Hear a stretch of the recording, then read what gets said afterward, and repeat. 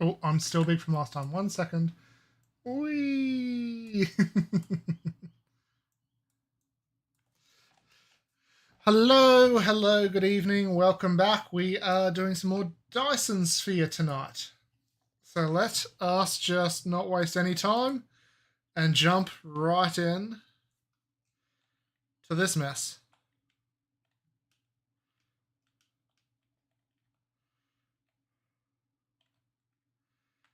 Okay.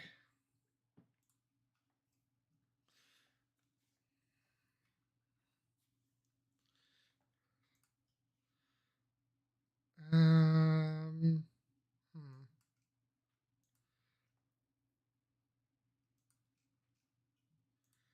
Mass construction.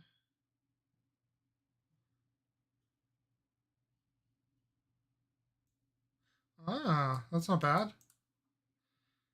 Um, you know what? I'm gonna need that because I need extra fuel.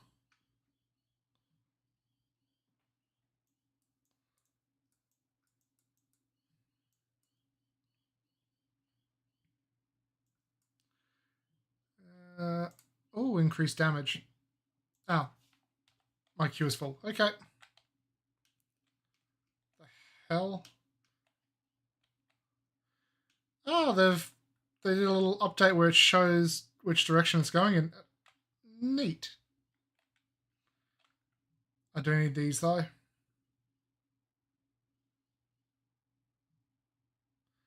get a bunch of these too.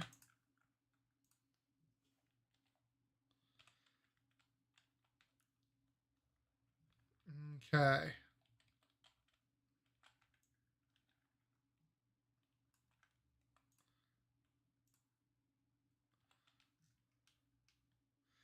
Land on a new planet with silicon or titanium veins, huh?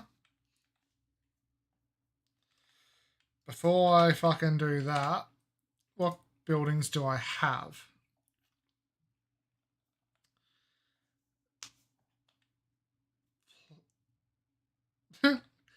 Planetary shield generator.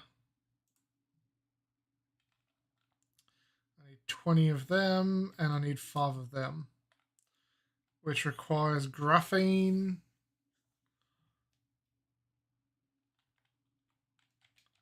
Wait, since when was my base in water? Oh no, this is just this. Okay. Let's take. Oh no, not all of that.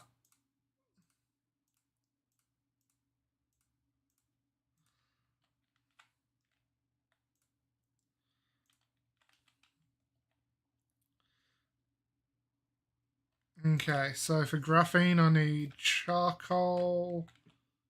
Wait, energized graphite and sulfuric acid. Oh, sulfuric acid. I think I was producing down here. Yep, there's my sulfuric acid.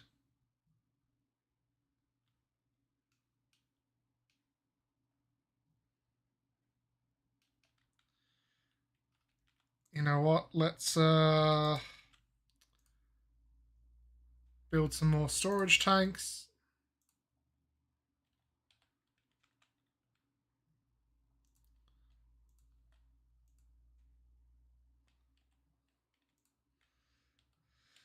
Okay, so now I just need the graphene and what machine makes this.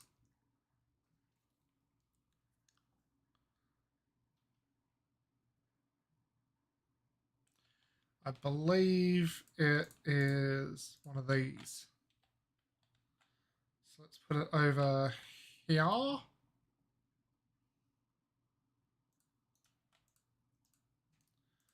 We... No, it is not this. So it is the big one.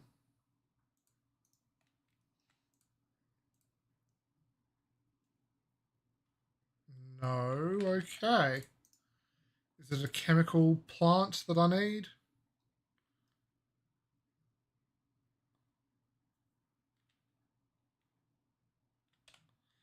I believe so. So let's make a chemical plant then.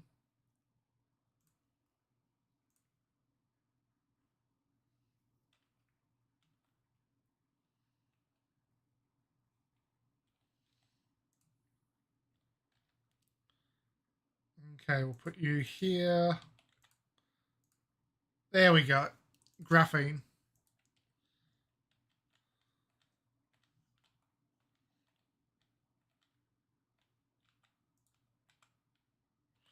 You know what? Let's actually make another one of these. Put it here.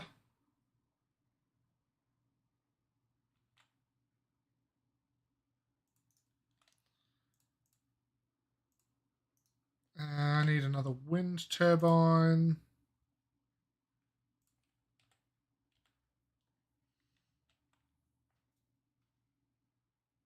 Oh shit, they're about to be leveled up. That is not a good thing.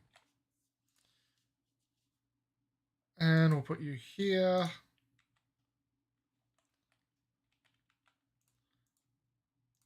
Now. Okay, thank you, game.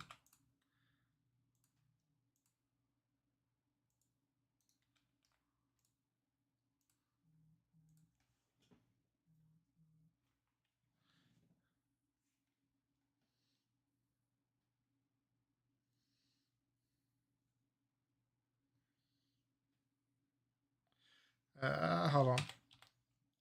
One sec.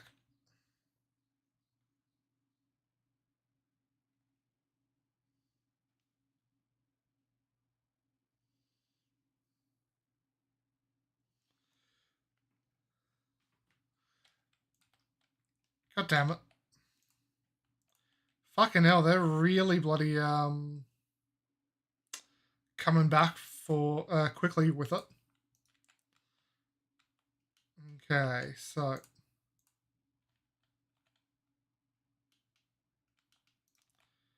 I need to build some more of these. Let's just build 4. We'll come out to here.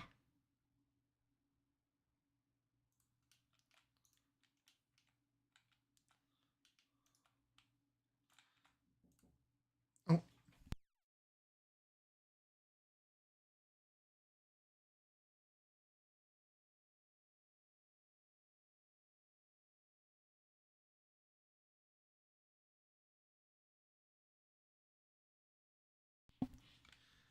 Okay.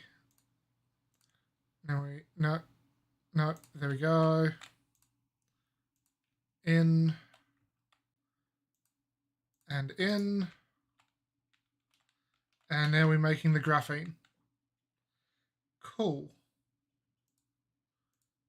Now we need this. Oh, damn it. Keep forgetting to change this.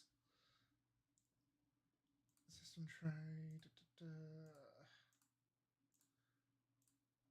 There we go. I want to take out and put into there, please. Thank you. And now we've got graphene.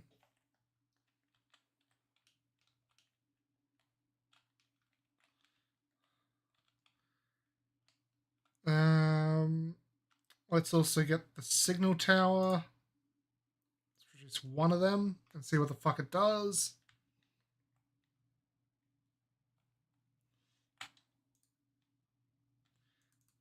Let's build another 3 of them.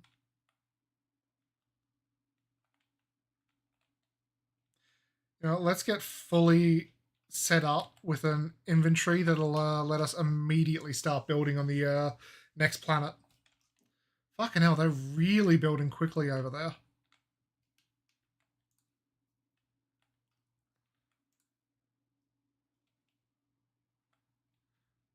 Okay, it's not moving fast enough, so let's upgrade that to a fast one.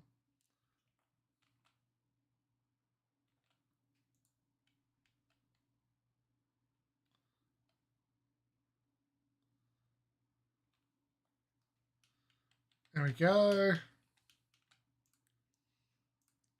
24, is that enough to make what I need? Okay, oh, it actually fucking is. So let us build the shield generator. Okay, I can't. I need more. Okay, I see. More raw resources, huh?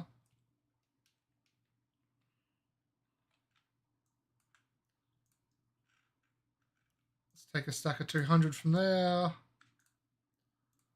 Take a stack of 20 and a stack of 20. And I've got plenty of them. Full stack of them.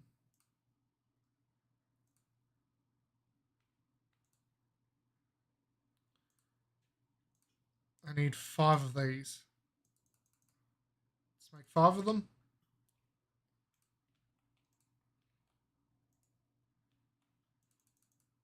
Need 5 of them. What's the hold up? Okay, so I need these. Which...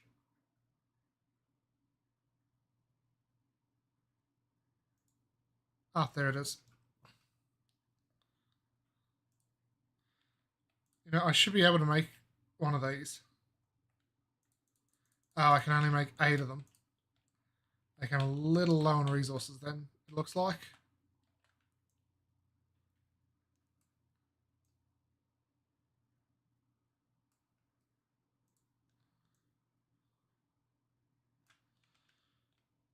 Okay. You know what? Let's get 100 of them too. Oh, signal tower guide, huh?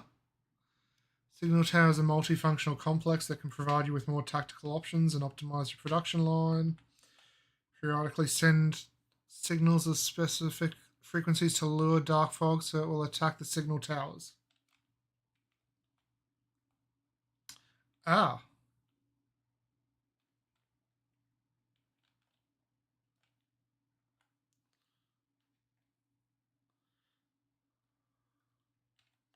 Okay. Interesting.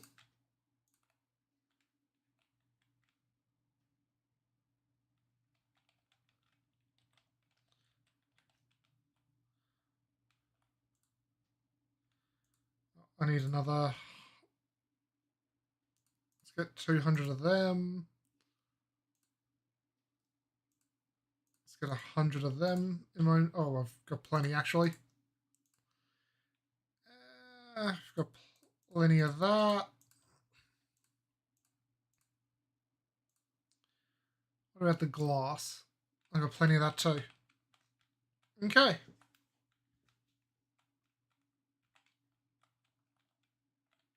This mine is almost out, damn.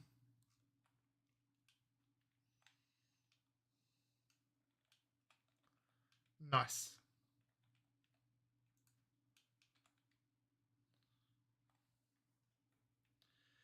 EM rail ejector. It ejects considerable solar sails to integrate with the Dyson swarm. Okay.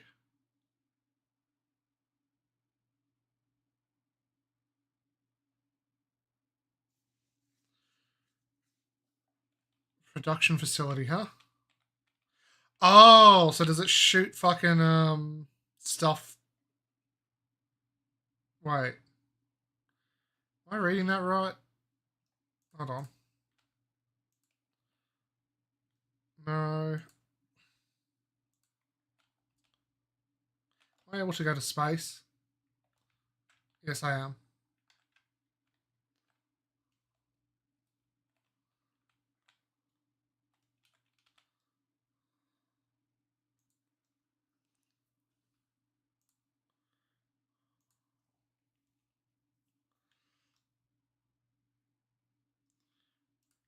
I can make 18 of them. Oh, okay. So this is what's holding me up. I need a lot, fuck ton of those. Okay. Let's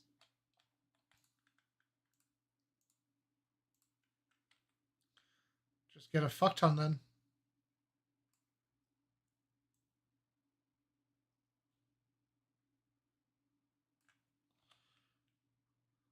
Oh, hello.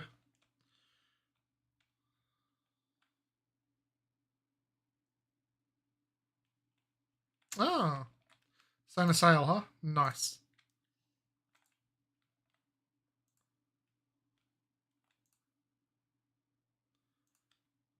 Okay, that's... Where are they in my inventory here?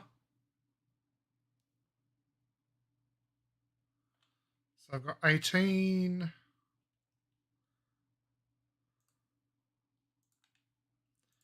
I still need a lot more. Fuck.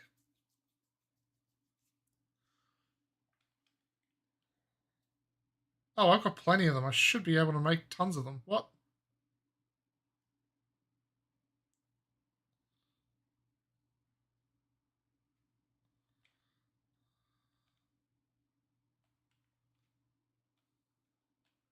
Oh, it's the iron that's keeping me now. God damn it.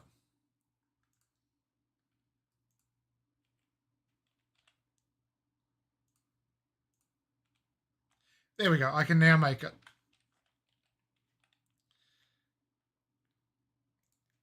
Okay, let's place another handful here.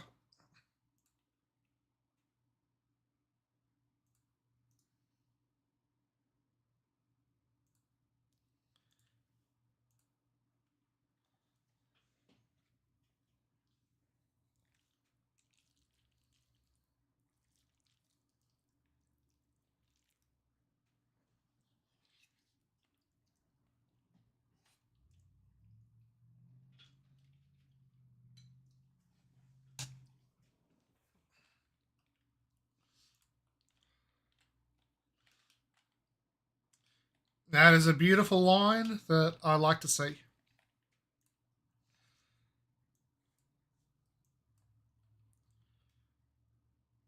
Okay. Want to go back to upgrades. Let's go kinetic upgrade.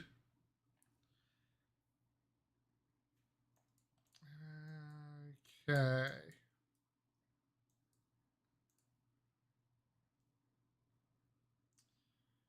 As much as I'd like that, can't do it just yet. So, geothermal extraction. Oh, wait. Ray receiver.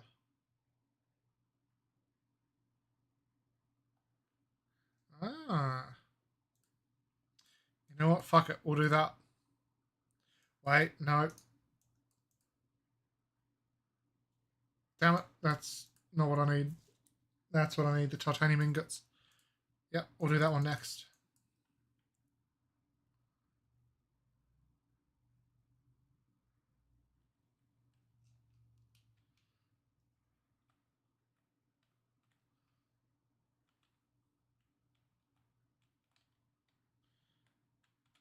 Oh, I've made it. Nice. Nice, nice, nice. Planetary shield generator, huh? Let us place it here. Hopefully, there's no risk of it exploding. You know what? Let's do it here in between.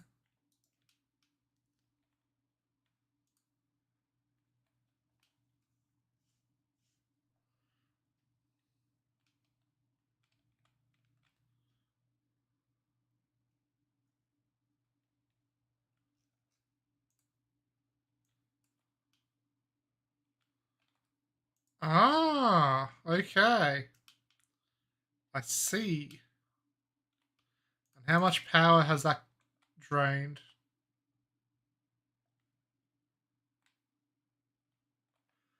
We are completely overloading the system. Uh-huh. Thought as much.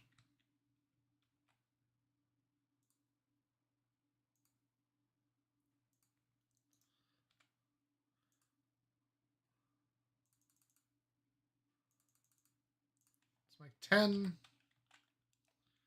Plonk down 5. Yeah, thought as much. The grid load is fucking massive. I'm going to have to go put another couple thermal powers down the other end. In the meantime, these are going to be useless now that it's dark, but I have enough accumulated power to run everything for a bit. Ooh, it's starting to fucking launch. Nice.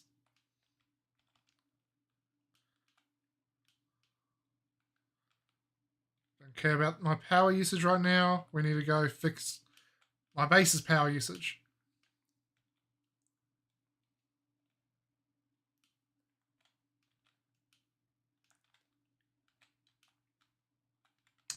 Yep, thought as much. We need way more.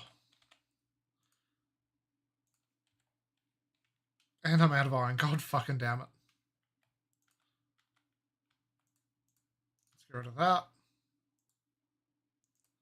And that.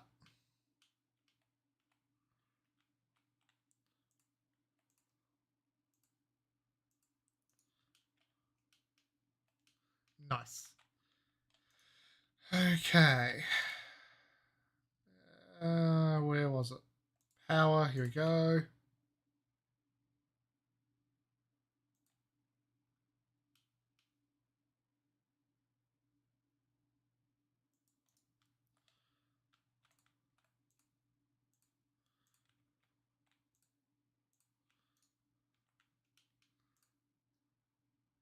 Damn.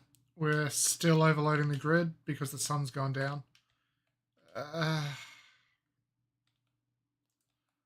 Back to base very quickly.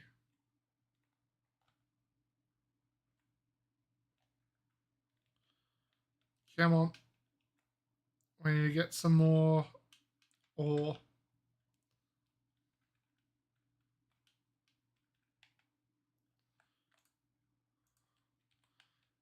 100 of you. Let's make the max amount of them. I should have some.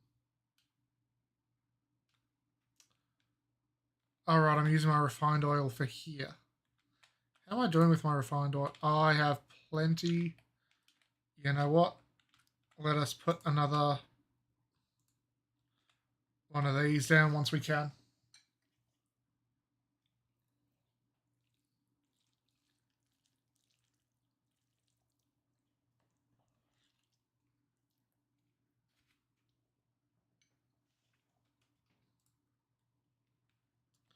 Damn.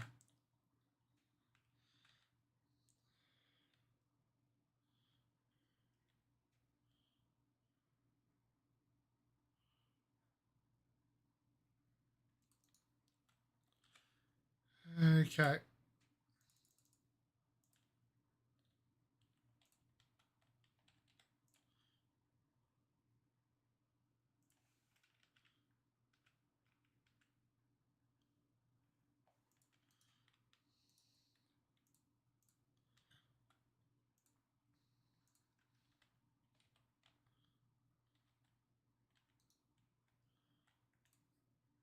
Let's dismantle that one. Put that there.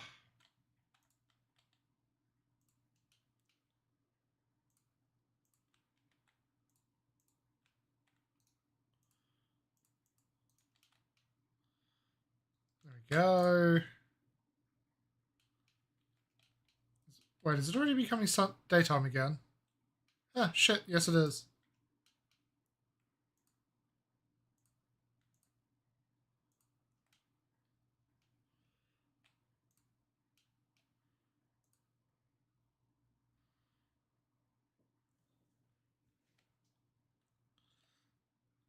Okay.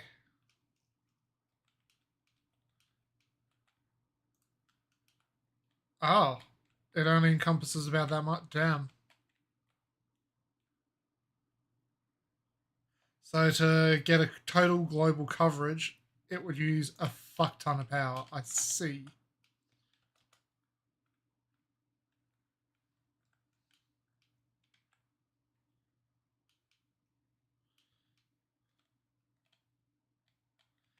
Wait. I'm missing. I'm making all sorts of mistakes this evening.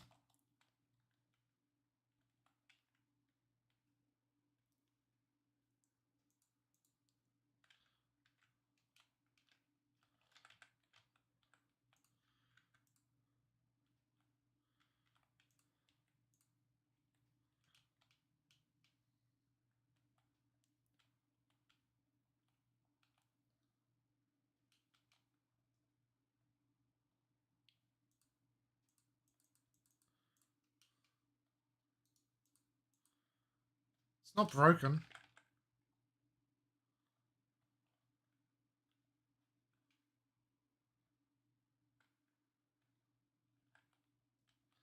I am very aware that my core is exhausted.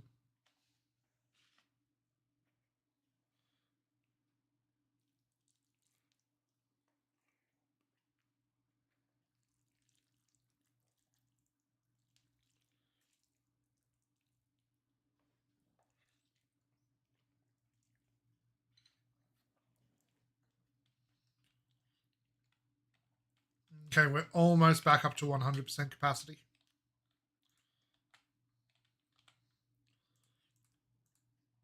Let's make 10 roads and 3 of them.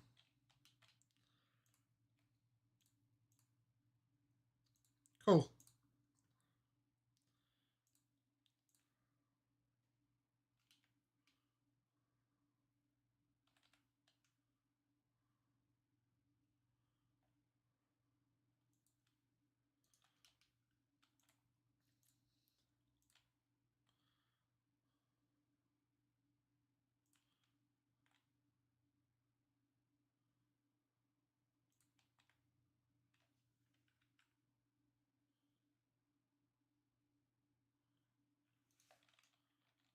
Oh, god damn it.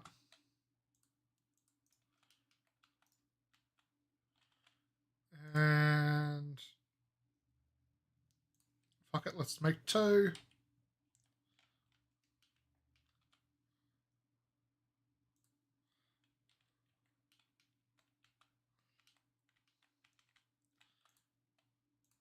Plonk down another one here.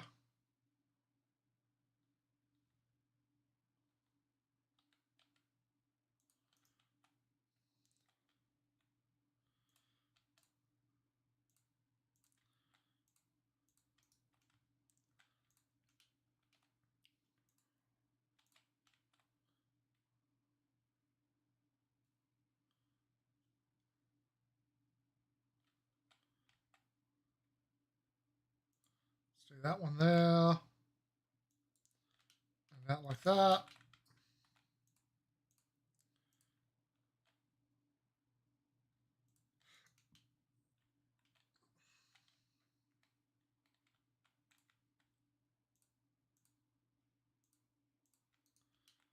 There we go.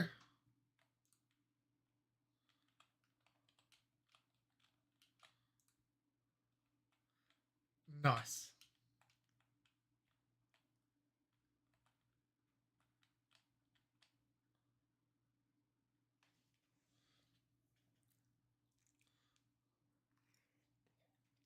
We are back in the green. Hey, portable charger, how you doing?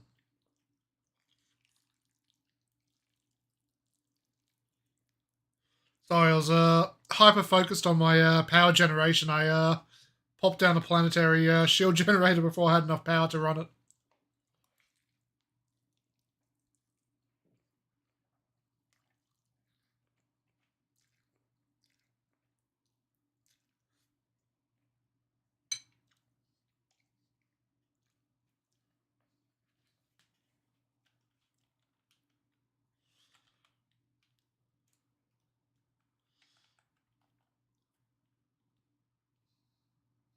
Okay. At least I have one down and it's protecting the bulk of my research facility.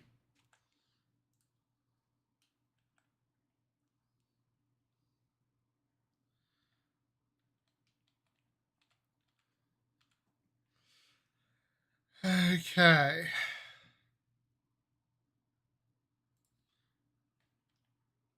You require. Okay, I missed. It's just lot of raw iron products that I'm needing to export.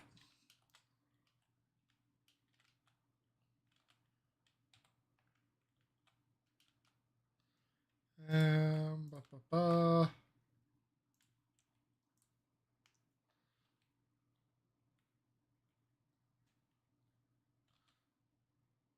Come on.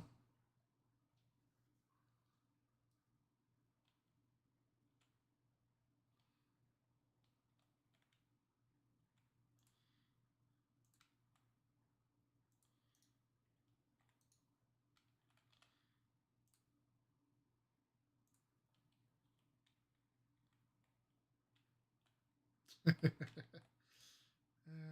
do that.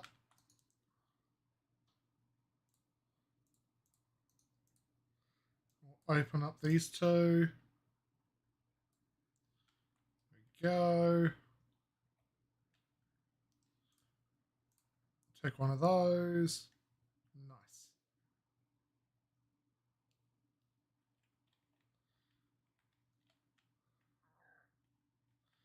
Now that should shore up my production of that for a while.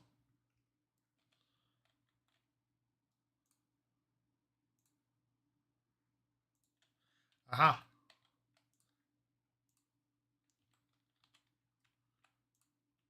Can I build one now? No. Ah, that's right. I need graphene. Okay.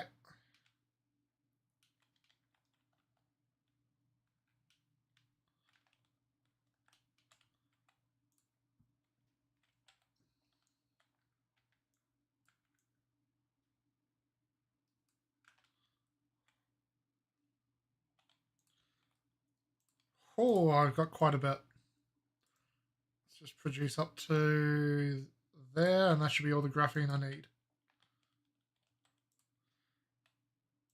Fuck, all you guys are just dead on arrival now, huh?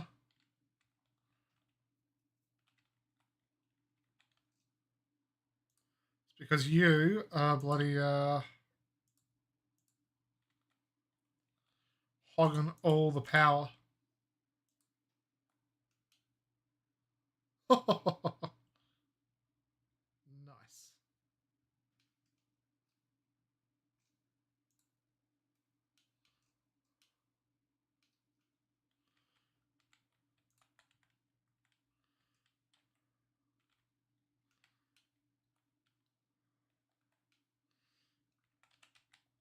Okay, if you're going to be such a power hog, let's build another 5 of you.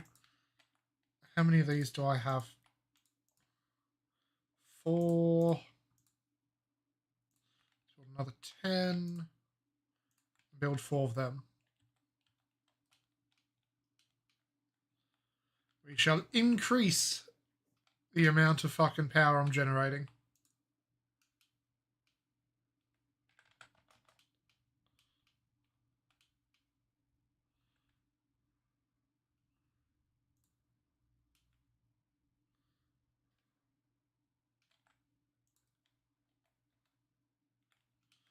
Oh, I can do here too. Nice.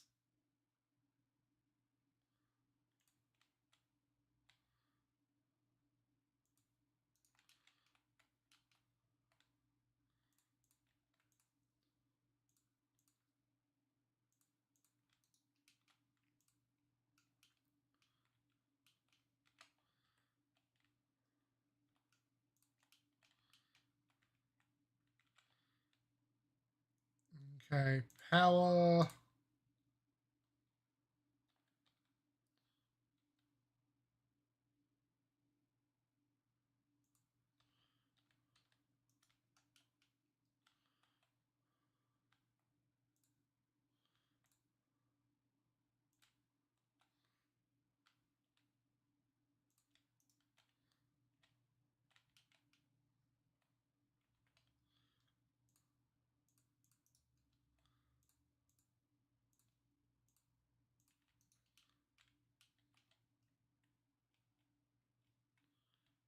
Huh. Okay. Let's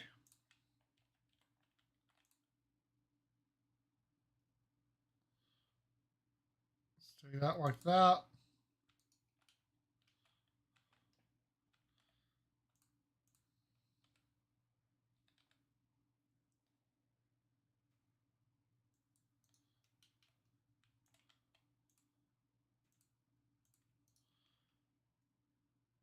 And we do even more power. Fucking hell, the shield generator is literally just taken up half. That is so fucking much.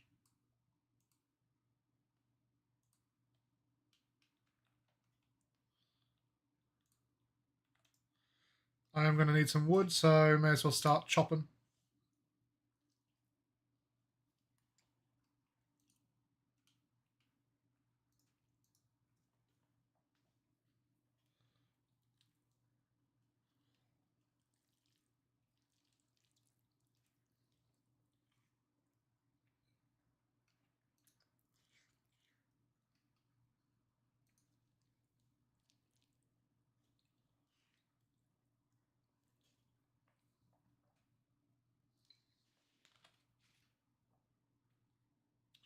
What do you mean I'm going up?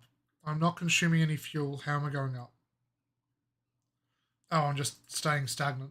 Okay, good.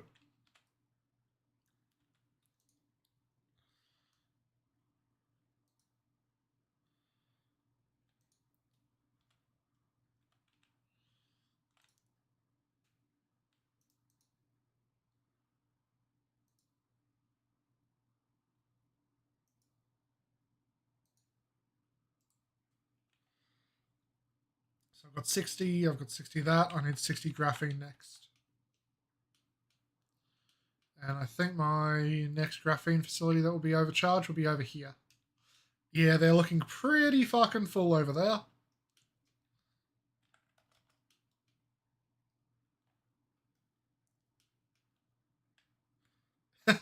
Yeah. Take 100. I'll just take 200. There we go.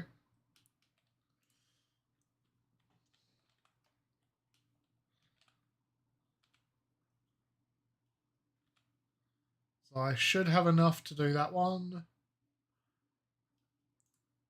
Let's line up some other research whilst I'm at it.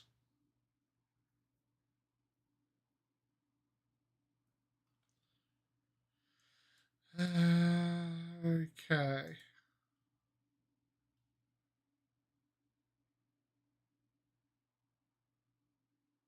Ah, okay, so that's what that one does. Um,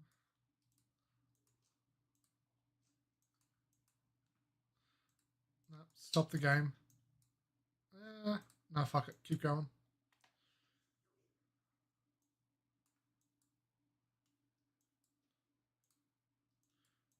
No.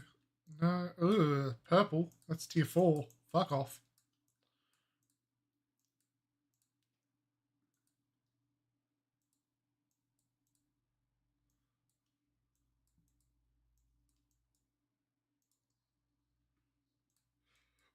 We'll go that one.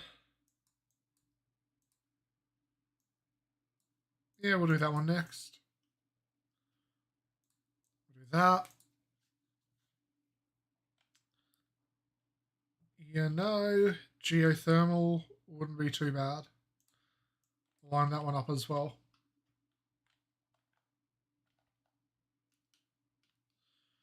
Oh, everything is now running on fucking standby.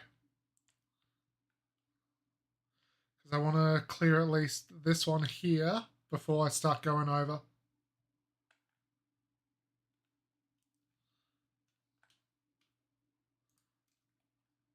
Okay, we're almost at full 100%, and I'm assuming once it hits 100, then all of the batteries will start charging.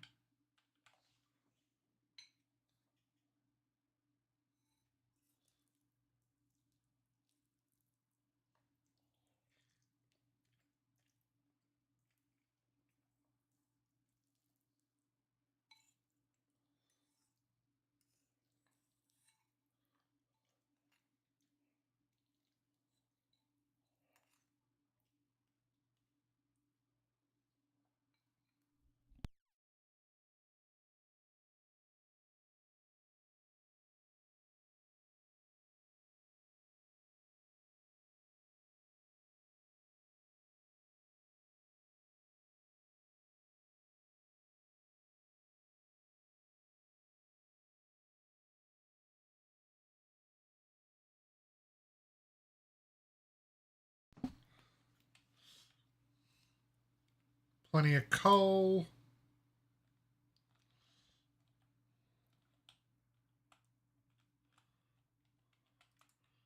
Oh, yeah, that one is getting low.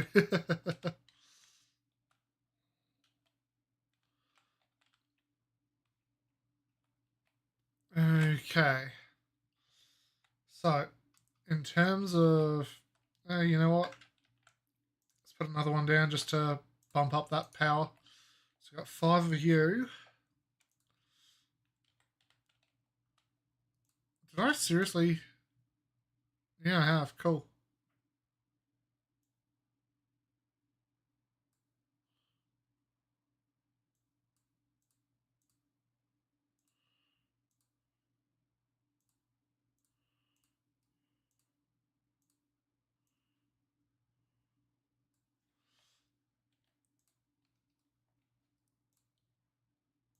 Okay, I'll take 70 of that. Okay, that's going to start going and churning. Once that works on, let's build 5 wind. Got plenty turrets.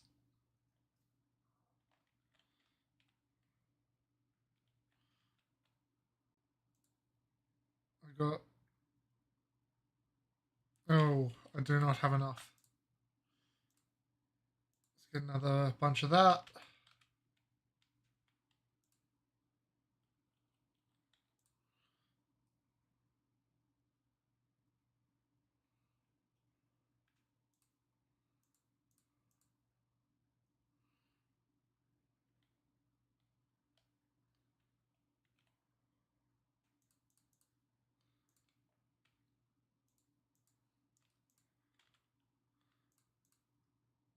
Okay, let's produce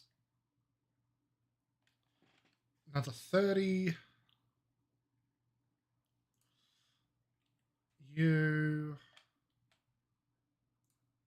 How many chips do I still have? Plenty. So let's do 10 of these.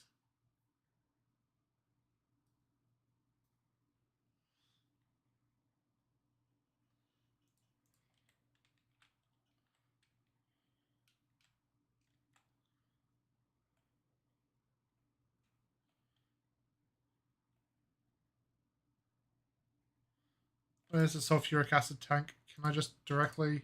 There we go.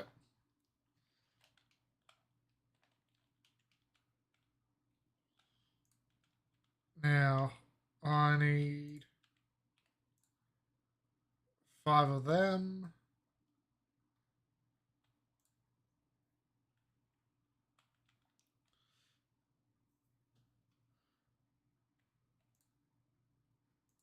Let's make 3 of them. You know, since power's going to be a... Not power, fucking... What's it called? Bullets. That's the word I was looking... Fucking hell. How did it take me that long to get bullets?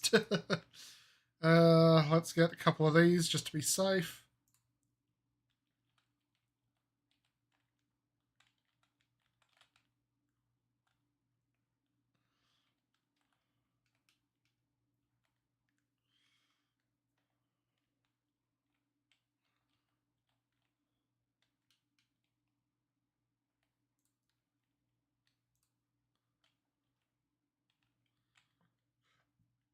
Okay, these are working as fast as possible. Nice, nice.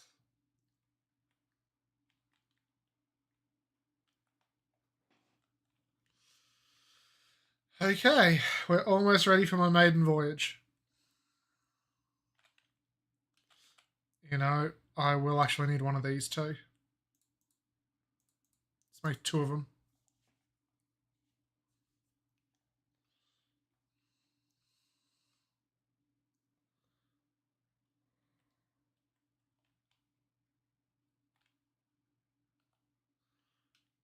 Nice. Okay.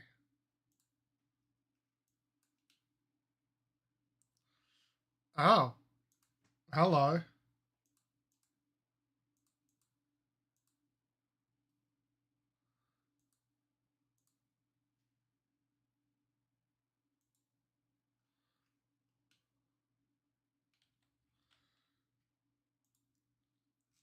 So I'm looking for titanium, right?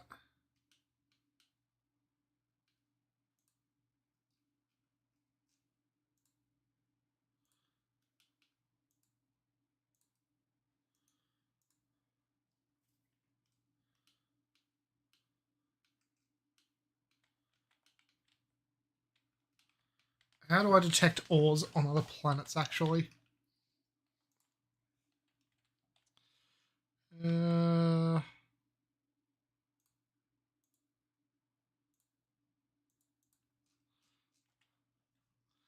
if I go like that, will it show me? It's an ice giant. What about that?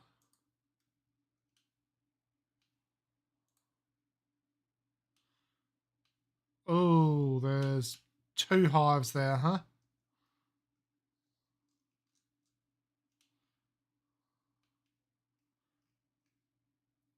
Oh, they're actually sending shit to it.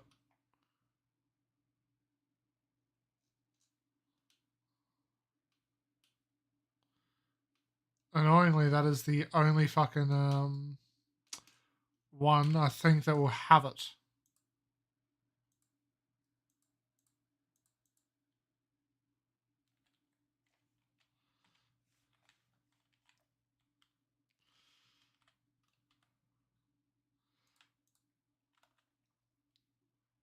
Okay, let's just get my guy onto max. He's got a full squadron.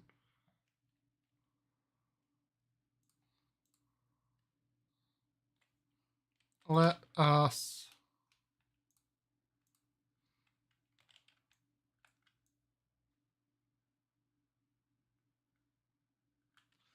load up.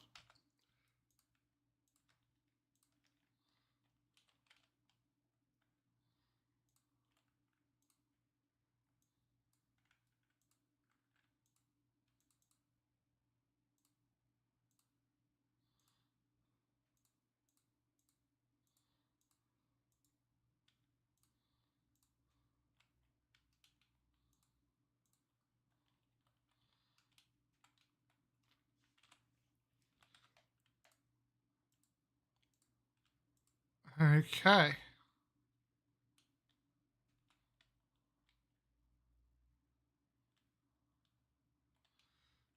Let's just do one last thing. We'll get a bunch of these. And that should be good to go.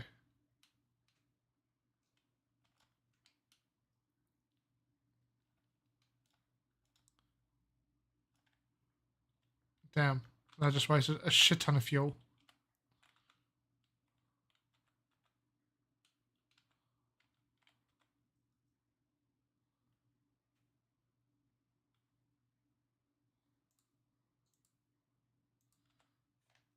Now, how do I launch to that other planet?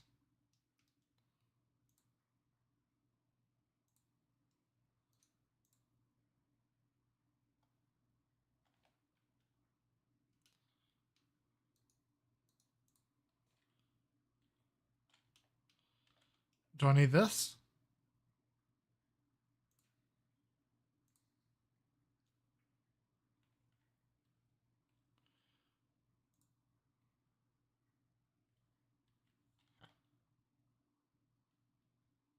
Yeah,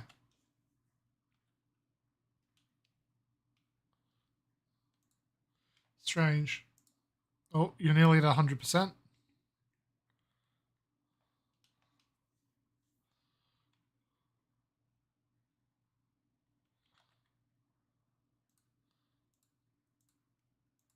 Let's not waste our fuel too early.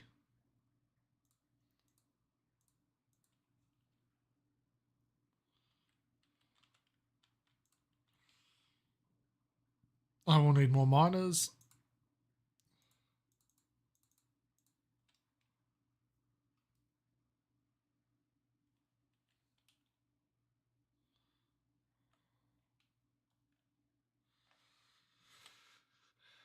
No, that's not it. Not screenshot mode.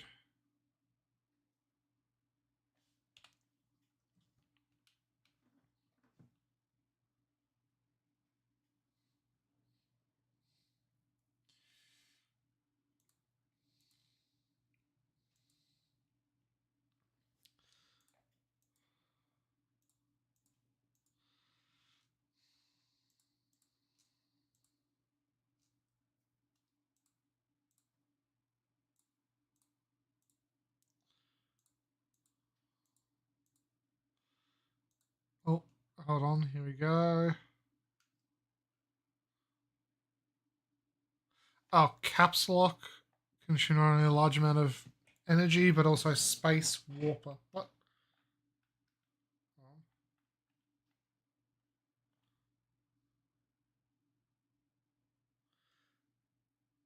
Do I need to wrap around a planet to gain speed, or looks like I might need to?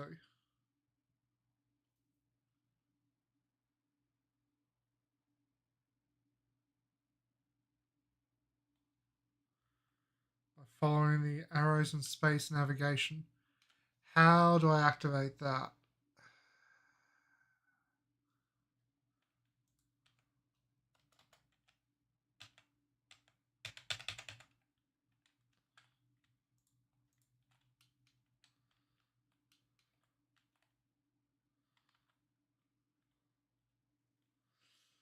Hmm.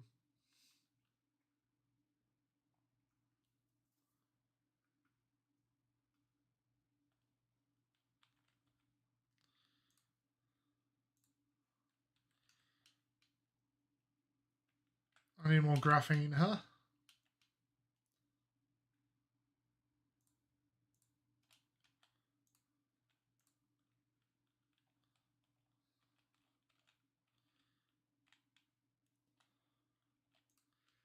Is that enough to build you yet?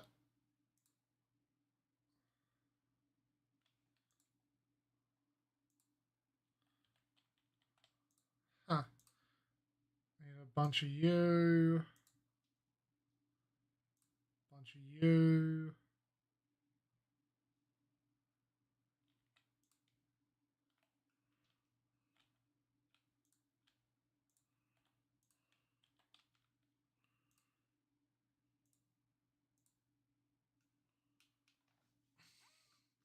I wish you'd show me which materials I was short on. I got plenty of this, so that shouldn't be an issue. Oh, what? Now I can build one? Okay.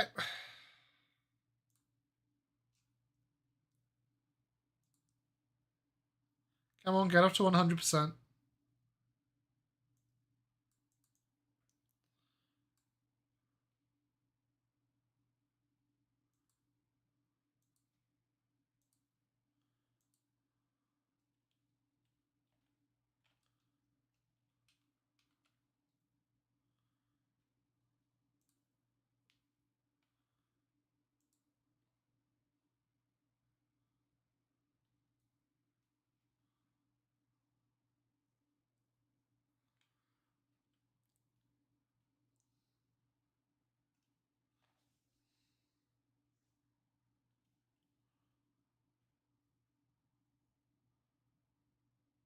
Oh, this is way down the track because I basically need to start building these from the looks of it.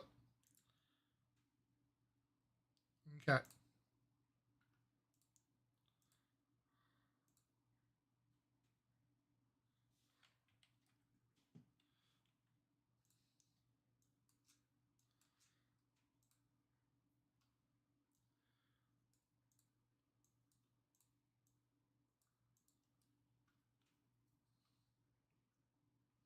Ooh, I can upgrade to a better assembly machine. Let's do that.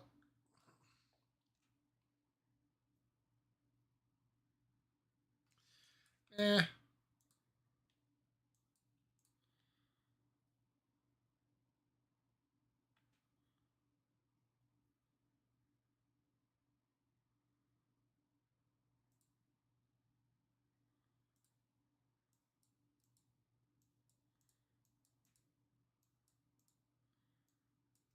Oh, jam a tower. What?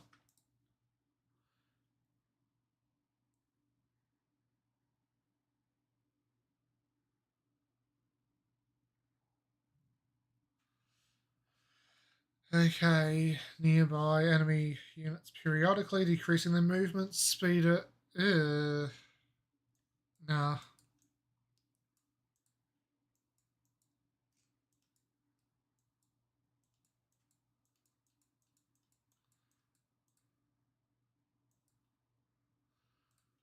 Let's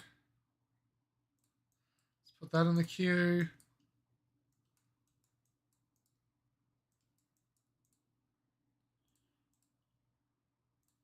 We'll just fucking queue everything up.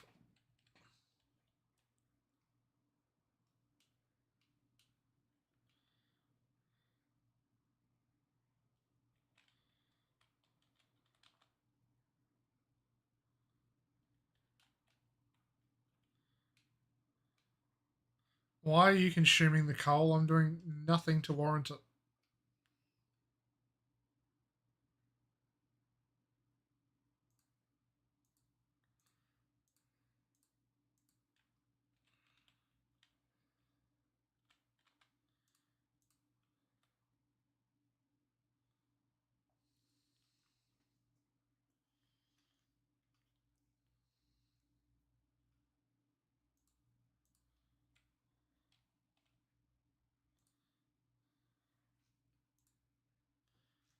Huh.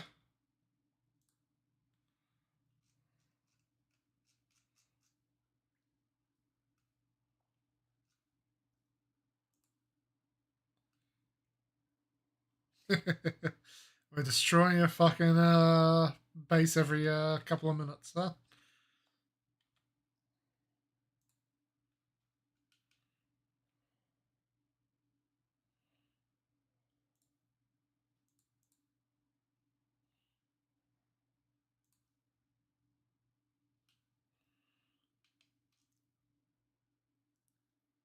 Okay.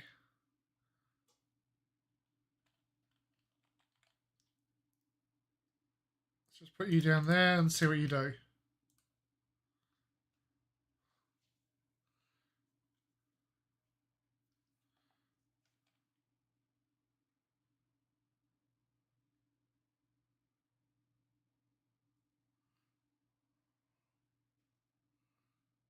Huh.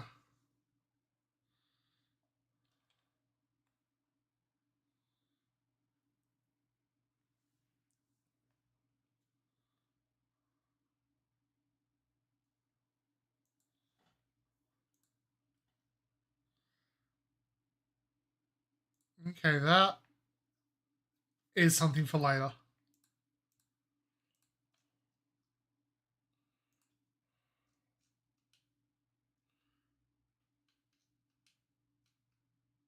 Oh, hello.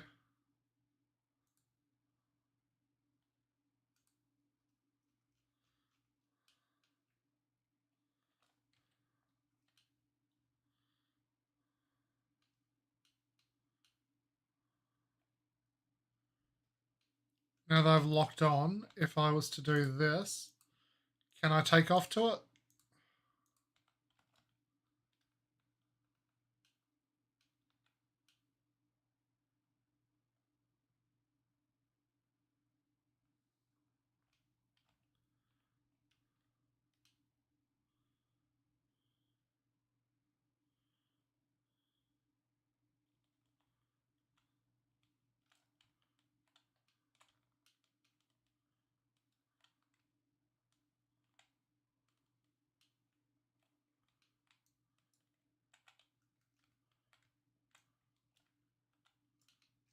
Okay, which direction?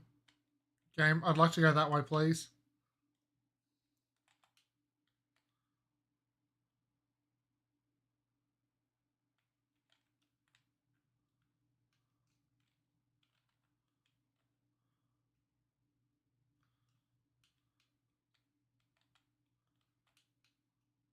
Ah, so I've locked in. I am actually auto flight. Nice.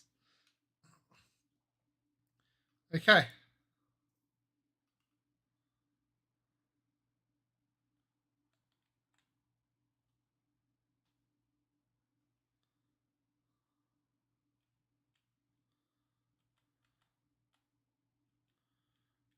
Let's land on the other side of that planet. No, game. Where are you going? Game.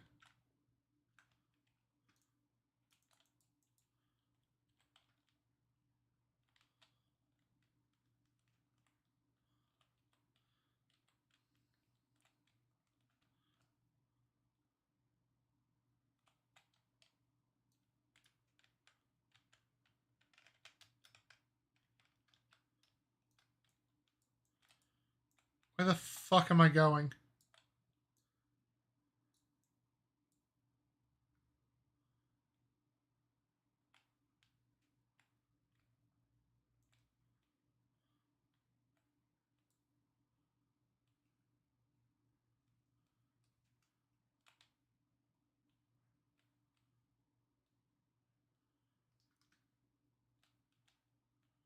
Oh, wait, hold on. I think I'm getting the hang of this.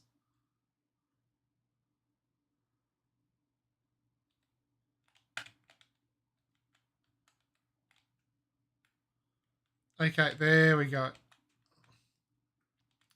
Oh shit, I'm almost out of fucking power already. That used up all of my fucking fuel. Ugh.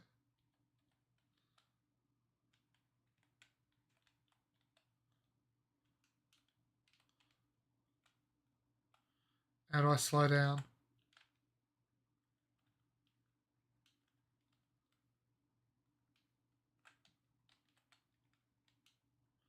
Come on. No, come on, game. I want to go. What the? Game.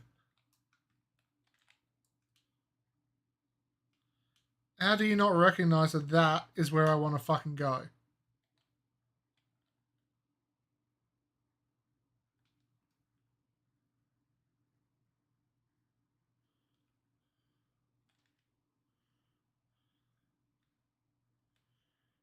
Oh, fuck me. And I'm dead.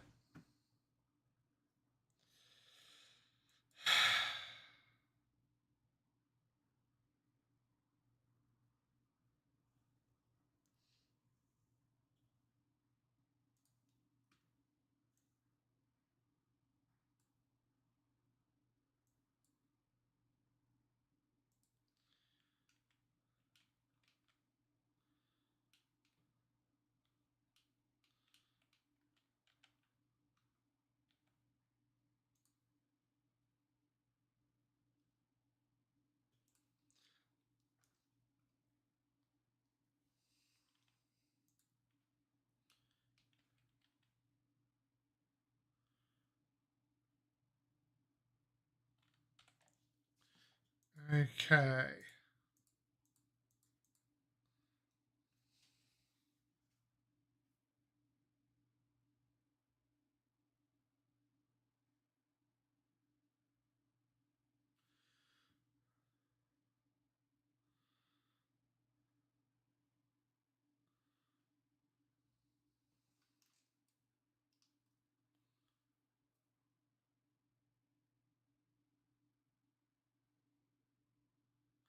All right. Okay. I see that.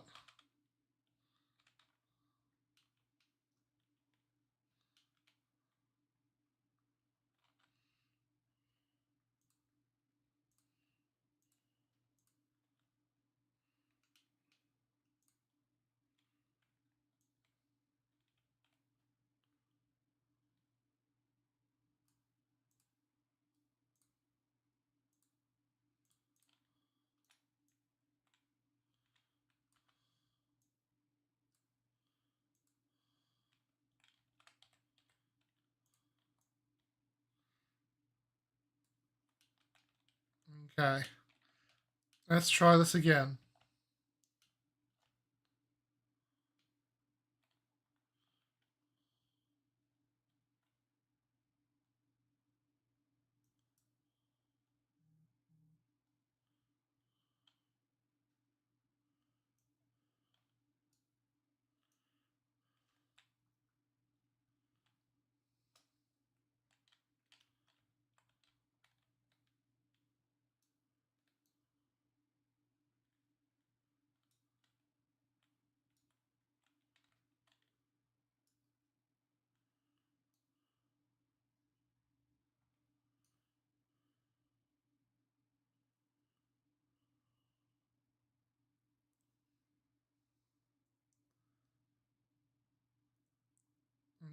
Dark fog communicate. What the hell? Oh no, that's from my guy. Okay.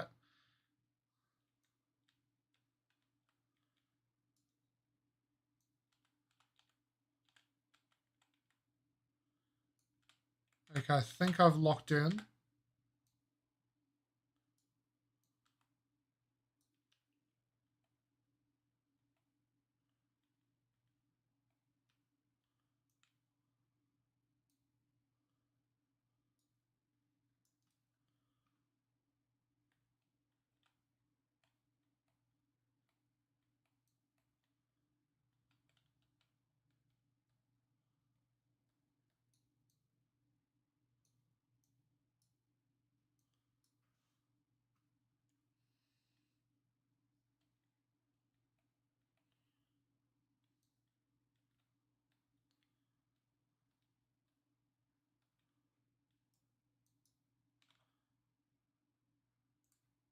Let's rely on fuel.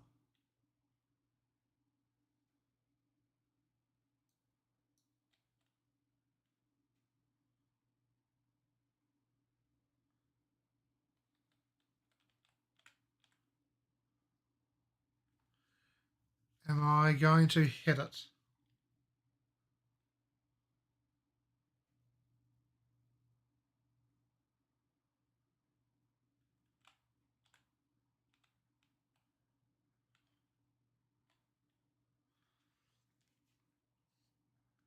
Let's see.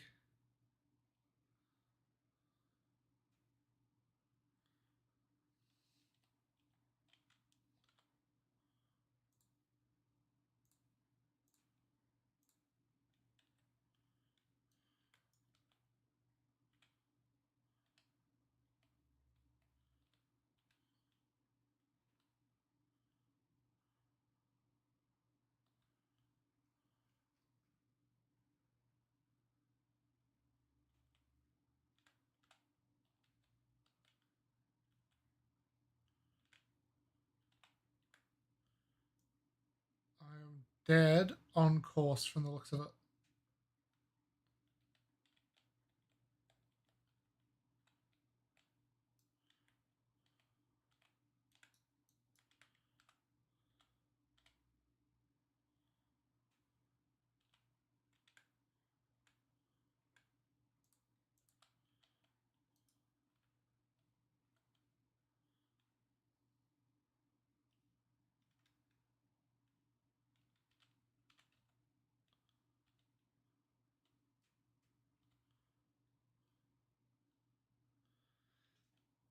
Damn it, I'm literally trying to catch up to a fucking thing moving away from me.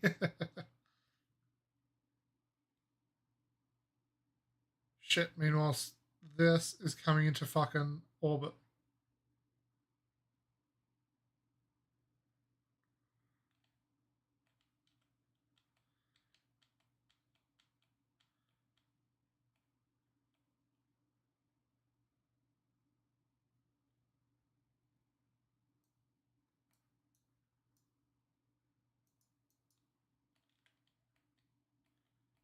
Come on.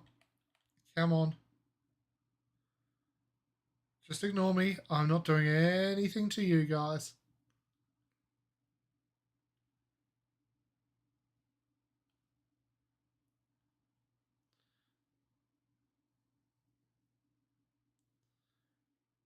Just ignore me.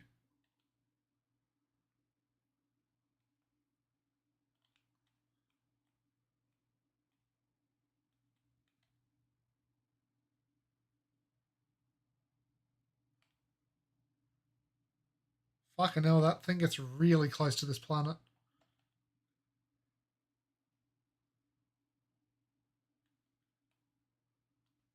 Okay, thank you, game.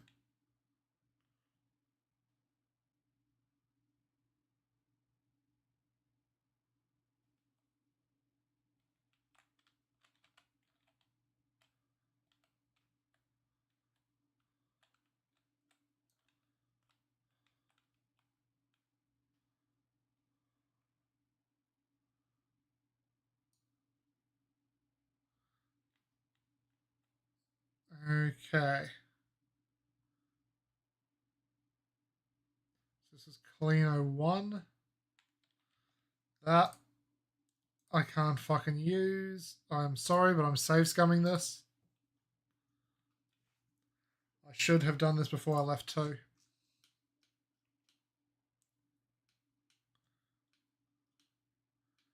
I need to go to Kalino 2. Go. Wait, Kalino 4. Where the fuck is Kalino 3? Oh, the ice giant.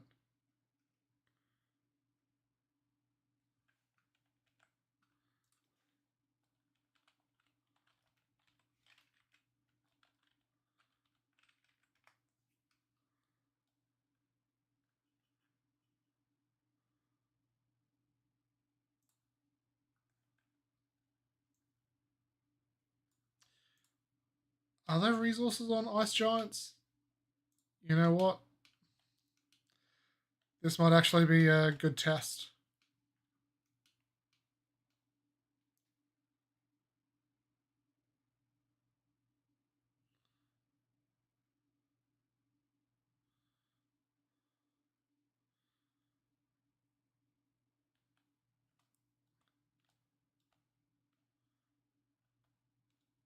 Okay.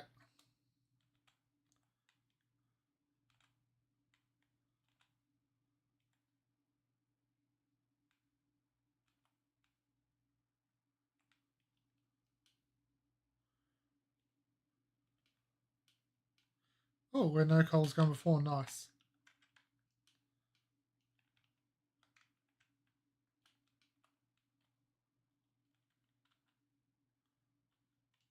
Oh, it's literally a gas giant. Okay, so I can't do anything on here, huh?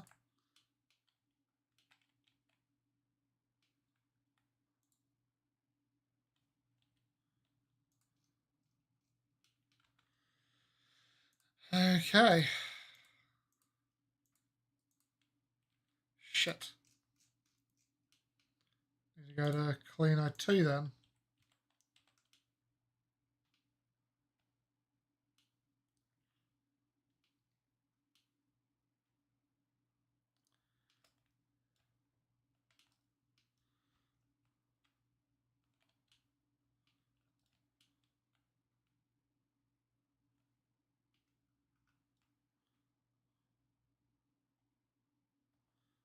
Almost.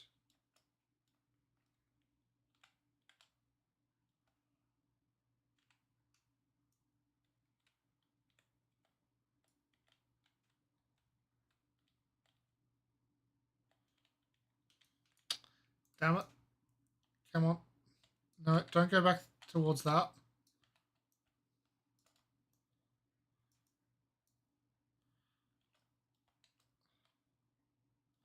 There we go. Looks like I've locked on.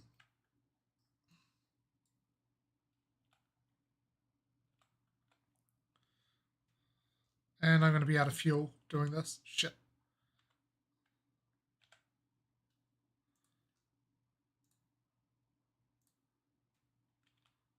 And shit, I'm drifting.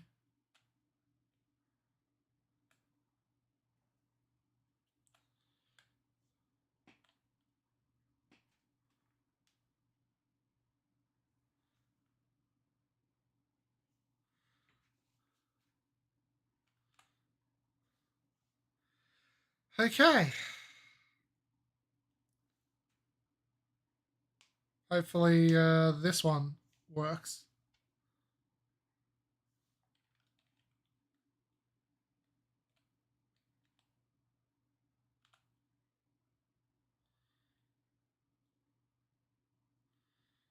Come on.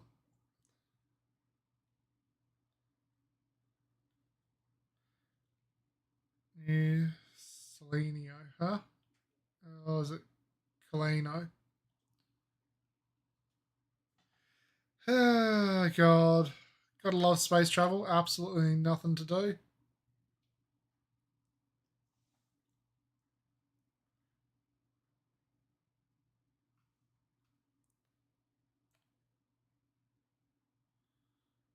Where's the fucking hive?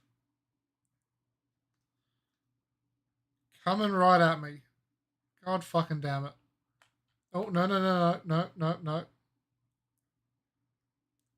Stay on a fucking collision course with this planet, please.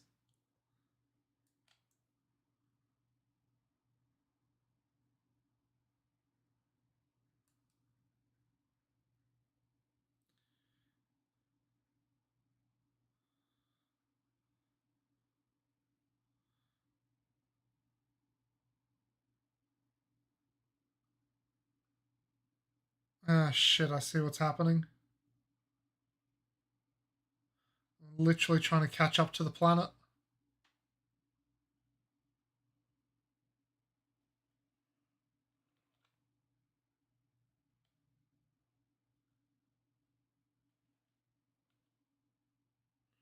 I don't think I have enough resources to do it. Okay, I guess I'm going to have to wait for a solar year until I'm in a position to fucking do it, huh? Yeah.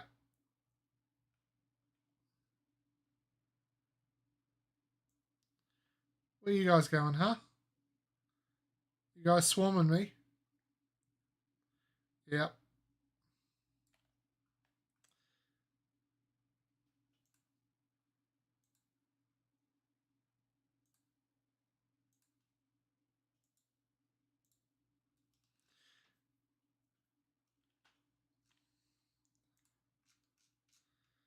Okay. So we are wanting to visit you, but you are moving away from us.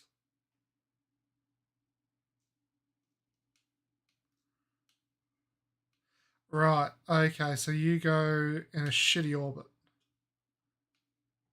We're going to have to wait half a year for us to be close again. The only downside with that is where we're meeting is right in the fucking path of the hive too. Oh, that's not good.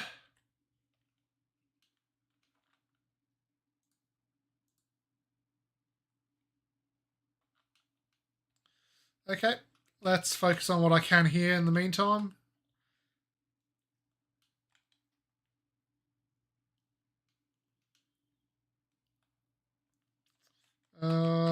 What did I want to make actually in the meantime then?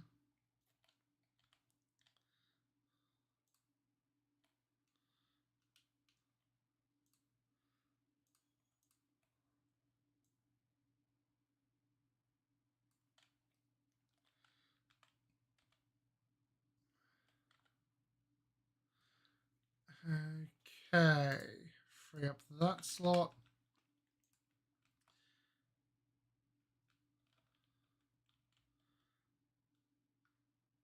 I want to make an oil extractor.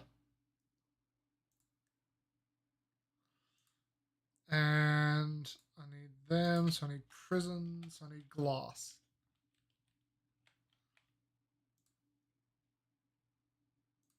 Shit, I'm almost out of glass.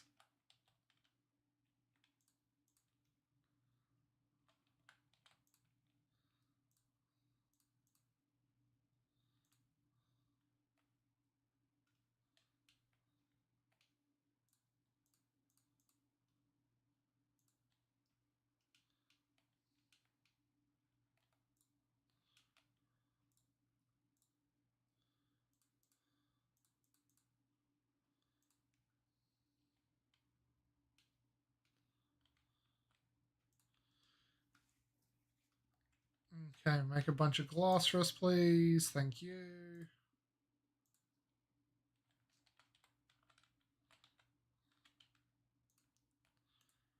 So I need.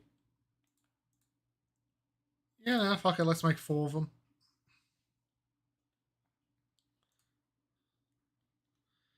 And how many of these do I have? None. So let's make the max of them. And I need more storage tanks.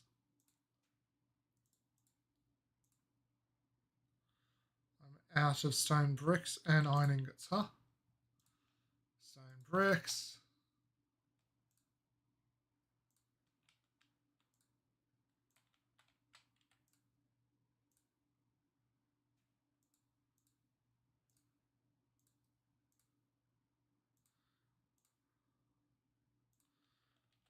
we go.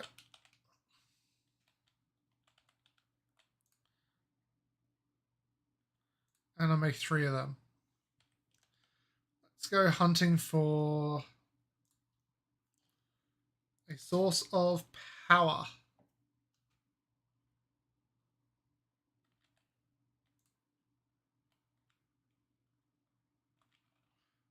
You know, it looks like I'm out of these. I am.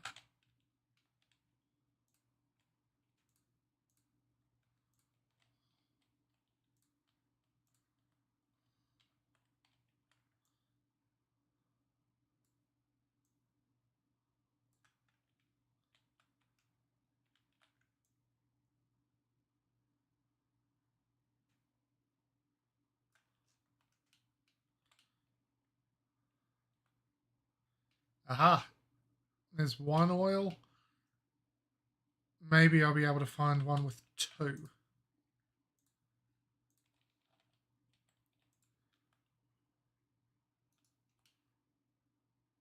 Oh, it's literally right here. Nice.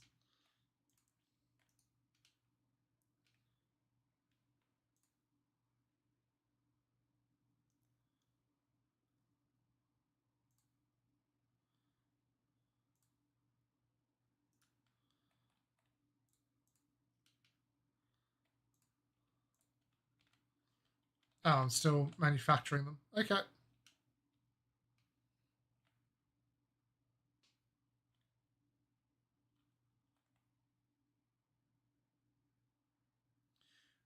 Wait, I thought I had one.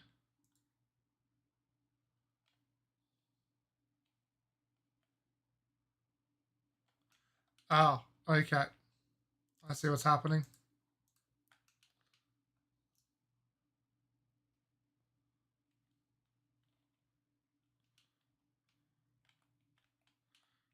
Where's a chest?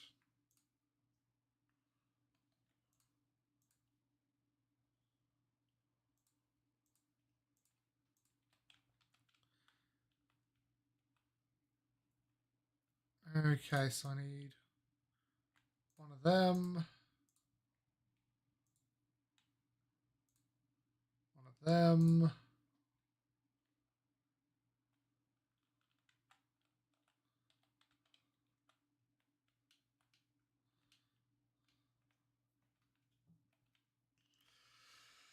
Okay, and we'll make another power resource facility over here.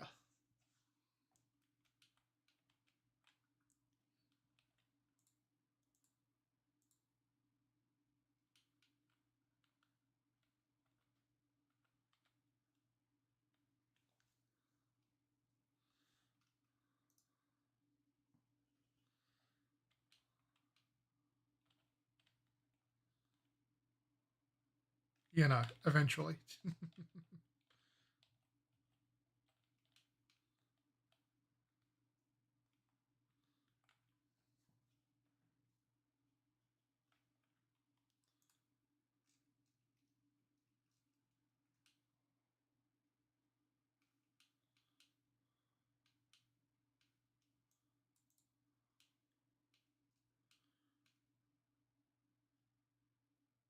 Oh shit, we're following in the same direction, so we have to go a lot further than I thought.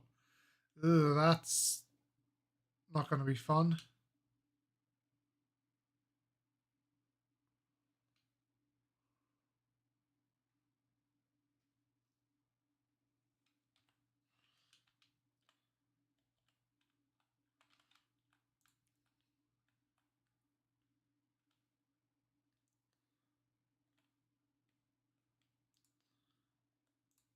Oil extractor.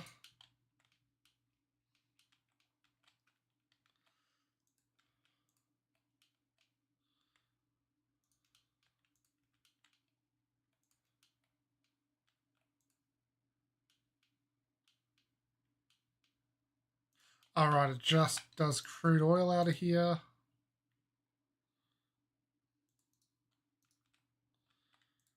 And we need to do it into a refinery.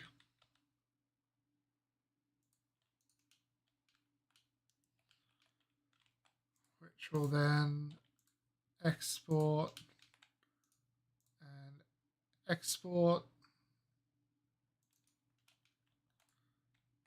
into one tank.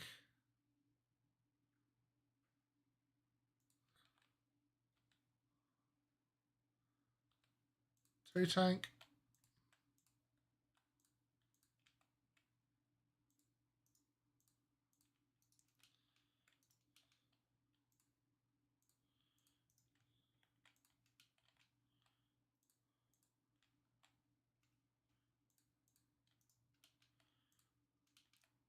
Okay, this will have a filter for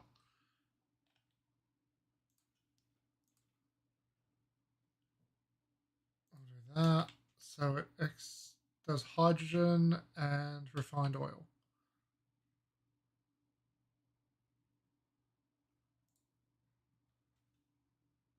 Wait, I don't think, can hydrogen be stored like that, or is it? Oh, we're about to find out.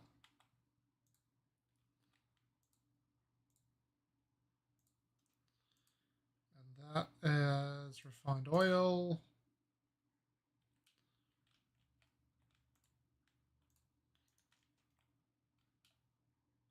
Wait, no, that should be backwards. We'll do U as hydrogen, U as refined oil.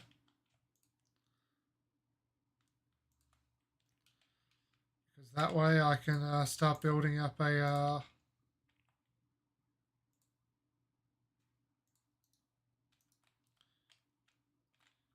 fucking power plant over here.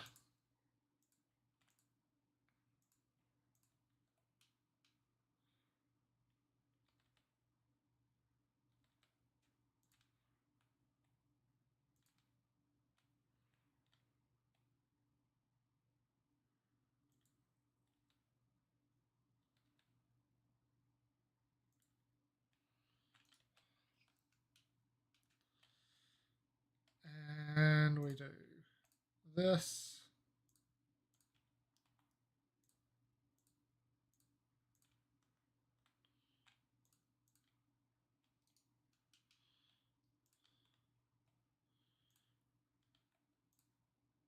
And bada bing, bada boom, everything is power.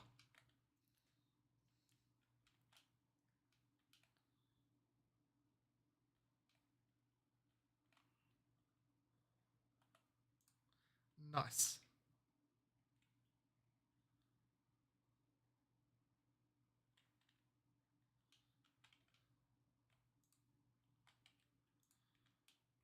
Hey, can store it. Nice. And let's double that. Or double that for later.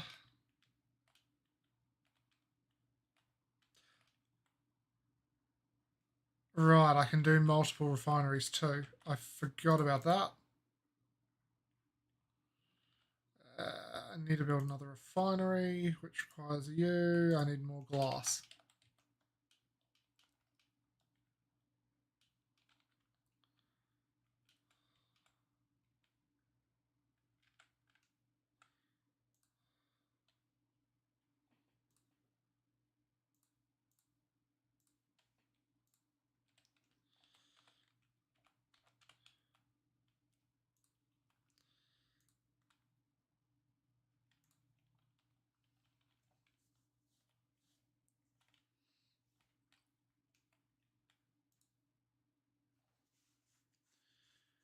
I was actually charging up the batteries, but the second I step in, I overload it. Got it.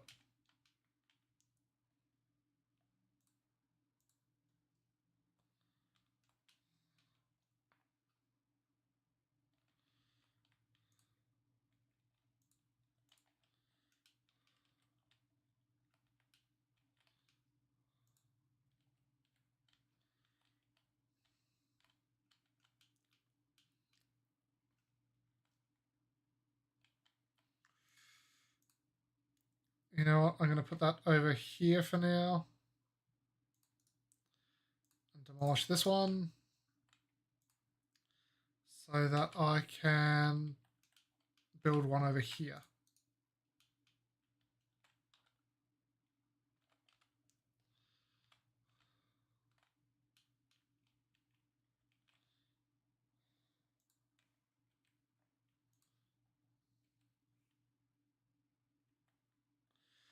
Come on. I need a refinery. Thank you, game.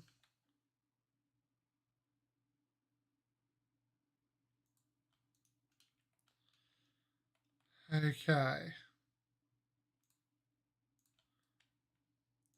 From here to here. Set to refined oil.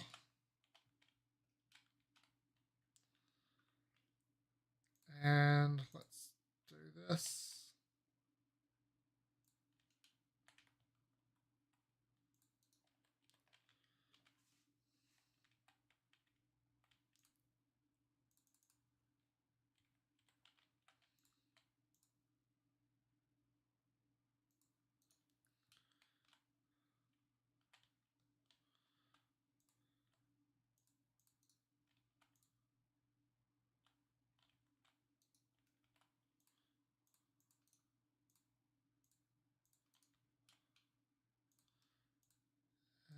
The hydrogen.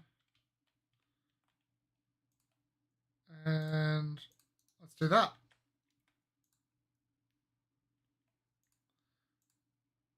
Let the production begin.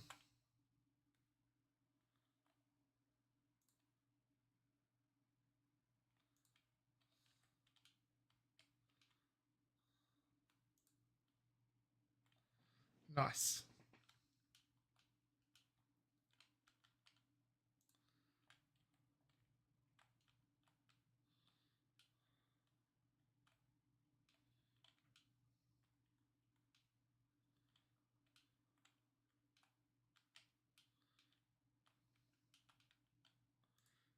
You know what? For now, let's just take that away.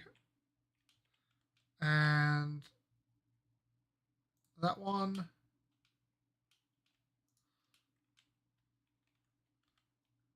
Because now I have 2 more refiners. Let's go make some more oil over here.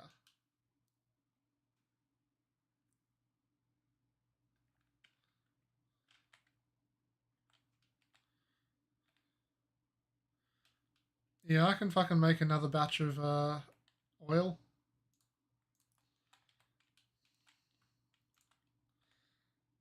Another refiner here. And I'll do another one here like this.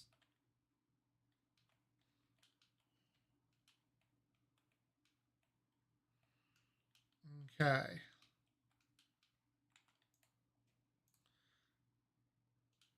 I'll do like this.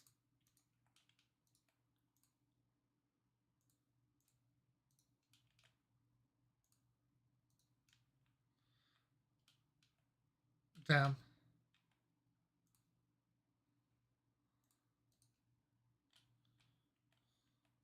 Oh, I know what I need. Shit. I don't think I can. Sword is too fucking... Uh,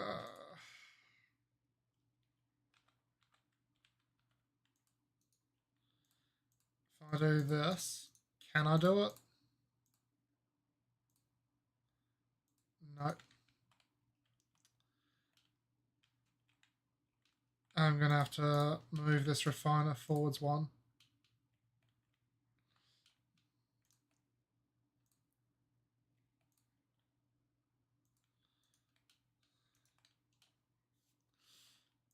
The hell's that?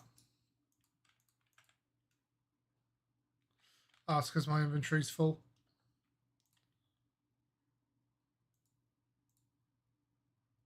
What the? Oh. Okay, you know what? Let's go put that down over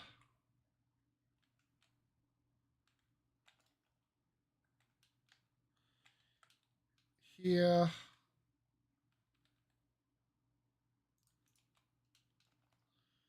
And I should be able to pick up one of these.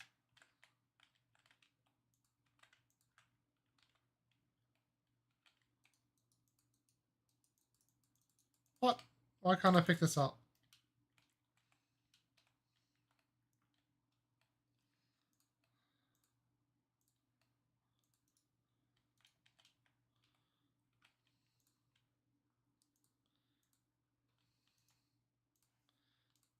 Okay, this needed refined oil.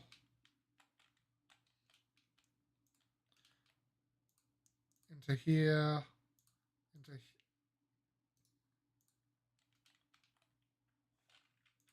to there. Into there.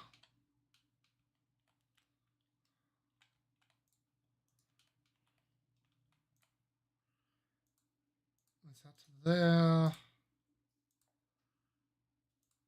Hydrogen.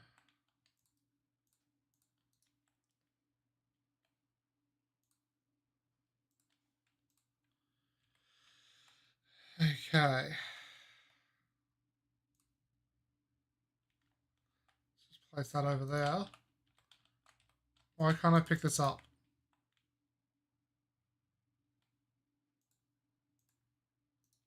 There we go.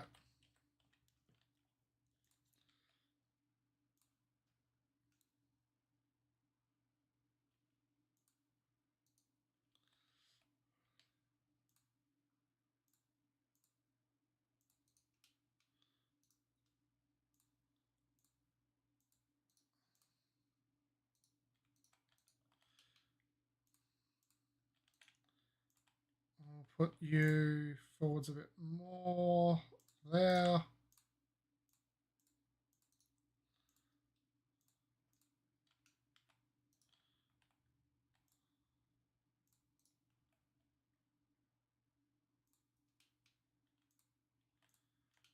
And I'll export this one to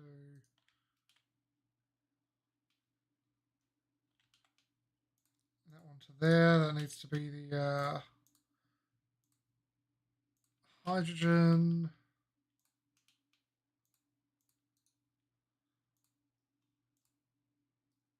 Refined oil. Begin processing.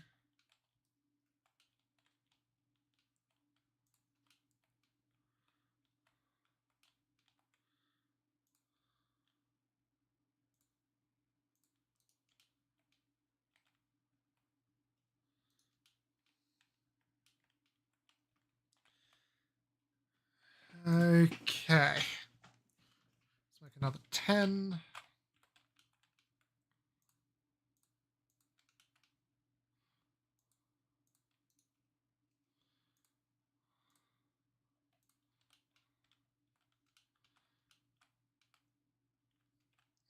Okay, so we do this to here.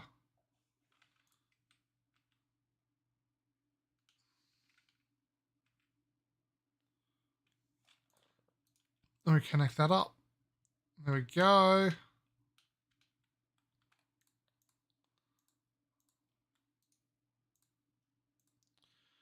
Find oil.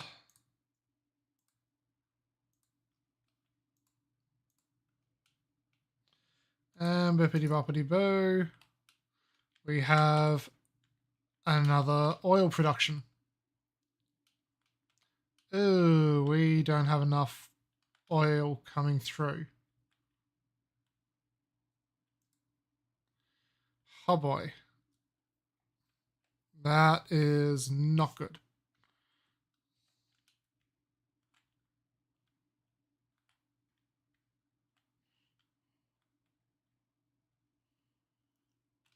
I've got 3 here. Why are you stalled? Oh, you do not have your... Oh, okay.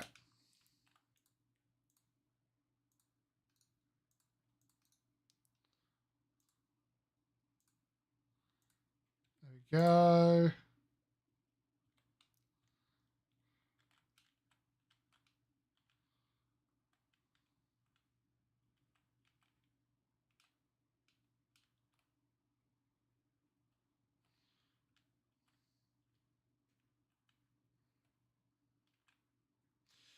Oh, this is not connected up properly at fucking all.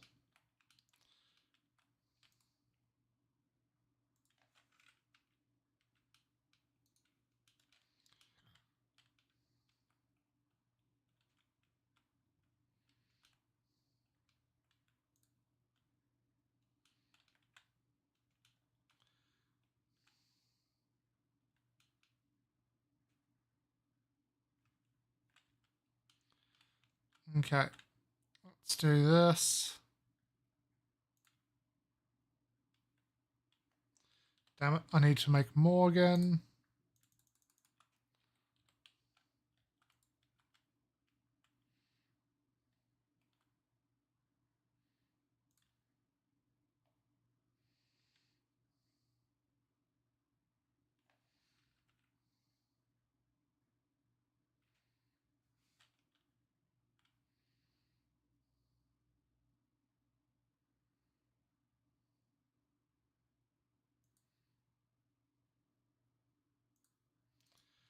There we go.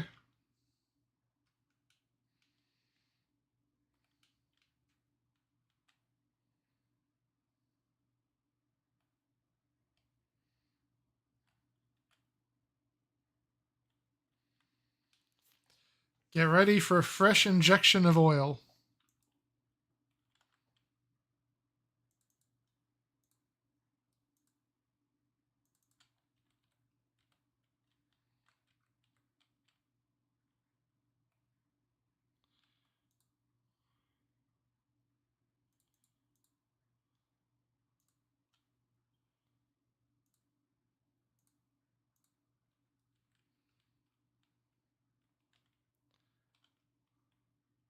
Oh, that's just gummed it up.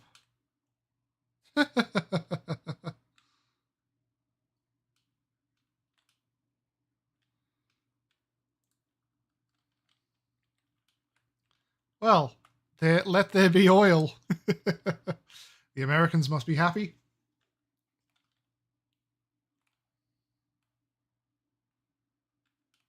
Oh, you...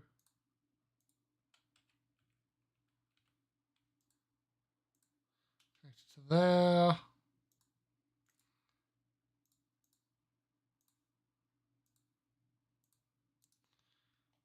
There we go. Just what you need.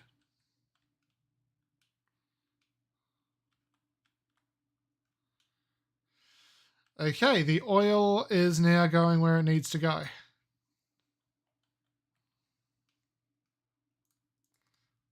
And there we go. I am fucking charging now. Nice. Let's go over and check the batteries.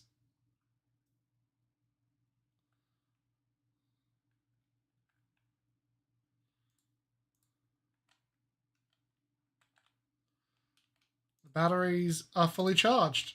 Shit, I am now over on energy.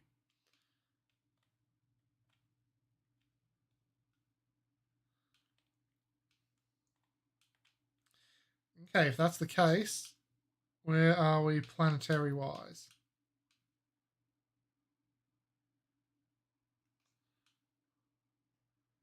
It is actually coming back around from the looks of it.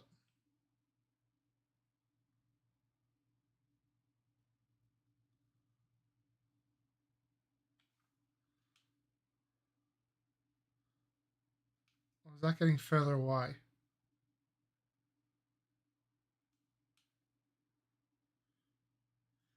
Couldn't be further away. God damn it.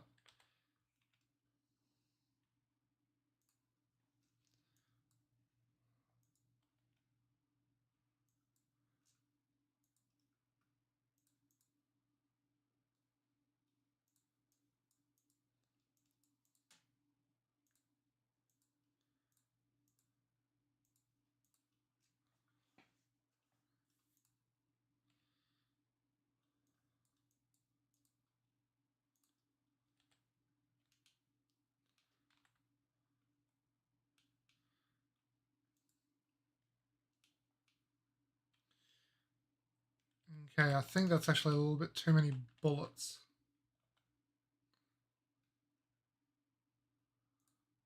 Let's go over here. Restock on some glass. Some bullets away.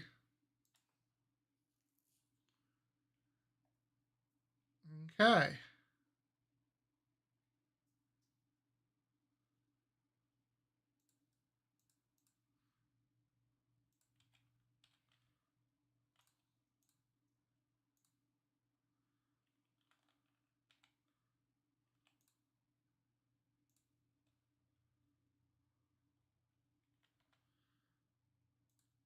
I think once I've geared up a bit more, I have enough to fuck off to another planet soon.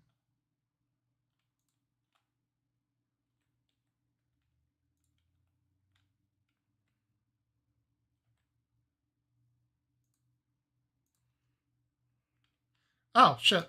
This is where they went. Okay.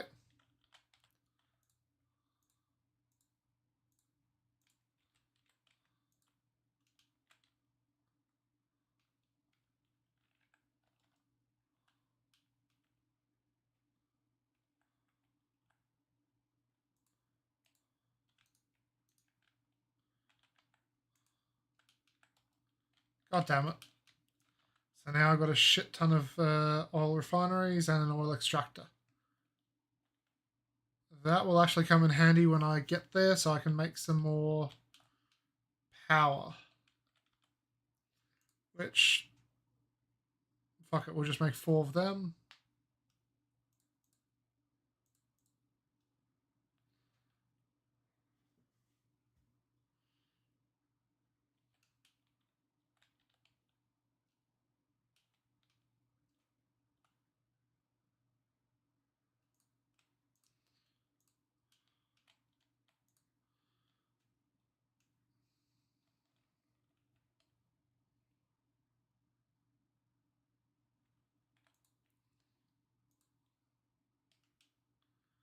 Well, looks like everything's a little bit gummed up for now.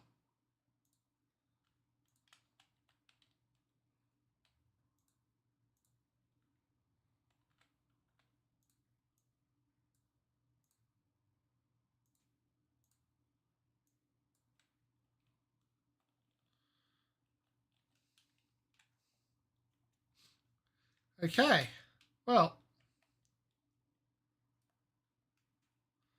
I should have the resources to make it to another planet now.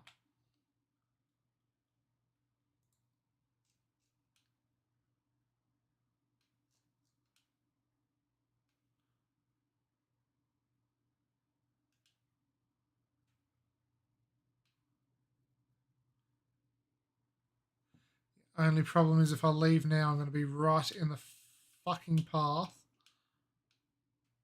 of this.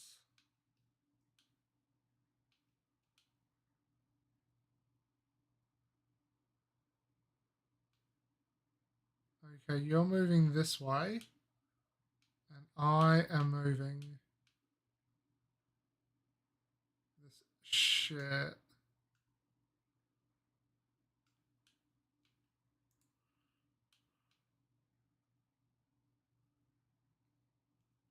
At 1.69, what's the number going to go to?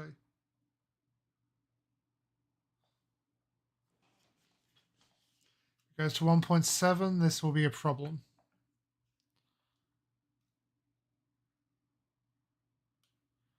I'm within orbit of Kalino 1, but I don't want Kalino 1. Kalino 3 is a bloody gas giant, so that's not helpful.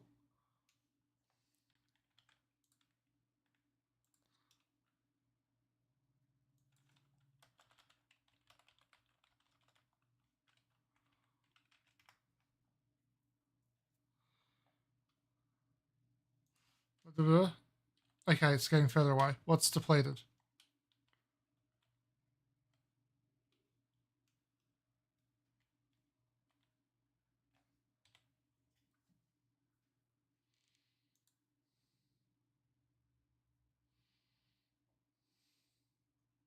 Huh.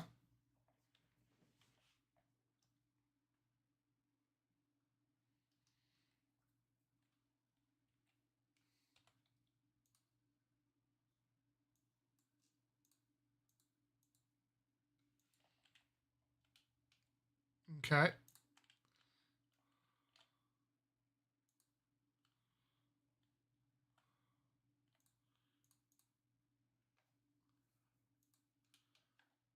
And you are at 100% now, so it's just about maintaining you. Okay. Whilst everything's fucking pottering along, let's get back to figuring out what the fuck's happening over here. 1.71. Shit. Our orbits are completely dog shit. You need to catch up with me.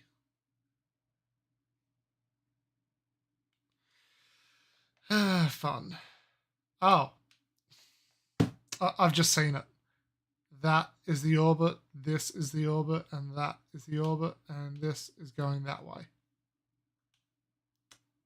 God damn it. Okay.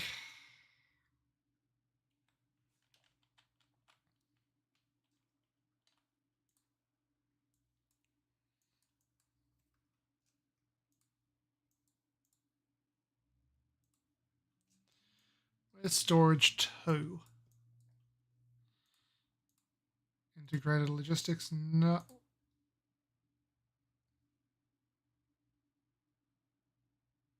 Ah. Okay. Planetary logistics system. It's the hub of the planetary logistics system. Ah, okay. That is what I'm going to need as well for my interplanetary bullshit.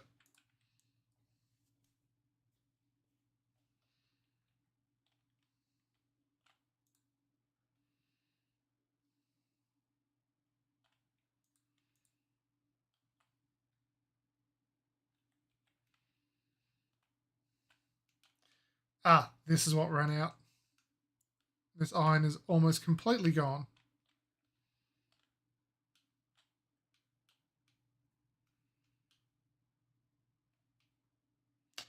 I'm going to need to go find some more iron, honestly.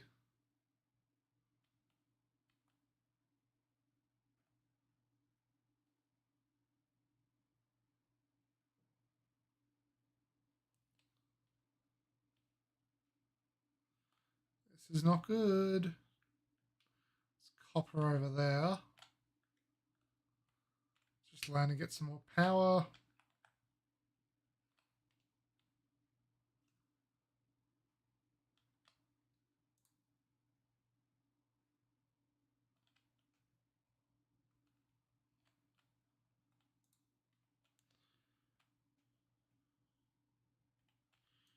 Restore veins.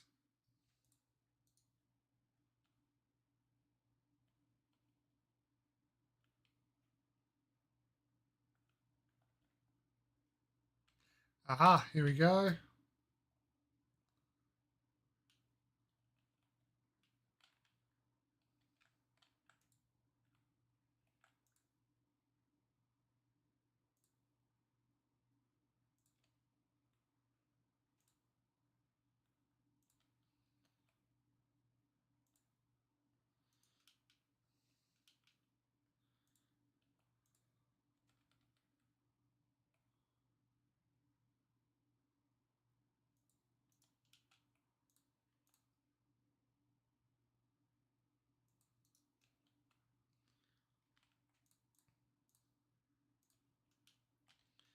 And now begins the fucking long snake.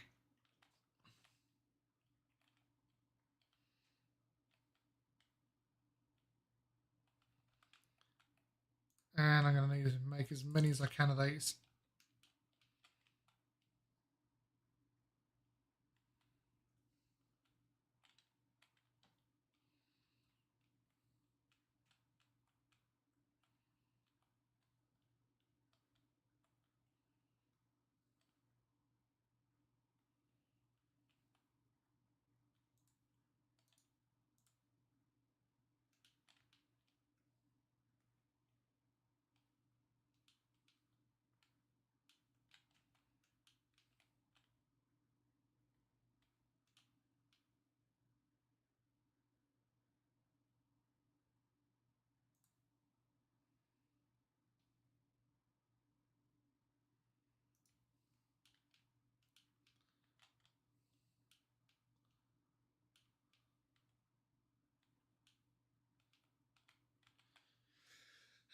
Come on, bots, build it, please.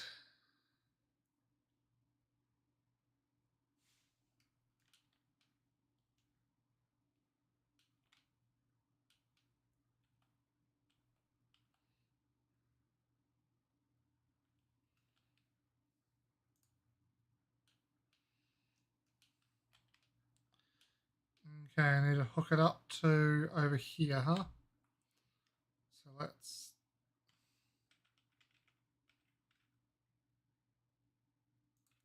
do that. And plug it into that.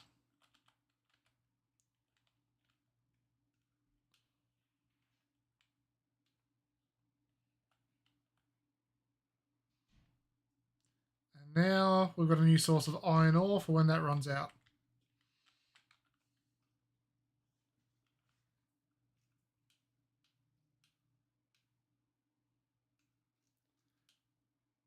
Okay, from the looks of it,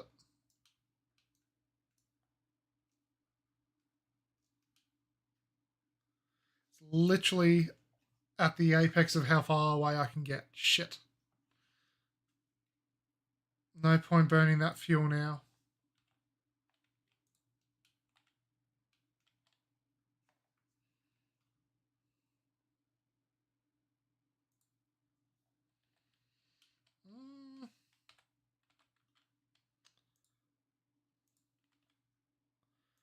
What do these solar... Hold on, due to the improve of cryogenic technology...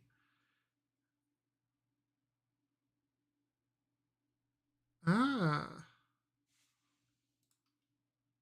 But it requires... Yep, titanium.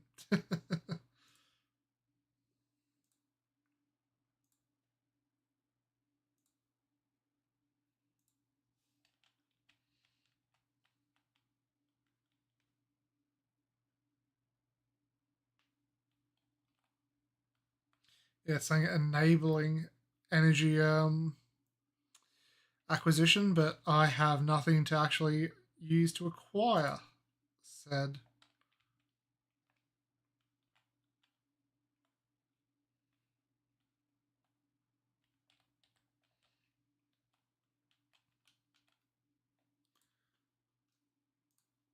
Literally just dicking around now till I'm closer to fucking the next planet.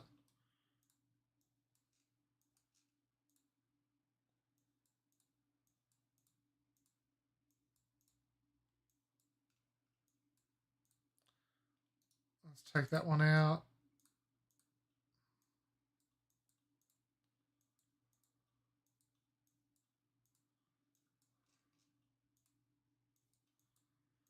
Okay.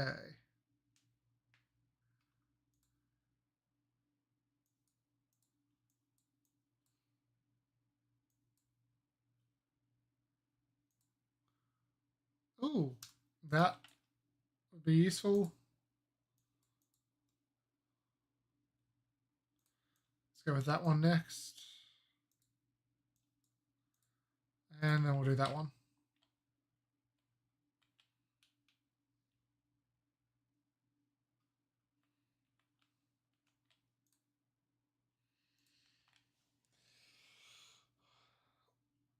Oh, big stretch. And we're going for stone over here, actually. That's something I haven't checked on. Stone veins look to be fine.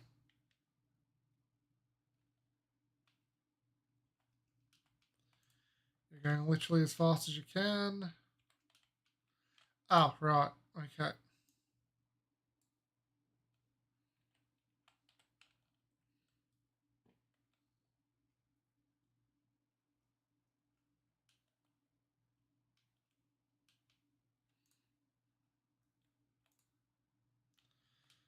Can I just upgrade you? No. What about placing one on top of you? Huh, I can. Does that double the storage? No, it does not.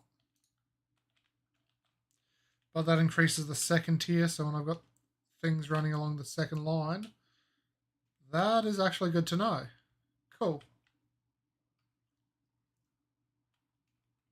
Yes, yes, yes. I know about the Dark Core. Star map.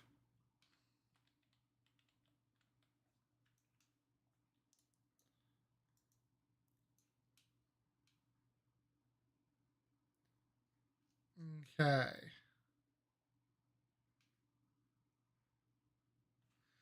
In about another 5 minutes, we should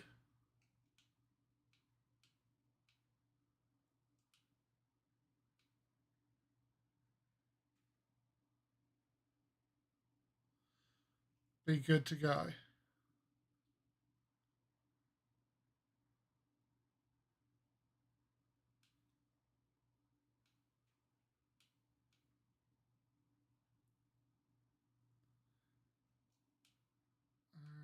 Okay. Wish I could speed up the game a little bit because I've got nothing else to do but wait around now because I'm sort of reached a capacity. You know what? Let's set up. That's mining stone to make that. Let's go make another stone facility somewhere because I want to maybe make what is it? These, which require the graphene I'm making over here, and I need the glass, which requires stone.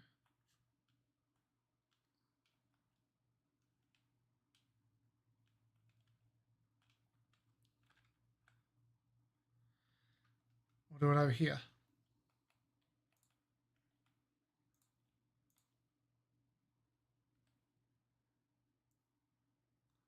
That is 8. Yep. And thank you. We need one of them.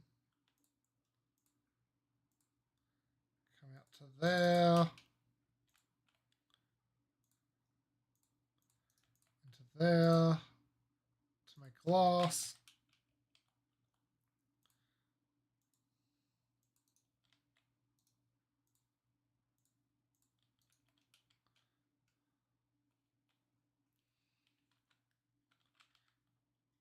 Okay, so to make these, I'll probably need one of these. So let's put this one down here.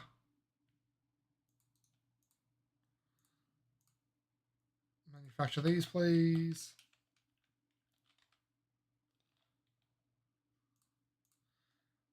I need more cogs.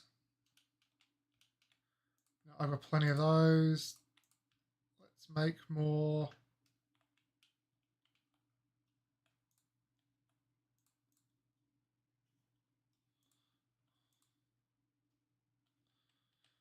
Wait, cogs are just.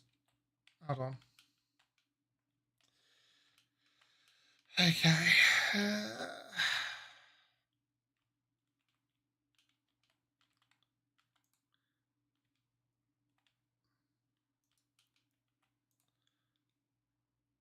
My foundation.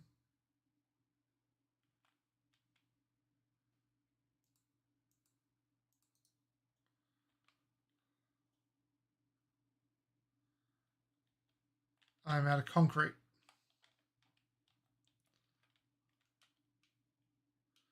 Stone slabs, please. Thank you.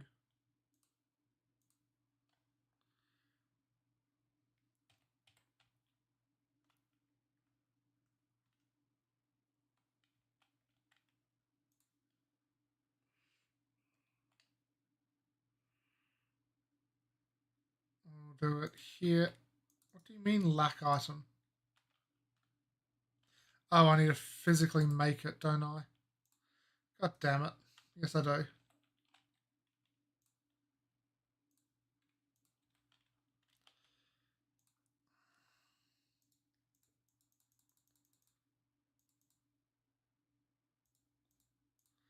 Let's make 6.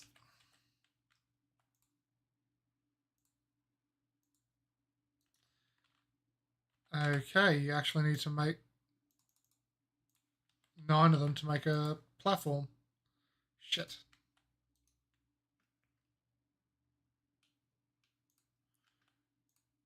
Now I can place that there.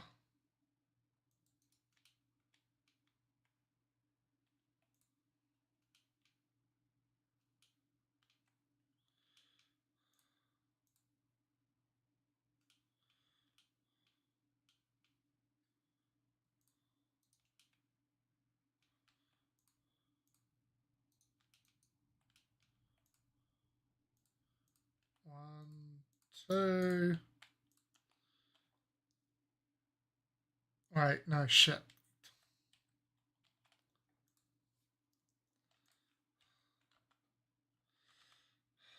What? Okay, so no, no, no, no, no, no. I am on the right track though. I need to use one of these, right? Yes.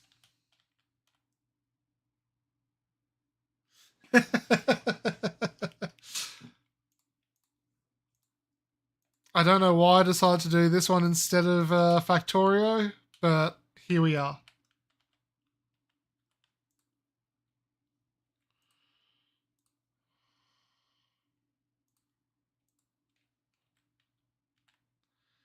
Okay.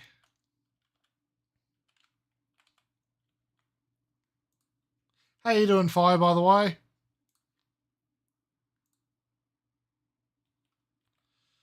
Now let's check the solar system again. How am I planet-wise?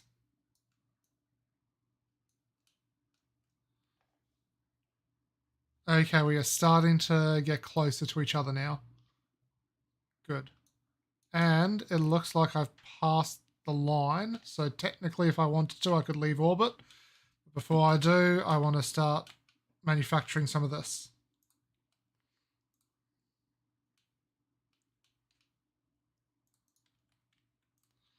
Let's just do that. And we'll go from here to there. There we go.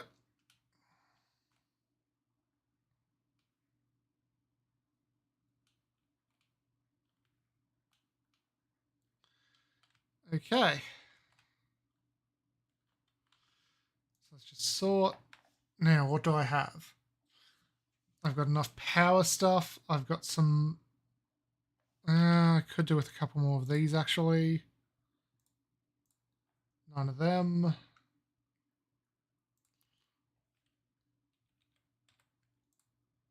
Let's get a few more of these.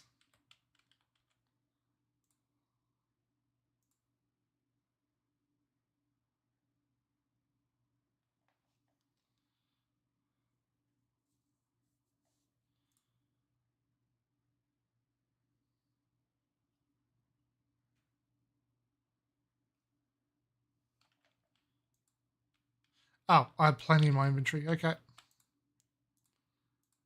I was just being a blind bitch.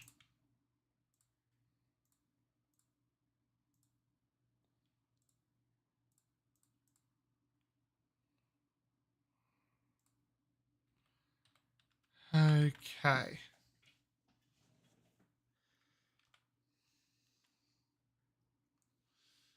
Now that I have 100 of them, them, that should be everything I realistically need to go to a new planet. So let's begin the prep. Oh, no.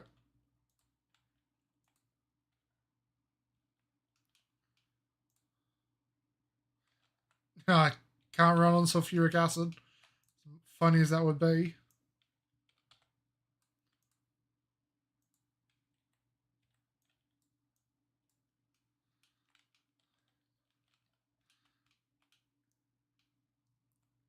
Okay, let's try.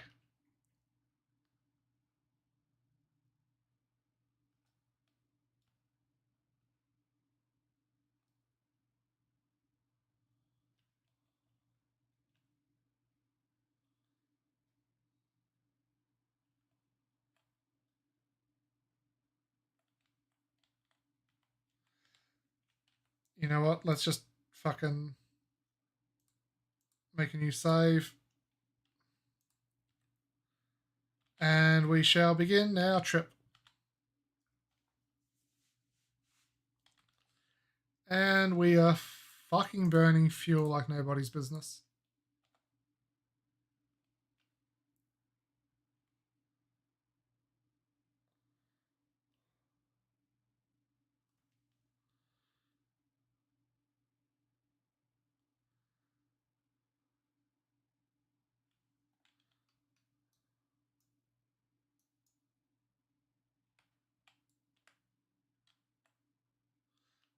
There we go.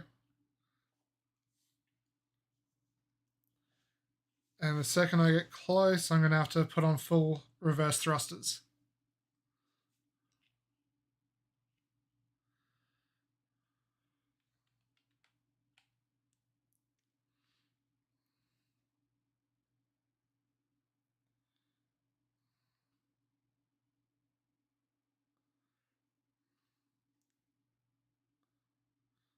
Completely missed that. Thank fuck for that.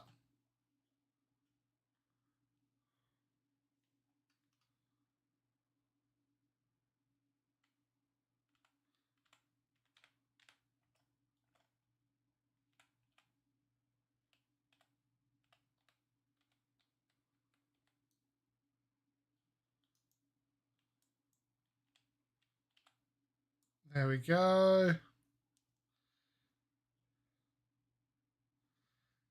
30, 29, 28, 27, 26. Let's start slowing down.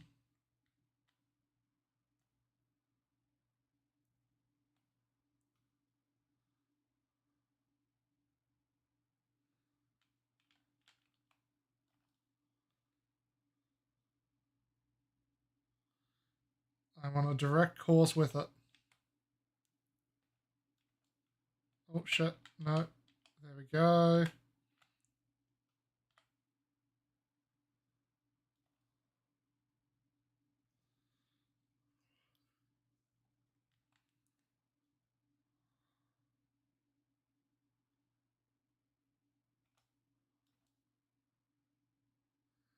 Come on, I can land here.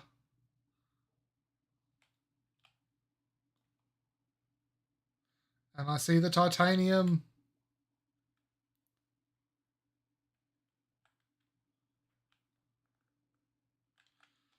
Oh, we made it.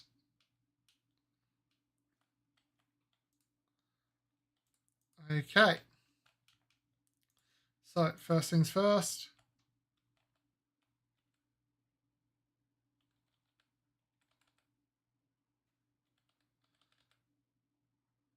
Seven.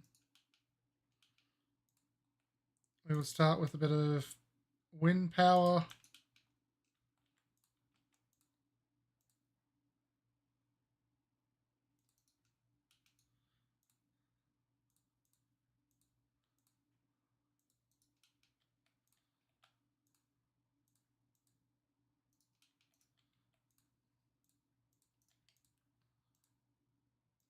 Titanium ingots.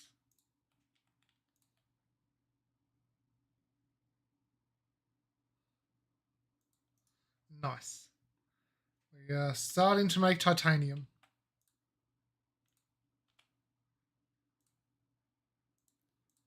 I'll make one. Shit.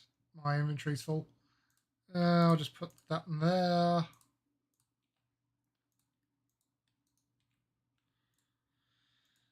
And you like that.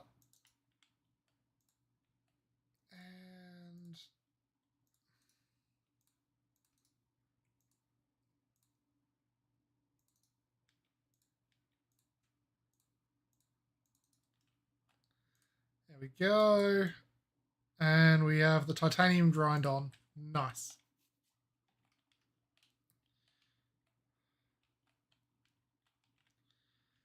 Now, I need to mine the copper over here to make bullets, to make a gun. For my gun, anyway. So we shall start over here.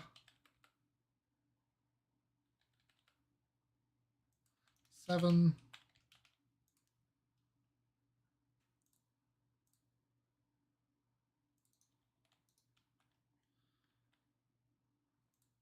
Cool.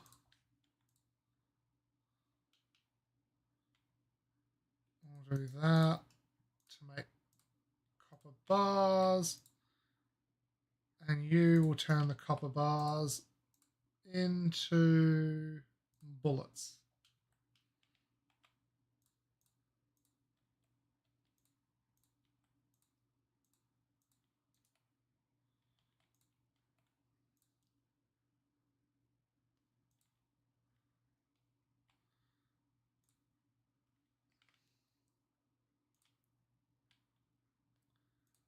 We'll connect up this. And we'll put a battery to start storing our power.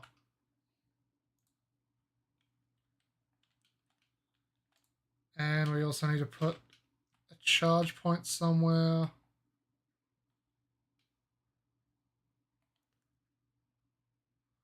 Do it like that.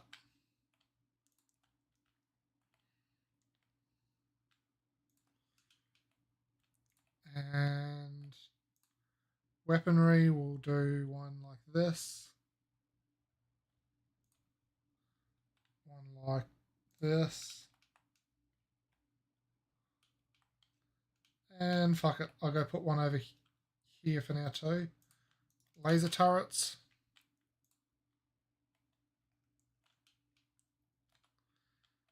Can I build more? No, I'm out of shit.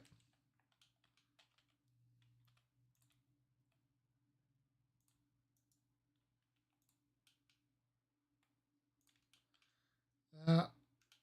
And we'll go put you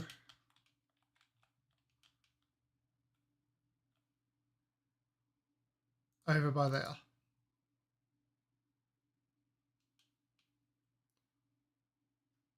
There we go. We got some coverage.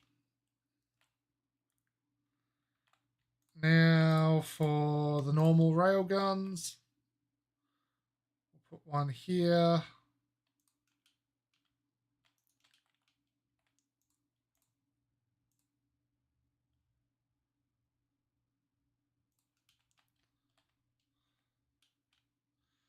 We'll have one go through here. And I've run out of resources for it. Damn. Oh well, we'll put one over here.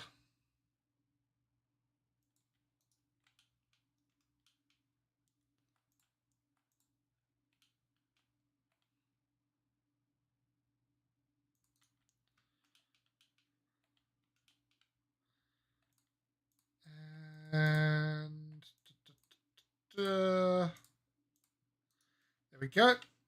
We're making bullets.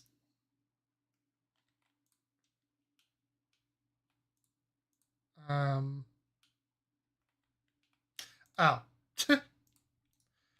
Now we're making bullets.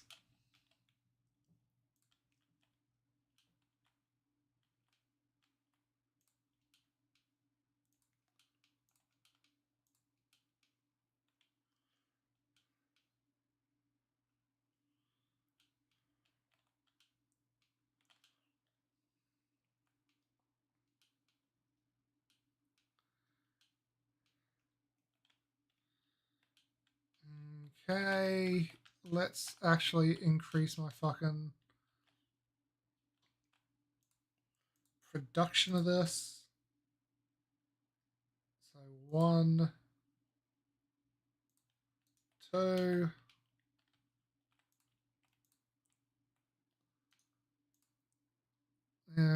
Will a solar panel?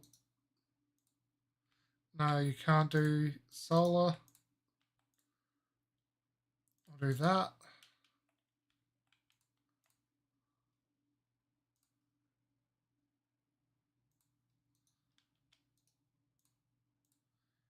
Here, here, here.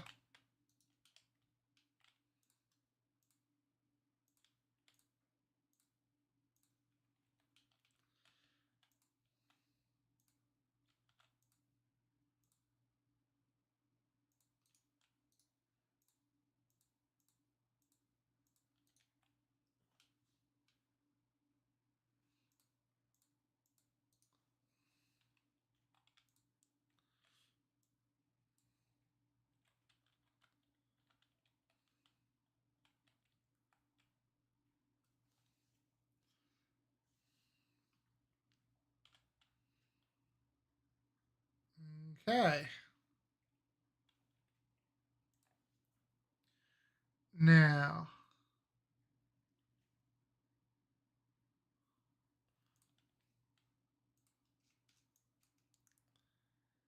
I want to go with... How do I get things? Planet. It requires thrusters, huh? Where's thrusters? I need that. Then I get that.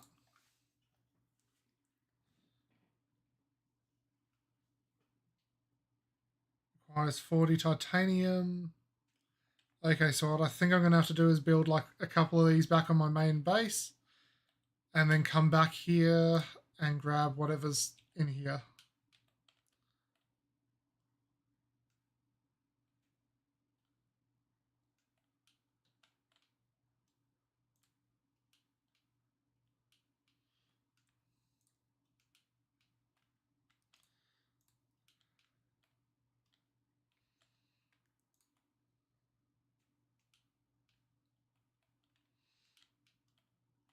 Okay, let's just place a couple of these down on the network. Definitely don't have enough resources to build another charger, do I? Yep.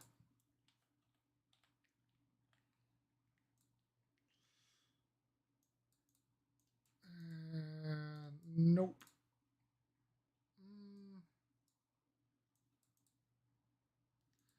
Yep. Let's do that one, and let's unlock the energy weapons as well.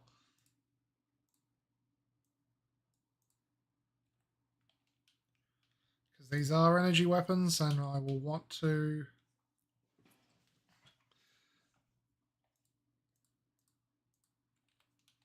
protect my shit.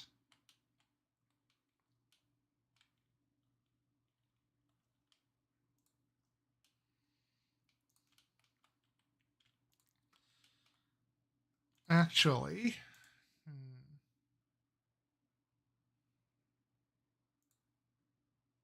where's the depot?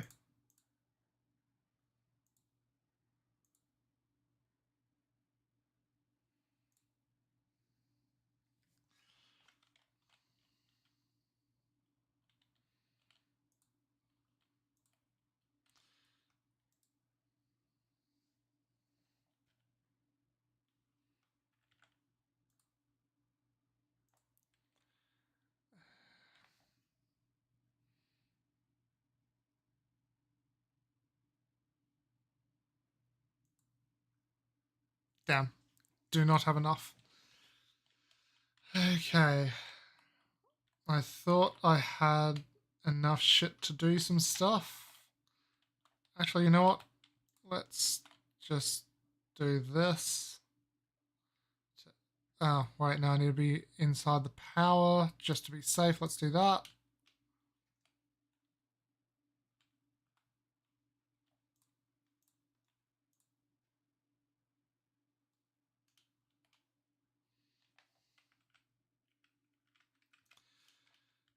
I'm going to have to get rid of that.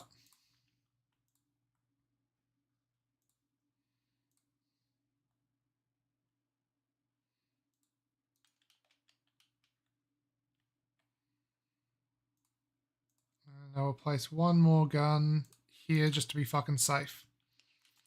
This should protect my investment in this planet for quite some time. With that being said, I might have enough to get home.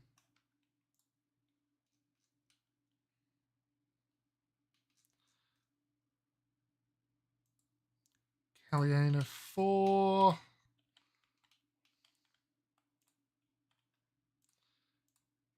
And let's take all the titanium I can get back with me.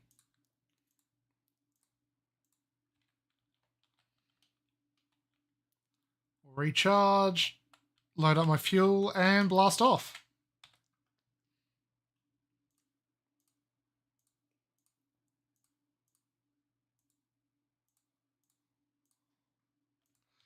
Okay, let us try and go back. Oh, hold on.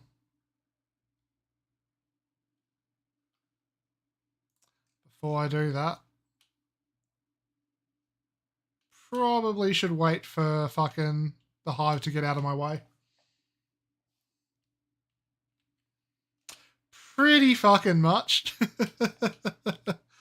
The end game is to build. Where's the sun? No, but honestly, where is the sun? As the name suggests, build a fucking Dyson sphere around the sun and mine the energy from the sun, basically. We are going ultra capitalism. Everything is to be mined for the company's gain, including the sun. Okay. I could launch at any time, but I want to wait till that hive is like 2/3 through.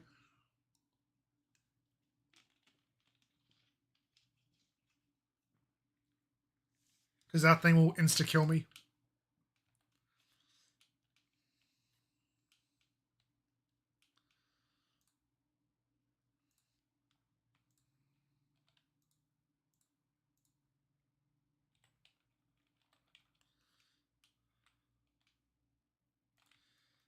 You know, let's just place another one right next to it, just so I can gain resources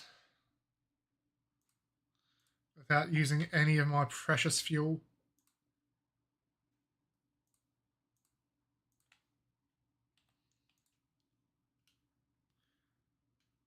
Oh, it is looking like it's almost done. Yes. Okay, it's time to blast off. Now, if there's anything you want me to watch on stream, dude, I will be doing some reacting soon. So put it into the Discord as usual, man.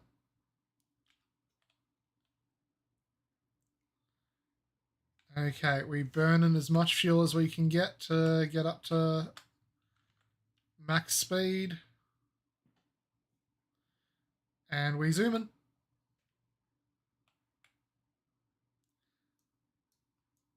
Shit, I got a little bit too close still. Fuck off. Can you fuck off? I'm not here to fight. Yeah, break. That's it. Break away.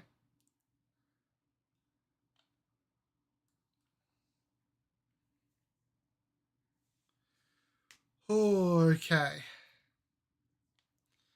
I brought titanium to the new world. Well, the old world.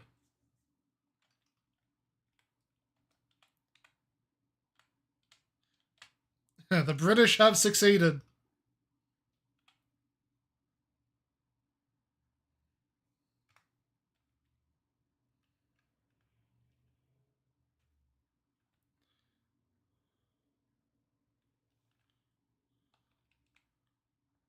Shit.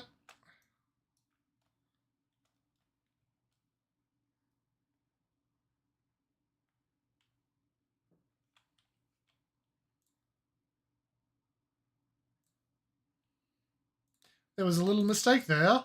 Did you spot it?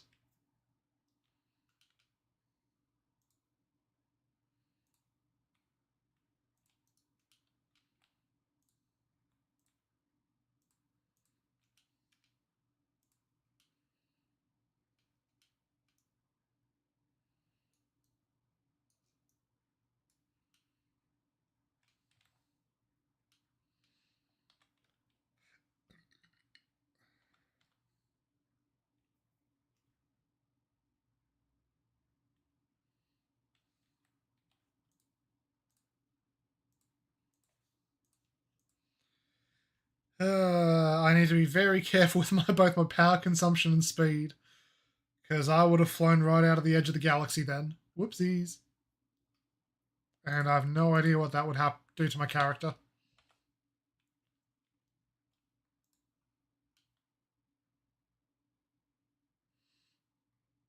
Okay. Come on, fleet. Get a bit further away.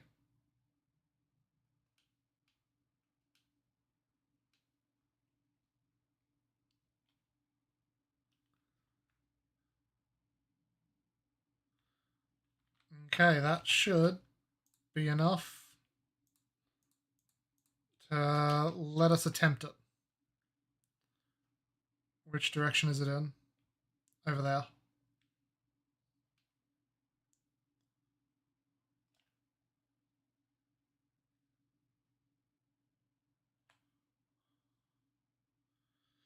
Okay, I'll stay at 400 instead of going up to 800 because slowing down is going to be a problem.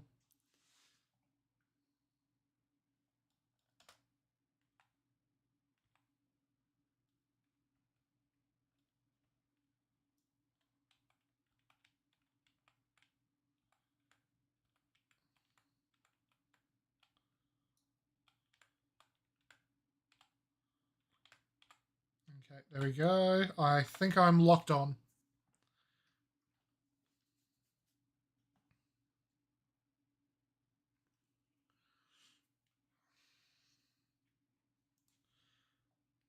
And we'll reload on fuel.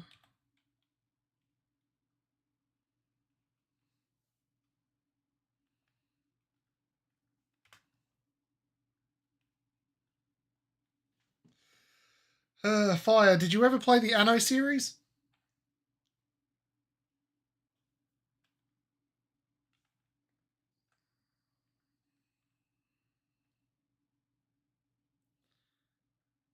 Okay, once I get down to 4, I think I should start slowing down as well.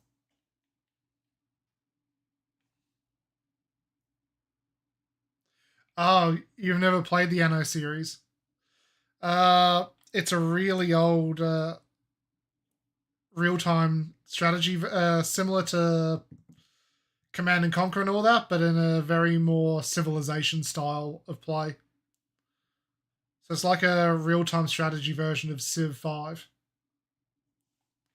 I was big on that game for a long time.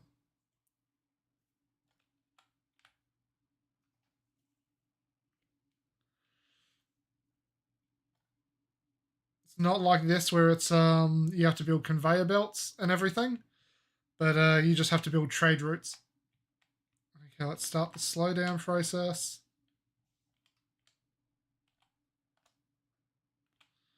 And I'm locked on target.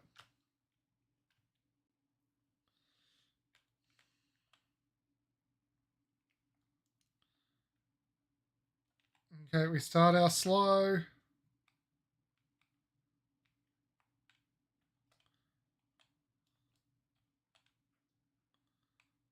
There we go.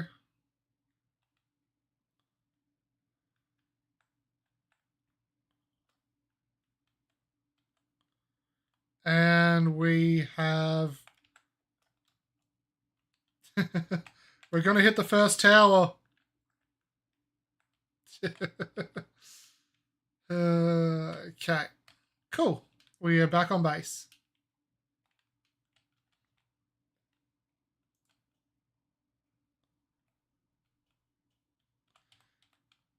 Now, what is needed to make the structure matrix of that?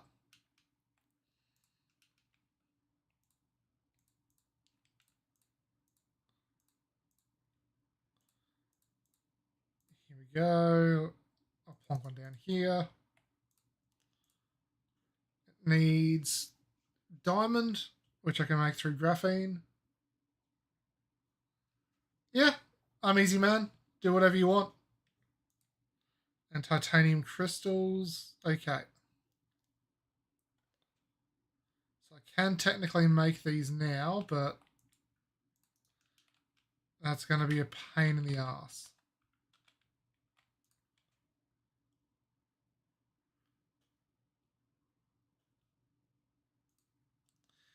So I need to go to the coal mines and start making some diamonds.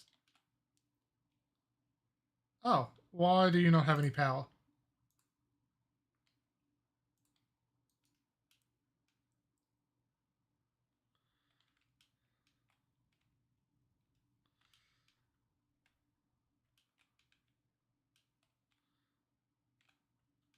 That's iron, stone. You know what? I'm gonna go find a coal vein and make a diamond mine.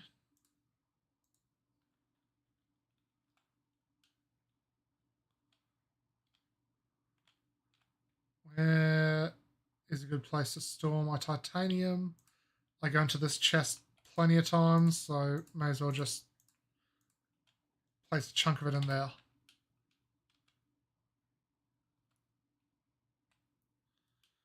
Okay. I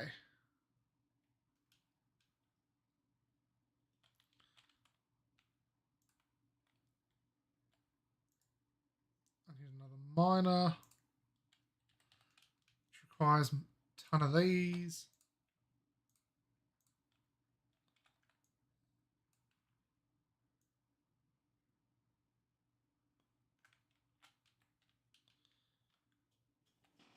Okay. Let's just make 3.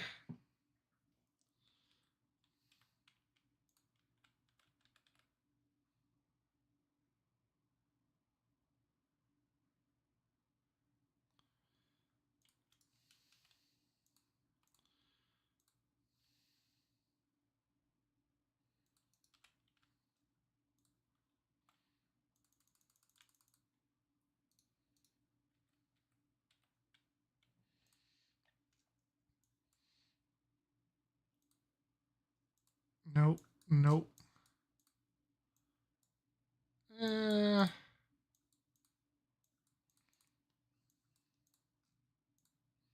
Yeah, fuck it. Let's go high explosives shells.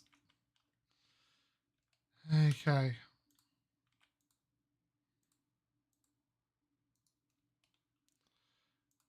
And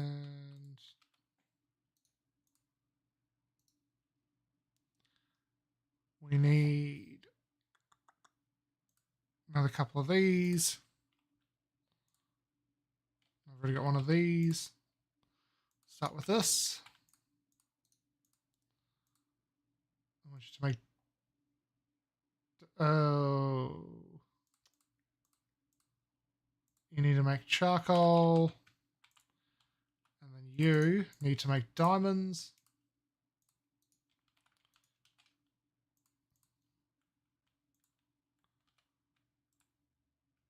I need a shit ton of these. To there. To there. And let's make a chest.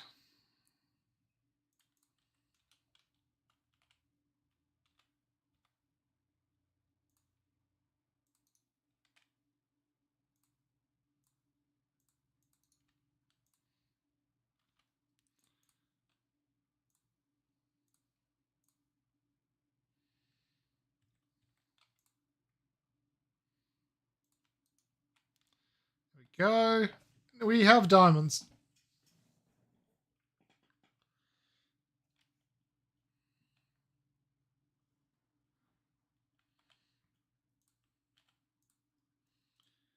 And let's just fill up to there for diamonds.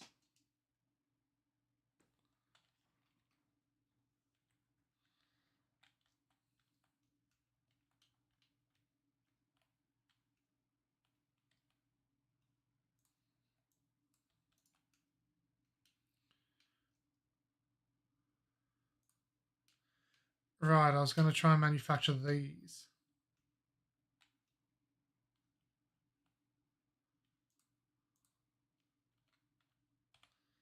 So to manufacture that,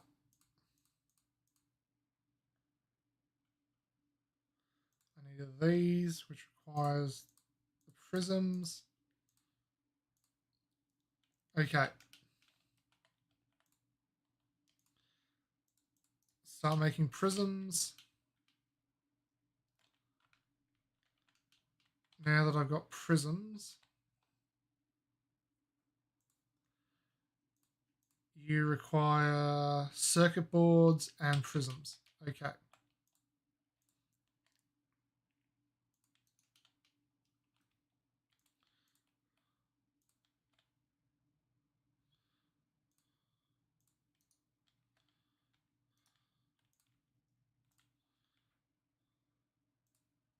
Nope, not that.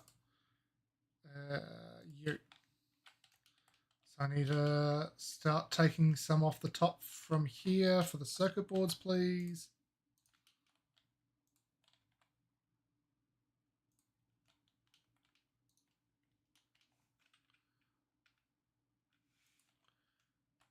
And nope, god damn it.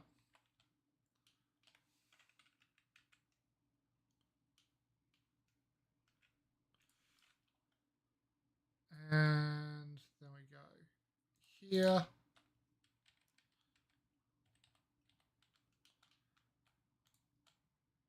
We do that. We do that. And we do that.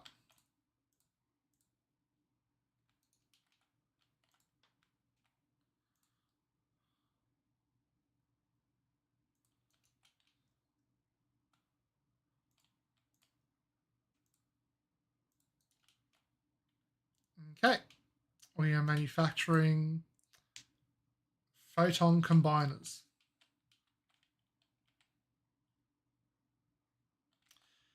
Actually, you know what?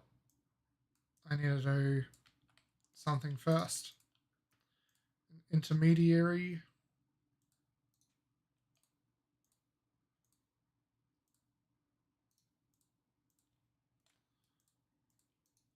Just so I can stock up on these. And then let's make another one of these.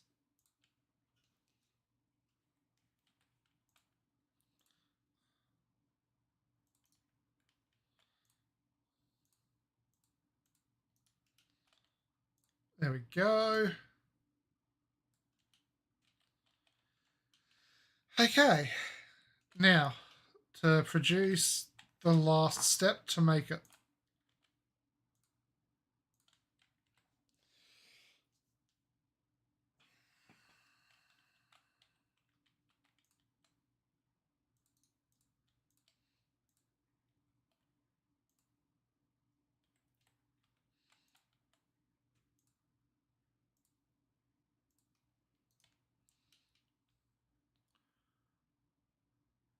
Now the graphene sheets are over here.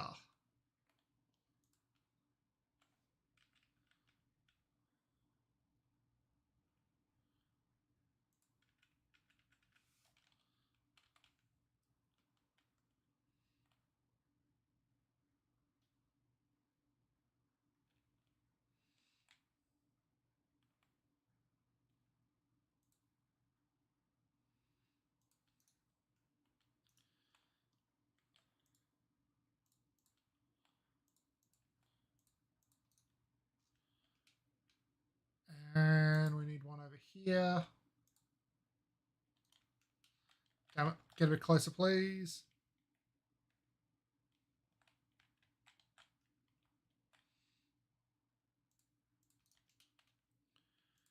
There we go. Now we have some sails.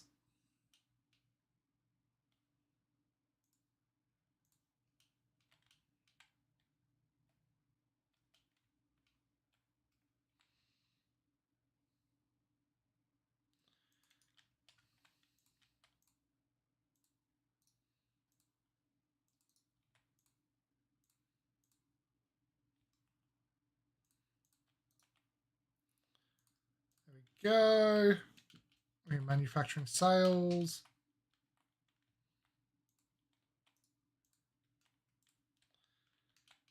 And time for the gun.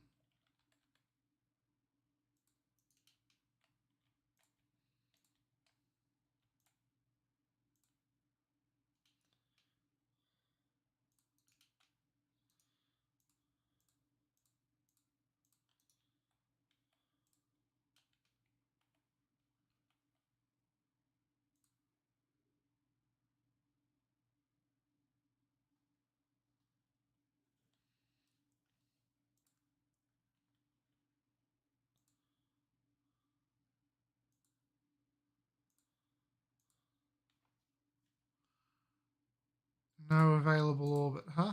Oh, oh, hello. Hello. What are we doing, huh? You shooting them?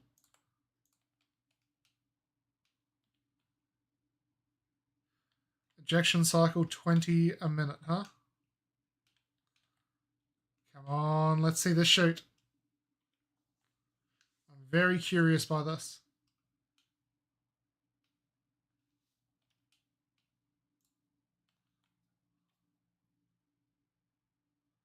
Oh, there we go.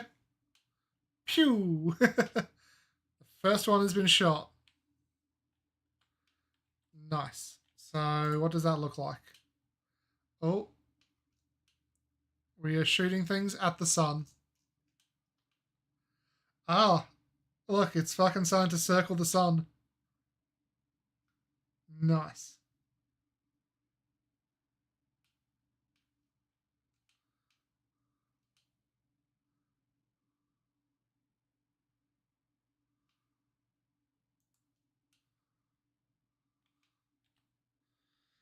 Okay, so if I go Dyson Sphere. Aha!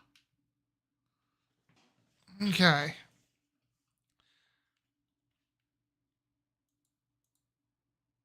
Requested power, Dyson Swarm power generation.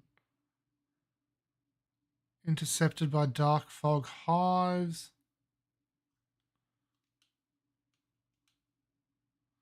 Nice.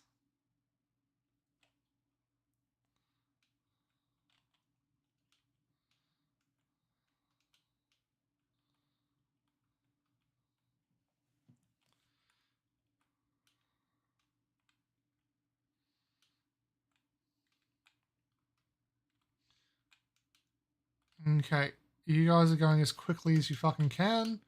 Is there a bottleneck over here? Actually, can I build more of these? You require a... Okay. I've got plenty of you. Let's increase by another couple hundred. And I need a ton of you.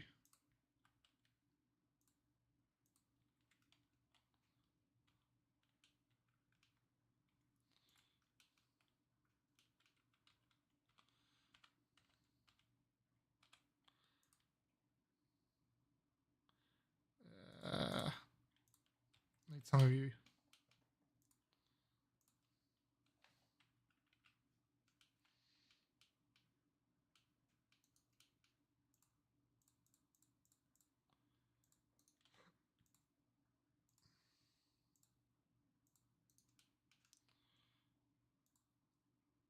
Okay.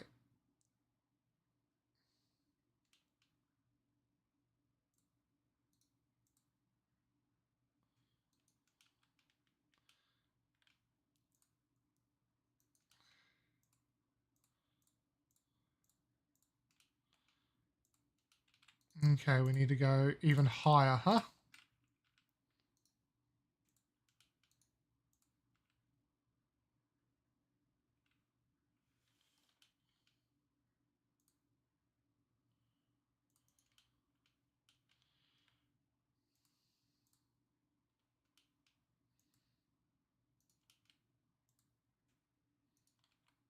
Apparently not.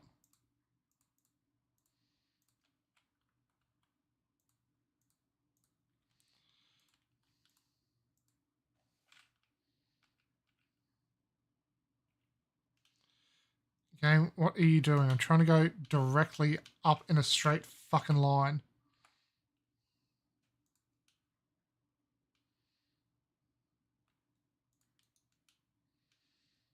Now, is that good enough?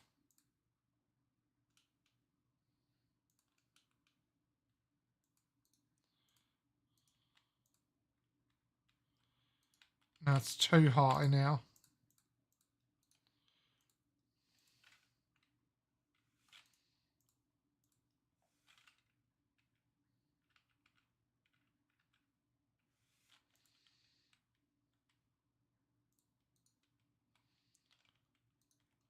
Oh. Nice. There we go.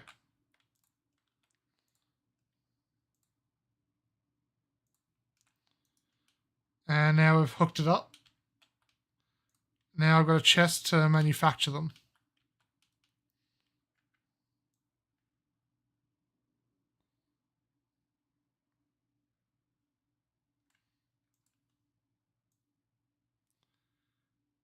Let's just make 2 of them.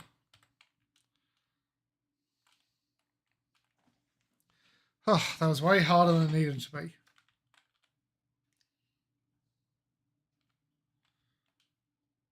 I'm not going to lie, I've just forgotten what I was doing.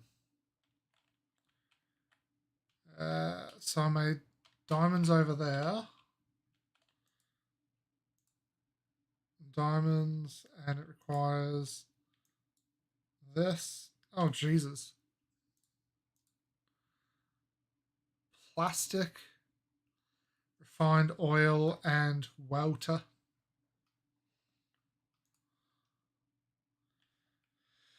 Graphene and refined oil, huh? God damn.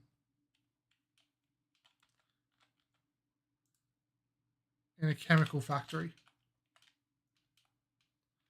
Alright, I've got water over here. That is refined oil going into here, isn't it? Yes, it is. So if I put another chemical refining plant over here.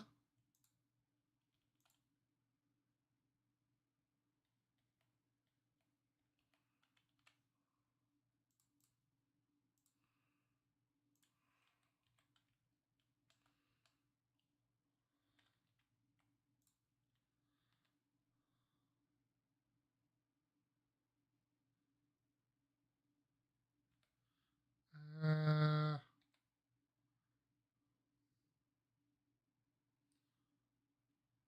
do it like that.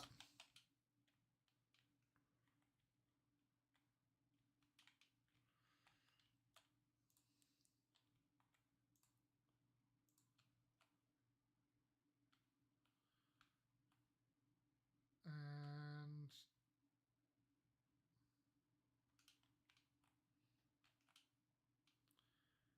if I do it to there, will it reach?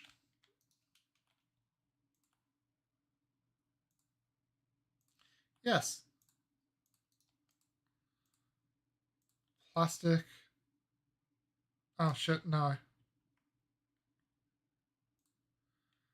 Needs a graphic, god damn it.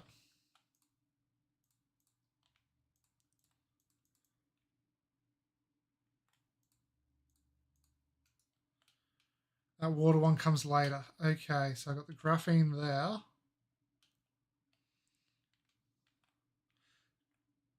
Damn, it actually needs to be in the same location. Wait, is that refined oil? Oh, that's sulfuric acid.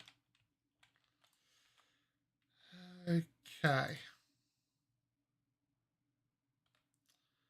do it like this.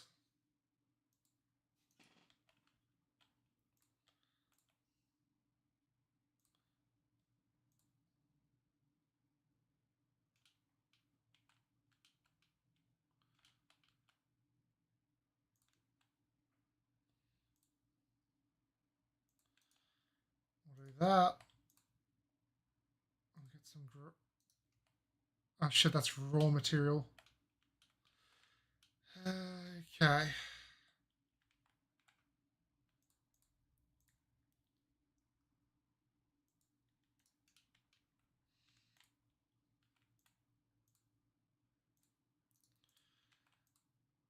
Graphene. Export it onto that track.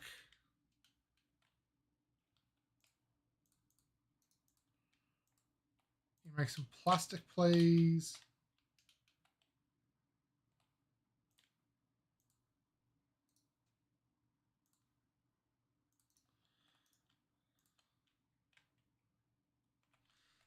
Release the swarm.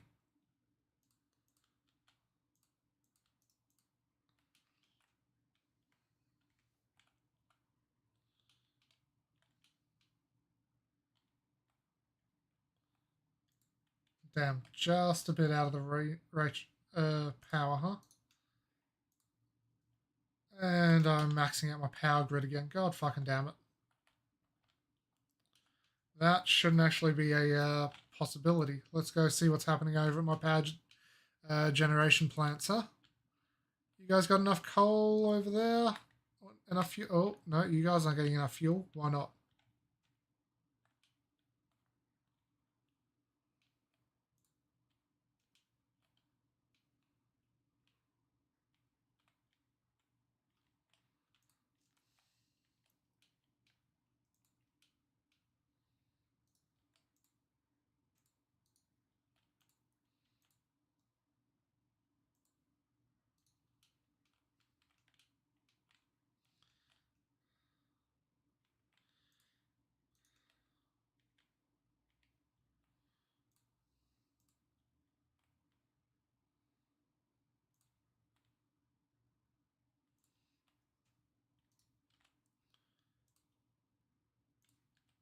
Damn. I need to go make some more iron.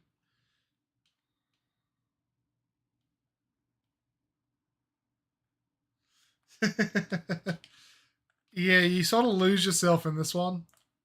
It's very finicky.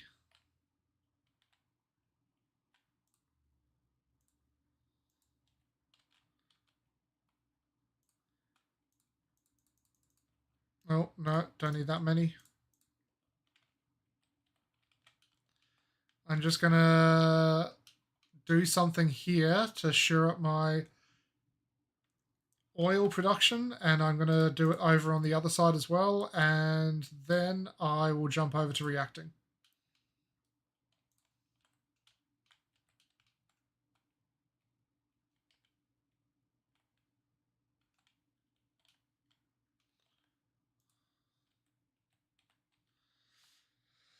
Okay, let's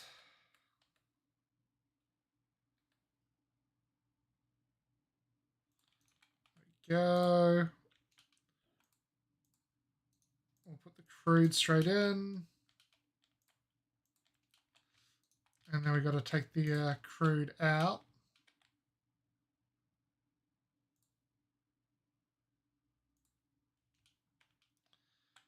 And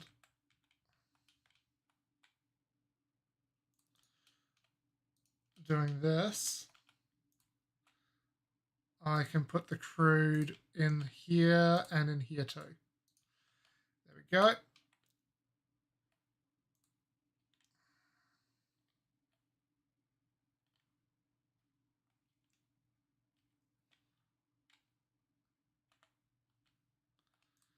I now have a way of storing my oil in this sector. And I'm just going to do it over here too quickly, and then I'll jump over. No, my streams are usually on nights like this 4 hours, so I'm aware of the time, just getting very lost in it.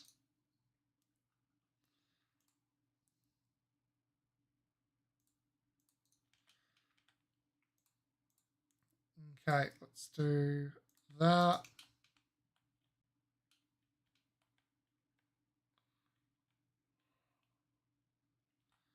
Actually, no.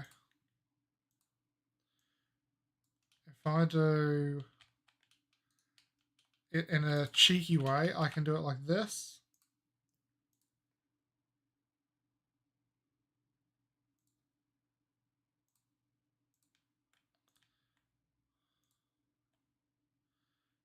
And now look what I've just done. I have made a fucking circle. Whilst it fills up. This way all the overflow will fill this up while these two keep getting powered.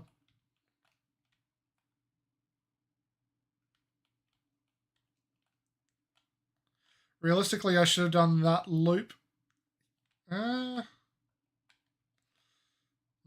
I can't break that. What about over here?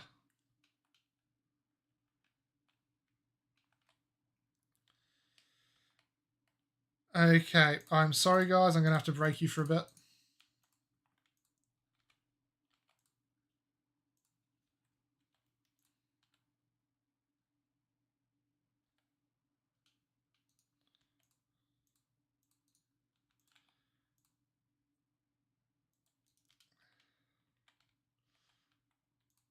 And we do this. We do this.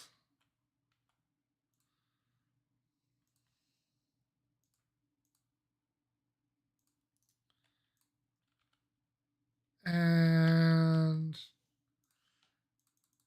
oh, 4, 5.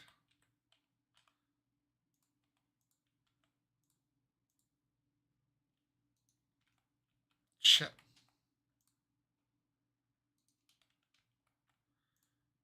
We do that there as a bypass, and we do that. And it's not as pretty as I'd like it to be, but I can now start filling up with oil. And that should be upgraded.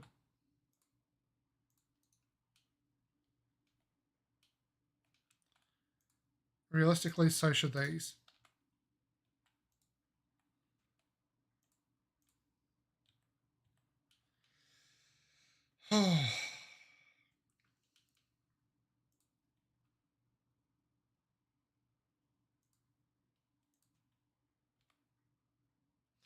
Come on. I should have enough now.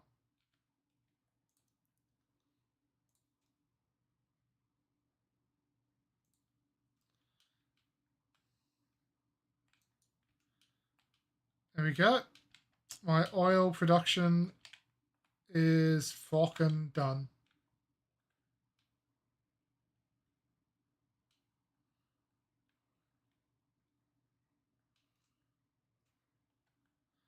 How's my energy? Oh, damn, I'm relying on battery power. Okay. Thank you for telling me that, but I need more of these.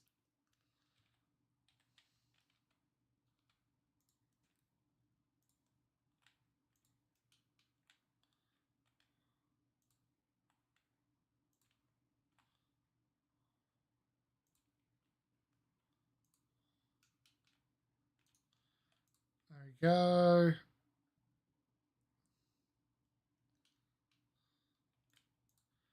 And me just being here absolutely decimates the power. Yep. Let's make another 5.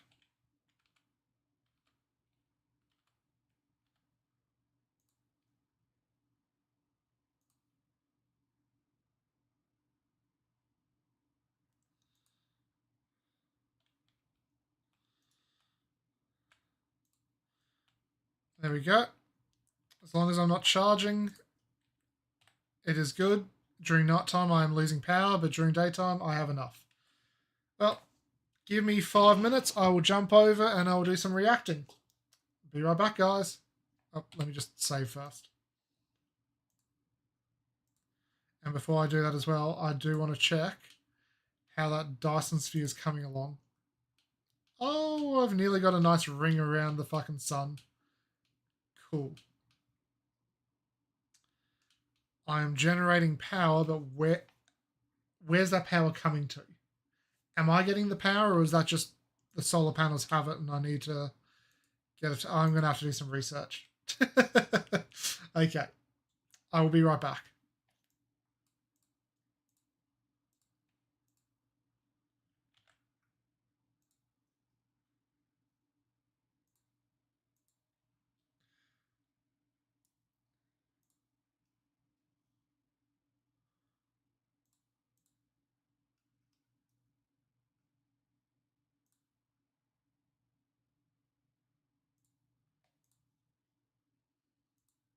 I just realized there was no audio for that entire 3 hours. God fucking damn it.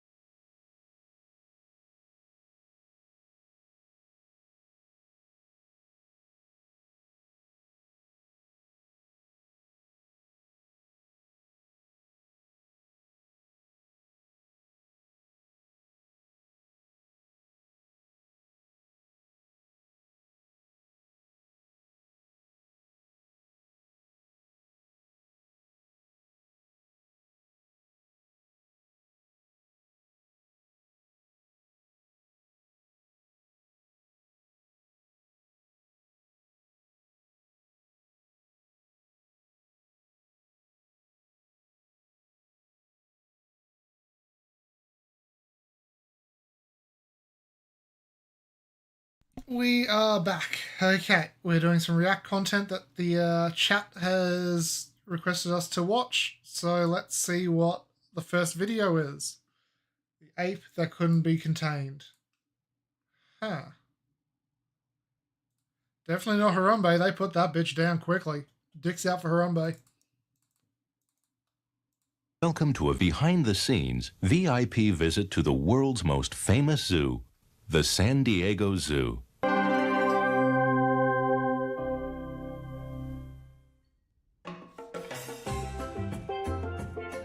The San Diego Zoo, the world-famous wildlife haven bursting with Am I losing my mind? No, it's just fucking low-res. vibrant life. Nestled in the Balboa Park, this sprawling 100-acre zoo is home to thousands of rare and endangered creatures from across the globe. Pulling in millions of visitors every year, each exhibit offers an up-close glimpse into the wonders of the animal kingdom. With its lush tropical landscapes and immersive habitats, the San Diego Zoo really is a full-on adventure. Well, on the 13th of February 1971, San Diego Zoo welcomed a new addition. An orangutan was born. The son of the zoo's Maggie and Bob, it was decided he would be named Ken Allen, after the two zookeepers that would go on to care for him. Never actually heard of the story before. Huh. In his early years, Ken Willingham and Ben Allen. And this ape's time at San Diego Zoo would go on to be nothing shy of remarkable. So, after his birth, young Ken Allen didn't have the greatest start in life. It appeared that his mother was sadly failing to properly care for him, nearly accidentally smothering him. So, the team at San Diego Zoo felt it was best for Ken's safety to separate him from his mother and place him in his own cage. Well, as a young adolescent, Ken seemed to quickly acclimatise to his enclosure and loved the company of his zookeepers and other humans alike. A very sociable, intelligent young ape. And like all young playful apes, Ken was quite the troublemaker, but it was at night when Ken would really shoot into action. One night, as the San Diego Zoo closed its doors and Ken's keepers were heading home after a long day's work, it seemed that Ken didn't particularly like the idea of being left confined to his small metal prison. While Ken had learned to unscrew the bolts of his cage to free himself, and once out, he'd just roam around his nursery. So the next morning, as staff arrived, there they found Ken playing with his toys as his cage sat dismantled behind him. Assuming there'd just been some sort of structural error with the cage framework, the zookeeper simply put it back together again, and as night drew in, they led Ken back into the newly assembled cage. Well, Ken had made a note of this. So that night, as their shifts ended and the zookeepers left, once again, Ken started to unscrew the bolts of his cage and simply messed about. Fucking Ken. He loved the freedom, but this time was different. Ken had learned that the morning was when the zookeepers would start their shifts and return, and he wasn't going to be caught out again. So after yet another night of freedom, as the sunlight slowly crept in through the window of his nursery, this time around, Ken climbed back into his cage and started re-securing the bolts as if nothing had happened. This way, when the keepers entered the nursery that morning, there they saw Ken sat well behaved in his cage as if he'd been there the entire night. Well, Ken's master plan would go on for a few nights. He would unscrew the cage, play in the nursery, return to the cage, and then reassemble it. Everything was going swimmingly. But there was one small thing that Ken didn't account for. Everything was out of place? Eventually, the zookeeper started to notice that when they'd return in the morning, whilst Ken was sat content in his cage, his toys weren't in the places that the staff had left them the night before. So, with a hunch, that night, the keepers said their goodbyes to Ken and they pretended to leave. But rather than heading home, they sat quietly outside of Ken's nursery. What you doing, Ken? And after a while, as they expected, they started to hear noises. So they abruptly burst through the door, and there they saw Ken, cage dismantled, playing with his toys. So the jig was up. Ken was placed into a new, much sturdier cage, and that put a stop to his late night antics once and for all. But trust me when I say, this was merely the beginning when it came to Ken Allen. Things for San Diego Zoo would get far, far worse. Ken, you cheeky fucker.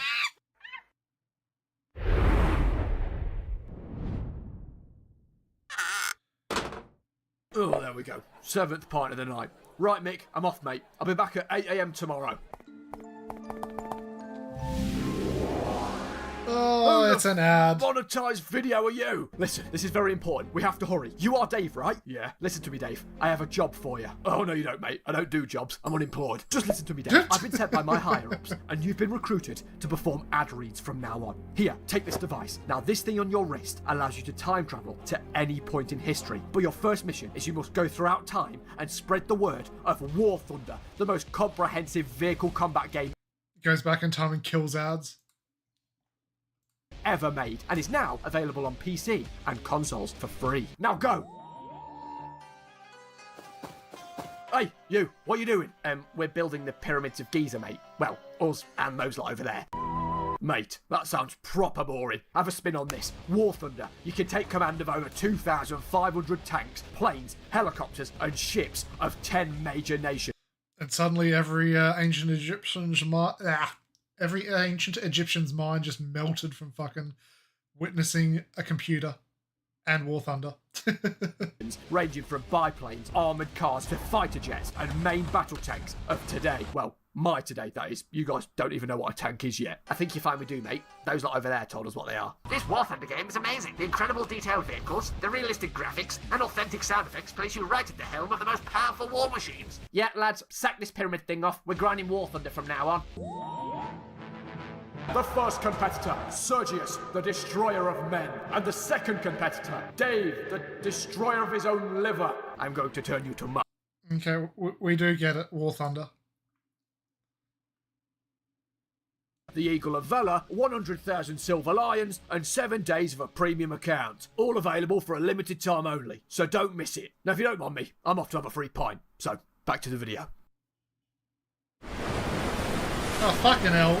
It talks about pints and a fucking ad plays for Guinness. So skip forward a few years, and the zookeepers felt it was finally time for Ken to be shown off to the public. And he was placed into the Heart of the Zoo exhibit that had opened just 3 years prior. But when Ken first moved in, he wasted no time in turning his hand to mischief. When a film crew turned up to document the gorilla enclosure next door, Ken decided it'd be a good idea to hurl rocks at them. And then when he ran out of rocks, he used his own shit. Yep. And keepers would also report seeing Ken fashioning branches into DIY ladders that he would then thump into the ground with his own fist, climb up to the top, and then climb all the way back down. Now, it's important to note that Ken wasn't alone in this enclosure. Keepers decided that maybe it was best that he had some company this time around, so they placed him in an enclosure with a bunch of other orangutans. He didn't So give a shit there was about a number of them? female orangutans, Ken, and one other male named Otis. Now, if you know the first thing about the animal kingdom, 2 males and a bunch of females doesn't usually end too well. To put it bluntly, Ken grew to despise Otis. I'm talking cold-blooded hatred, resulting in numerous feuds. So the zookeeper's idea of giving Ken some company had seemingly backfired. So they cut their losses and moved Ken into his own enclosure. So there he was, alone once again. Now let's have a think, shall we?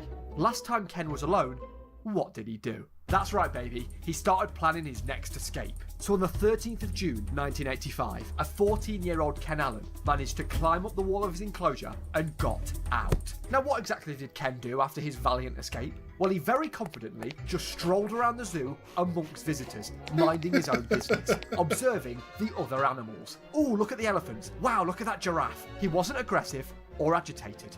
In fact, Ken He went to find Otis and threw some shit at him. loved the attention. Well, this escapade went on until the zookeepers were made aware of Ken's escape. Now, they knew that if Ken was to attack anybody, they would be forced to put him down.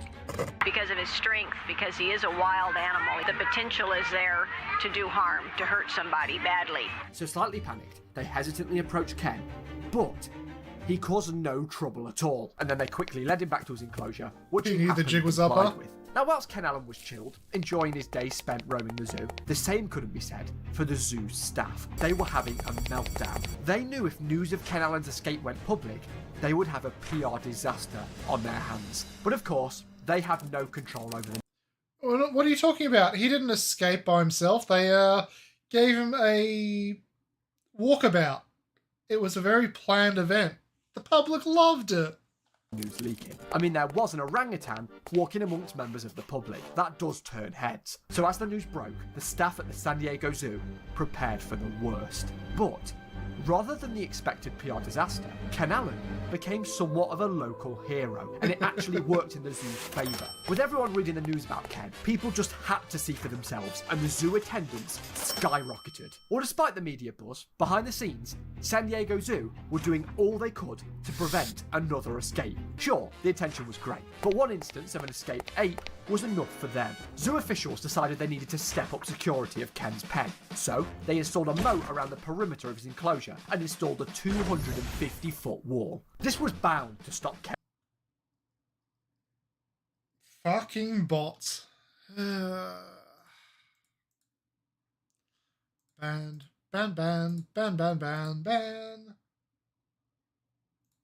There we go. In his tracks, and thankfully, it worked. Crisis averted. The security measures successfully contained Ken Allen. For all of a few weeks, that is. Because on the 29th of July, 1985, Ken managed to escape again. He somehow made his way over the moat, and just like his last escape, the 250-pound orangutan effortlessly scaled his enclosure wall. And yet again, he did the same, just casually strolling around the zoo amongst visitors, even posing for selfies. But this time, there was one more thing Ken wanted to do on his day trip. So as the zookeepers were once again made aware of Ken's escape, they frantically ran out to the zoo for a second time to capture Ken. And there they found him, stood over an enclosure. But this time, he wasn't looking at the pretty elephants. There Ken was, picking up rocks and pelting them at none other than Otis, Ken's ex-roommate and sworn enemy. Fuck you, Otis! Had only escalated the media hype around Ken. The already packed San Diego Zoo had more and more visitors each day, all eager to see Ken Allen, the ape that could not be contained. But yet again, as for the staff at San Diego Zoo, whilst thankful for the increase in ticket sales, really? Another bot back to back?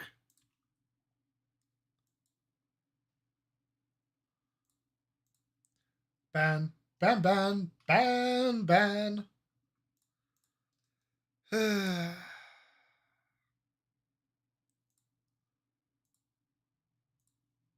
There we go. They simply could not let this happen again. 2 escapes was again. already far too many. Things were really getting silly now. Every effort the zookeepers had applied to try and halt Ken's escapes was failing. They needed to really step things up this time around. So when you're the chief operating officer, every day can feel like an... In a swarm of bots, I get a fucking ton of ads the second I start playing the video again.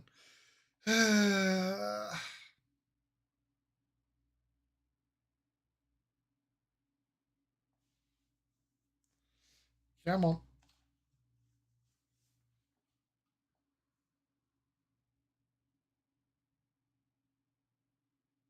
So for the time being, they moved Ken into an indoor pen that reportedly had a black and white television that featured... I really should. You know what? Whilst this is playing, I might just install it. I'm using a different web browser that I normally use just so everything's self-contained. But yeah, no, that is a good idea. Just one channel. So as Ken sat and watched TV, the staff started to draft a plan to further beef up Ken's main enclosure and increase security, fortify the place properly. So as the staff gathered around and started pitching ideas, meanwhile, outside of zoo grounds, after the media had caught wind of the second escape, things had gotten bonkers. Ken Allen had become somewhat of an icon. Free Ken Allen t-shirts started popping up all over the place. $14 a pop. Bumper stickers appearing on cars all over San Diego. A group of pensioners formed a Ken Allen fan club aptly named the Orang Gang, complete with a monthly newsletter. And maybe the strangest outcome of Ken's fame, a San Diego-based psychiatrist named Dennis Gersten released a single, The Ballad of Ken Allen. Of course, there's music.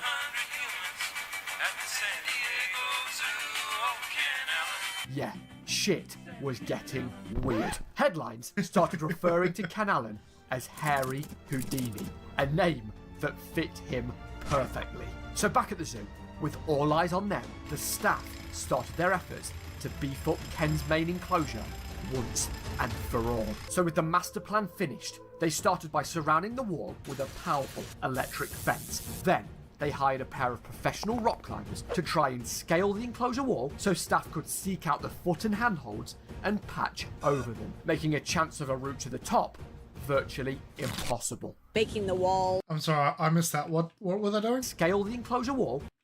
Then, the plan finished, Oh, an electrified they started by fence? surrounding the wall with Oh. a powerful electric fence. Then, Oh. Well, I guess you just saw what I installed. You saw nothing.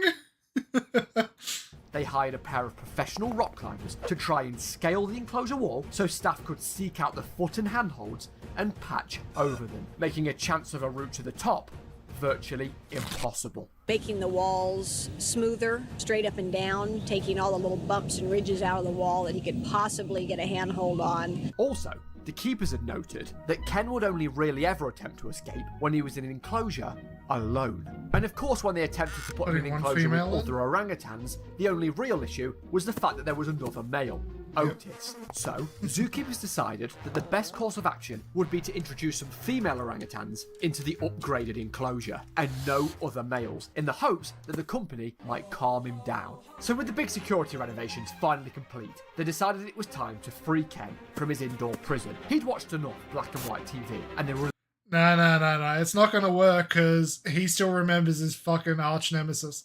He needs to break out to fuck over Otis some more. released him into the newly upgraded enclosure. But that wasn't all the staff had up their sleeve. This time, they decided it was best that they monitored Ken. See what he got up to, learn his habits, see if he was acting fishy. But this is Ken Allen we're talking about. This is one smart orangutan. He knew that when he saw humans dressed in zoo uniform, he couldn't act out or pull any wise moves, as he knew they were watching. But this time, the staff were one step ahead of Ken. So to get round this, they would disguise themselves in normal, casual clothing, blue jeans, Hawaiian shirts, sunglasses, as if they were just regular old bystanders visiting the zoo. That way, they could watch Ken and he'd have no idea they were members of staff. A tactic that the zoo coined guerrilla tactics. Okay, 1 gold star for that one, San Diego Zoo. I'll give it to you. So how did it all go?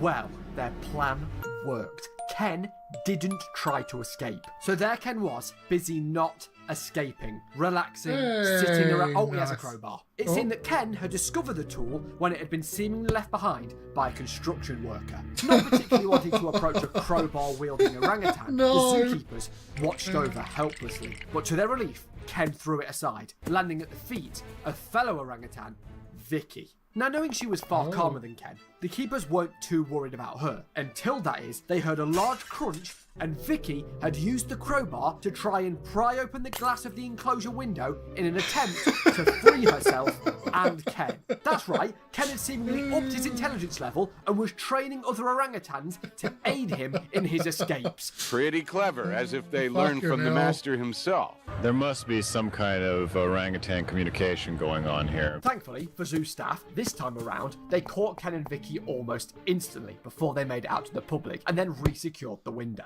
So after making sure all the loose tools were secure and feeding the construction worker to the alligators, it seemed that Ken, for the most part, was behaving himself. They did catch him one time, managing to scale the wall, despite the rock climber's best efforts, but when he eventually reached the electric fence, he lightly brushed it, got quite the zap, and quickly made his way back down. The San Diego Zoo had outdone themselves.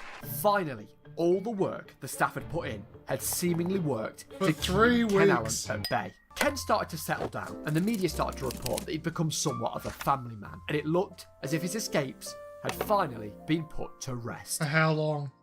How long? Seriously? But it seemed that Ken was simply buying his time, because 2 years later, the pump that fueled the moat around Ken's 2 years is enclosure not too bad. had conveniently clogged, drying up the moat completely, and this allowed for a clear and easy path to the wall. Ken then sat patiently and waited for the moment that the power to the electric fence was shut off for maintenance. How he knew this is still a mystery, but with the timing being perfect, he capitalised, making a bolt for it. And once again, after his 2-year hiatus, he'd come out of retirement, and it was like he'd never stopped. Back to his old ways, he strolled around the zoo, taking straight to photos Otis's after cage and everybody fucking throwing raving stones at him. They had seen Ken Allen, Hairy Houdini, the ape that could not be contained. But this time around, When he saw the guards approaching in the distance, Ken wasn't as calm as he was during his other escapes. He made a bolt for the lion enclosure, dodging and weaving, making the most of his freedom, crowds cheering as he sprinted. He was really pushing the boat out this time. This was the furthest away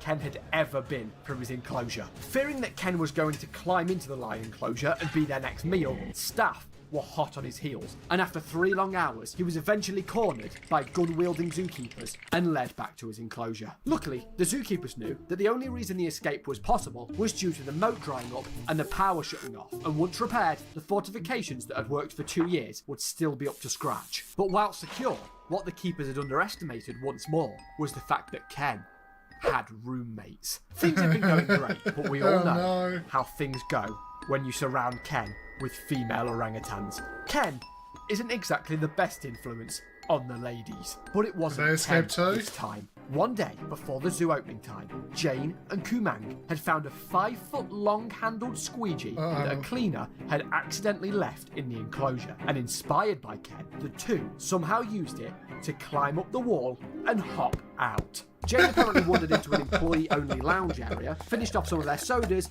and was found roaming around near the flamingos, where she had to be tranquilised and returned to her enclosure. And thankfully, Kumang willingly returned. But while she was the tamer ape this time around, it seems that Kumang wanted her own chapter in the adventure book. She managed to escape 2 additional times by shortening the electric fence wires with a twig. The first time, she was found sat playing in a garden bed where she was tranquilised. Then the second time, she was sat outside the monkey enclosure, and when approached by staff, she climbed on top of the bird sanctuary where she was tranquilised again. In fact, Kumang's mischief actually got the group put in solitary confinement once more, whilst the keepers made the wiring system more complex, upgraded the doors, and went around with an electromagnet to make sure there was nothing they could use to aid an escape. So even though Ken was in retirement, he was still seemingly costing the zoo money through his students. At this point, the zoo had reportedly spent a whopping $45,000 on security over the course of the escapes. I mean, considering how many people were visiting, they probably made way more on ticket sales, so... As for Ken himself... Plus all those upgrades are tax deductible, so who gives a shit? As years passed, it seems that the escapes at San Diego Zoo really had finally come to an end this time. Ken was living a simpler life in his enclosure, sat relaxing, eating, and flipping off children that walked by. Ken settled down for years to come. He had finally decided to behave himself. Until he went to go fucking kill Otis! Come on, go attack Otis. And stayed put in his enclosure. He had truly given up on his old ways. Well, in the winter of 2000, the zookeepers noticed that Ken was acting out of the ordinary. He was moving erratically and seemed uncomfortable, so the staff sent him in for a visit with the zoo doctor. Ken was diagnosed with B-cell lymphoma, a form of blood cancer. Now at first, doctors weren't too worried, as Ken was still young and fit and would most likely be able to fight off the disease. But sadly, as time went on, Ken's condition deteriorated and the cancer had become more aggressive. The cancer that was now terminal. So the zookeepers decided that rather than letting Ken suffer at the age of 29, on December 1st, 2000, Ken Allen was euthanized. Options for chemotherapy were explored, but at this time, the therapy was mainly geared towards making Kenny as comfortable as possible. His condition had worsened over the last several days. Ken brought great joy to the San Diego Zoo for over 29 years. The loss of this type of animal is a great loss to our organization. This is a sad day at the San Diego Zoo. At 11:05 today, Yep, it fixed with our message. What the fuck? Oh.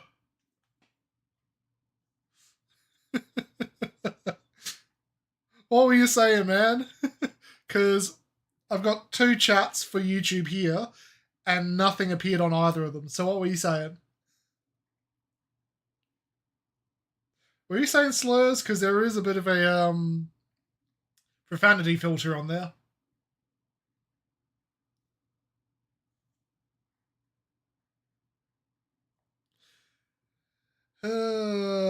God, this is a sad ending. I was hoping you could get out and piss off Otis one more time.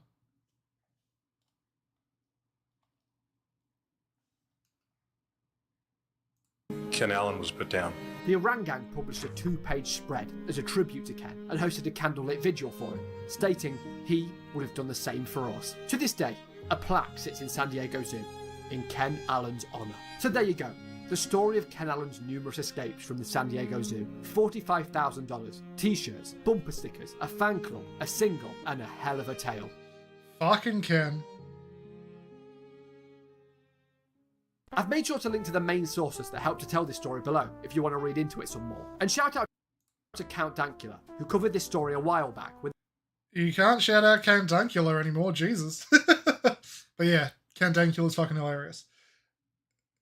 Yeah, it is sad that they had to put him down, but honestly it is... You do not want to just parade him around for another 3-4 years whilst he's in terrible agony, so...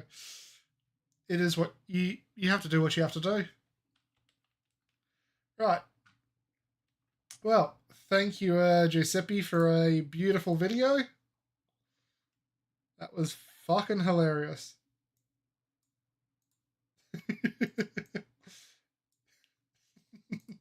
Yeah, refuses to elaborate, moves on. It's a shame that he didn't say if Ken had any children with the two females. Would have been nice if Ken had some offspring to cause some more problems for the San Diego Zoo. I was in... Righto. Next video. The craziest rocks in the world, huh?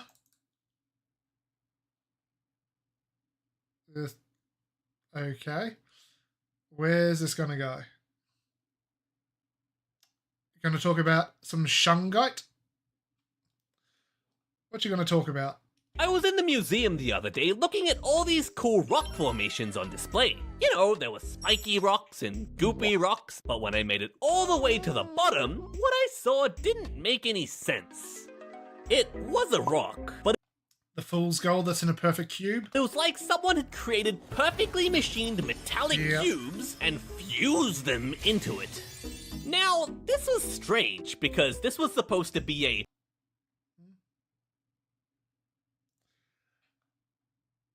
Not gonna lie, I love rocks.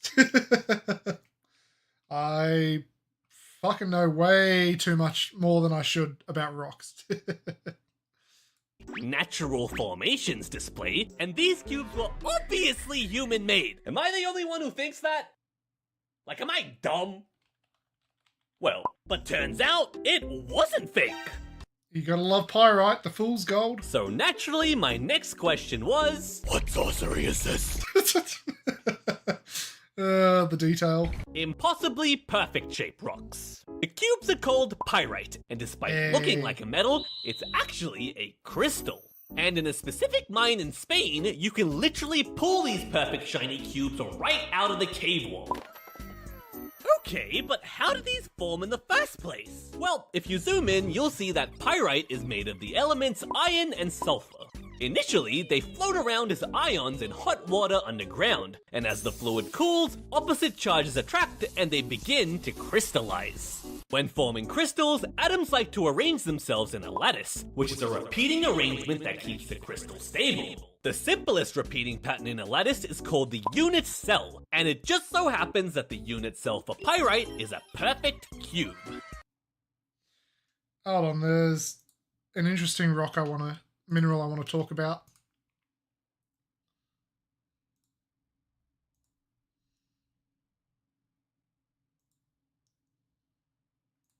Yeah, found it. So, when I went down to Victoria to learn about the gold rush, I found out that Victoria's fucking gold deposits are much larger than you'd think. The problem is you can't mine half of it because it's laced with a poison, basically, called antimony, which binds with gold and makes it super fucking toxic.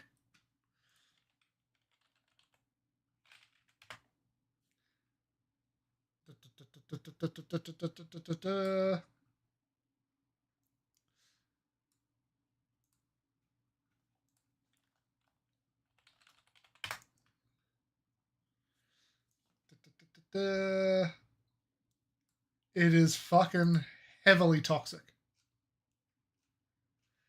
And unfortunately, a big chunk of Victoria's gold is laced with antimony. Oh, you need a dice out of Ooh. Yeah, dice out of pyrite, or what about a shungite dice?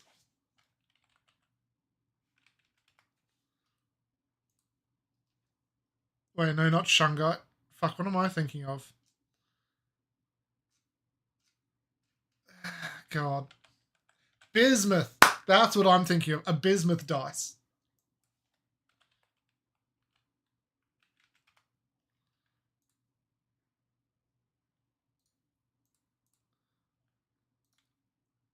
Who wouldn't like a...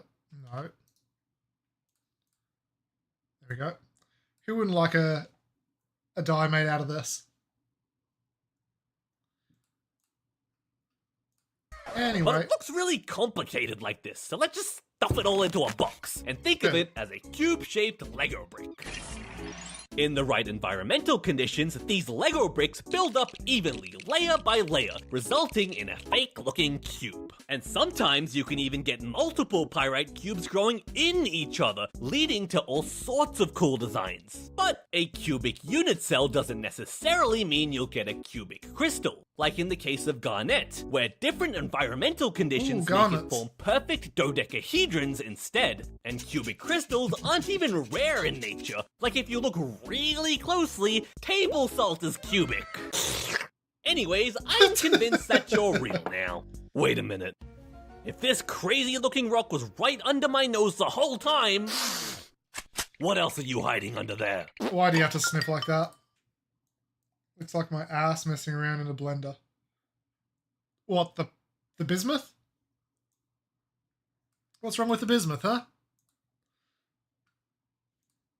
Musical rocks.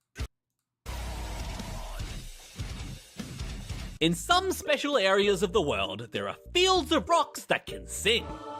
They're called ringing rocks, and when you strike them with a hammer, they ring out like a bell. Using these, ancient civilizations would make an instrument called a lithophone, which is basically a rock xylophone. But there's some debate about why these rocks actually ring. One informal study from the 1960s cut up both a ringing rock and a normie rock. And after measuring the initial dimensions, they waited a bit and then measured them again. The normie rock, well, stayed normie. There was no change in size, but the ringing rock actually expanded a little, indicating that there were some internal stresses that were released after the rock was cut. And the theory is that these internal stresses are what causes the rocks to ring. It's also been found that rocks with higher internal stresses ring at higher frequencies. So maybe if you want a higher note, you need to stress out the rock more.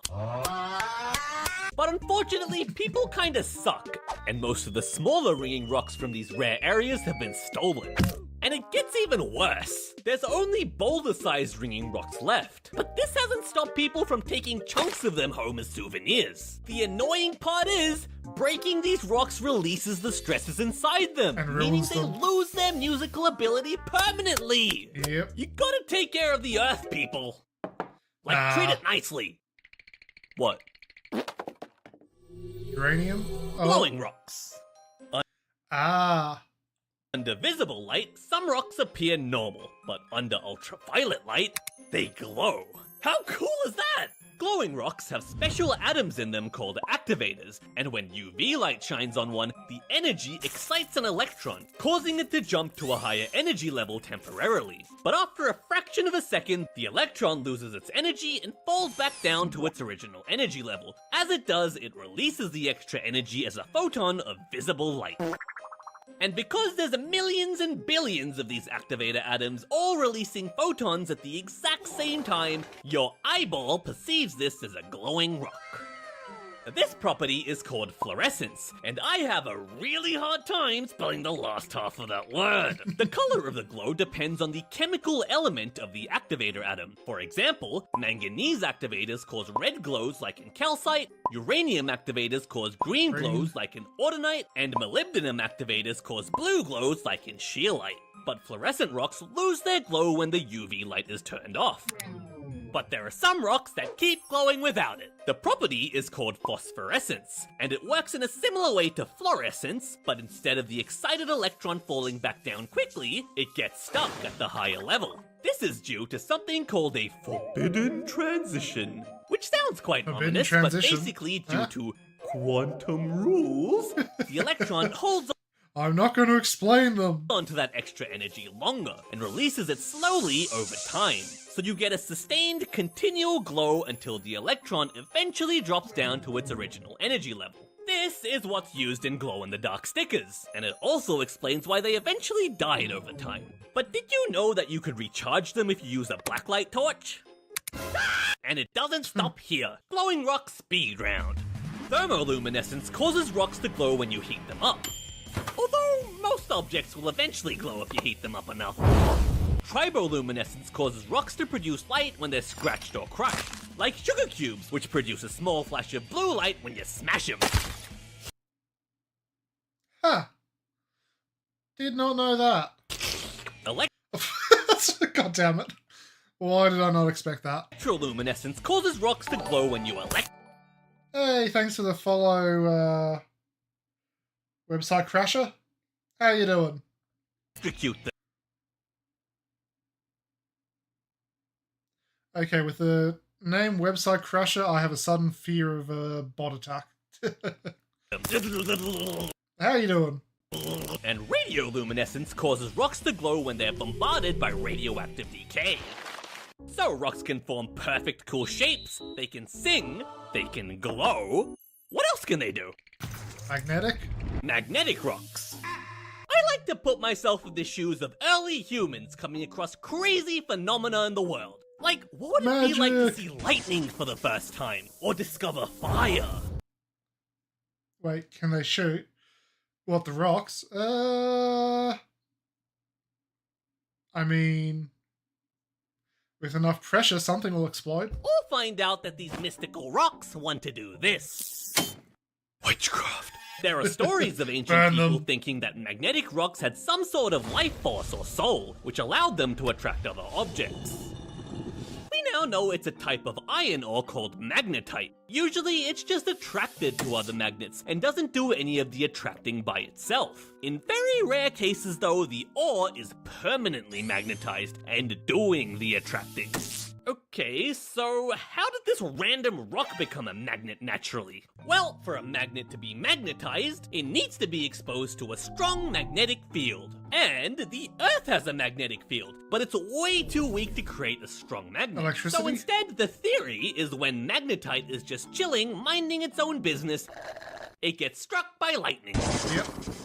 The strong magnetic fields of the lightning strike permanently magnetize the iron ore, creating something called a lodestone. This also explains why lodestones are quite rare and only occur near the surface. This lightning theory was also supported by a NASA dude's experiment, where he shocked some magnetite in a lab and artificially created a lodestone. At this point, I'm like, what can't rocks do? Like, next you're gonna tell me that some rocks are alive or something. Cause a fire?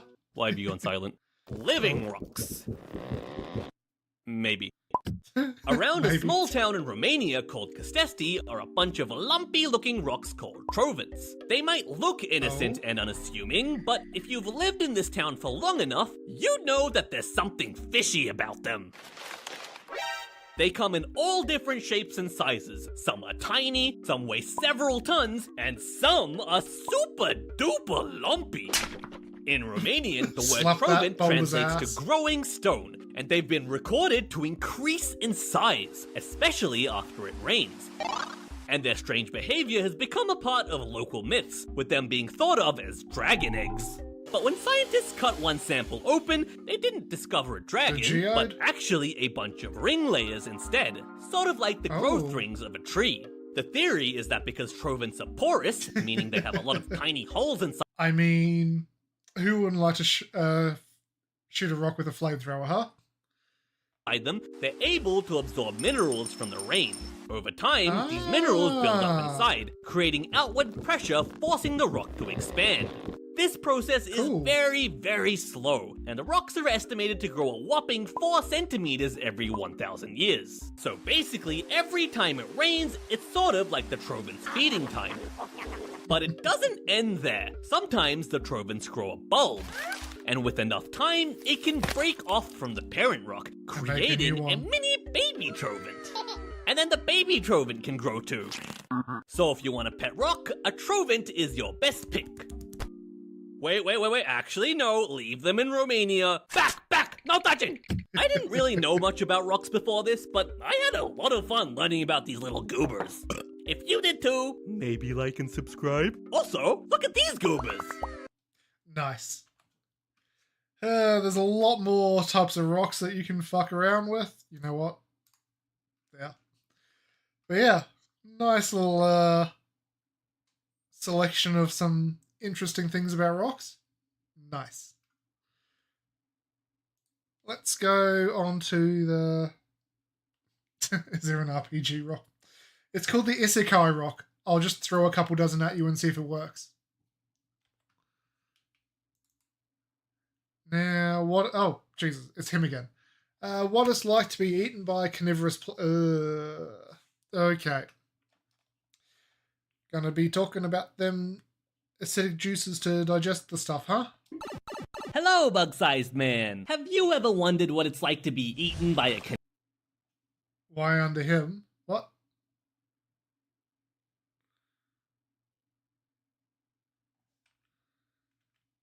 carnivorous plant? No? Well, let's find out. Number 5. Pitcher plants. Let me out! Let me out! The pitcher plant gets its name from its pitcher-shaped leaves, and it uses these as deadly traps. Picture this. First, your insect brain is lured in these... I did find it interesting that there were 2 different versions of this. One that eats the bugs directly, and then one that actually secretes a sugar up here on the underside of the leaf, so when the bugs eat it, they shit into the actual stem, and all it does is eat the shit. Meanwhile, there are other ones where it gives, these ones, it gives us...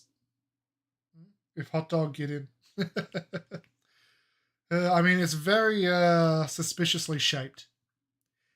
Anyway, back on my train of thought. These ones, no.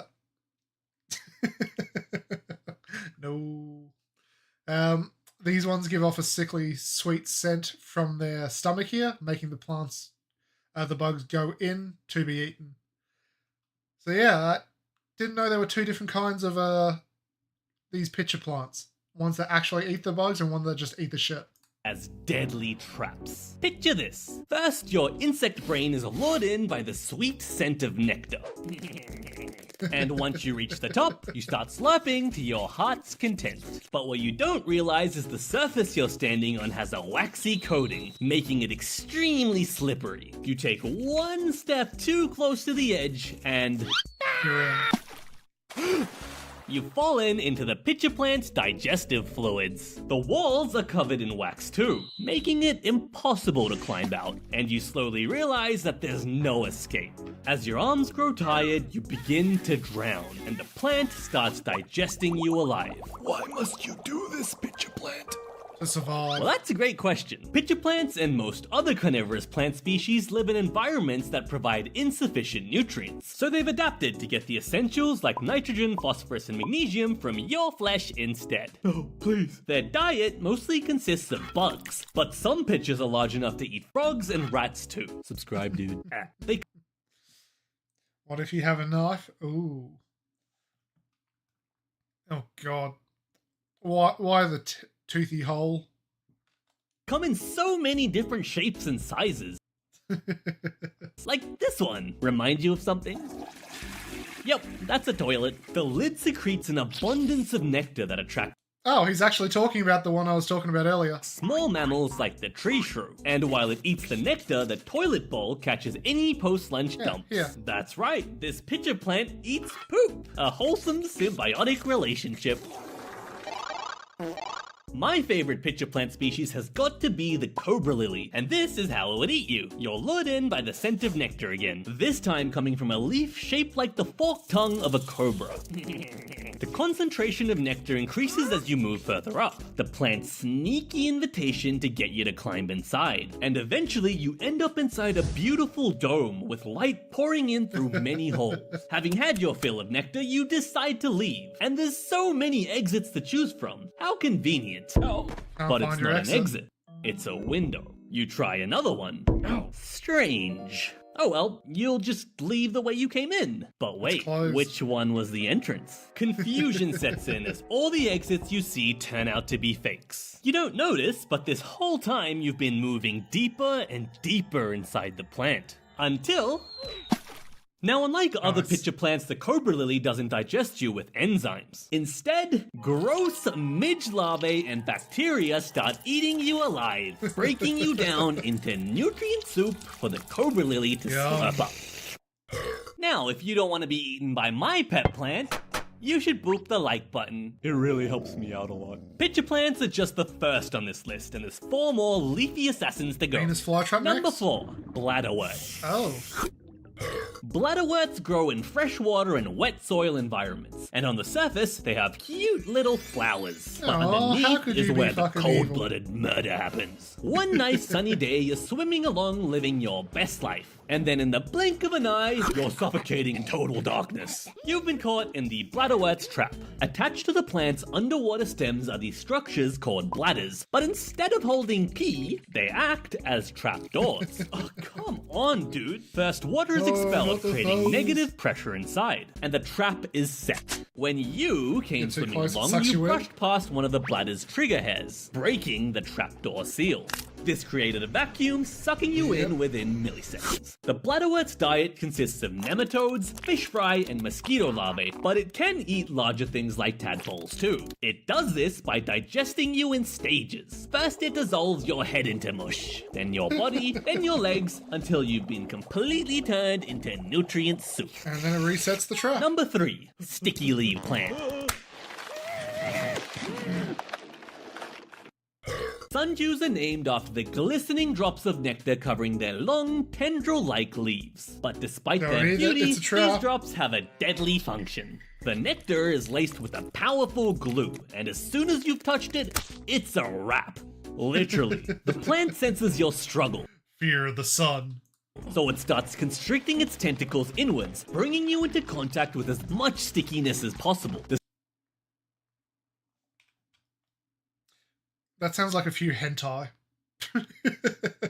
Constricting its tentacles inwards, bringing you into contact with as much stickiness as possible. The secretions coat your whole body, immobilizing your limbs and clogging your breathing holes, causing you to suffocate in a matter of minutes. This whole time, the sundew has been secreting digestive enzymes as well, slowly dissolving you until only a skeleton is left behind. Compared to some of the other plants though, being hugged to death actually sounds like a nice way to go. Another sticky leaf species is the butterwort, named after the buttery texture of its leaves. Works in pretty much the same way as the sundew, except its leaves are broad and flat, so there's more surface area for killing and eating. But not all carnivorous sticky leaf plants do the digesting. The rhododendron macrocephalum has a mutualistic relationship with the mirrored bug. The plant does the trapping, and the mirrored bug stabs you with its face.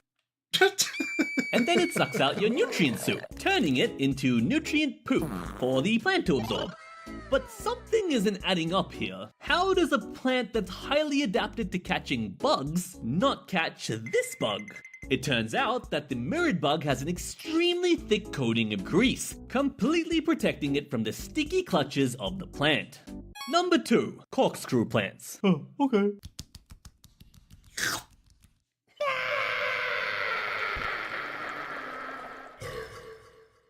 So one day you're rolling around in the dirt when you stumble upon a tunnel.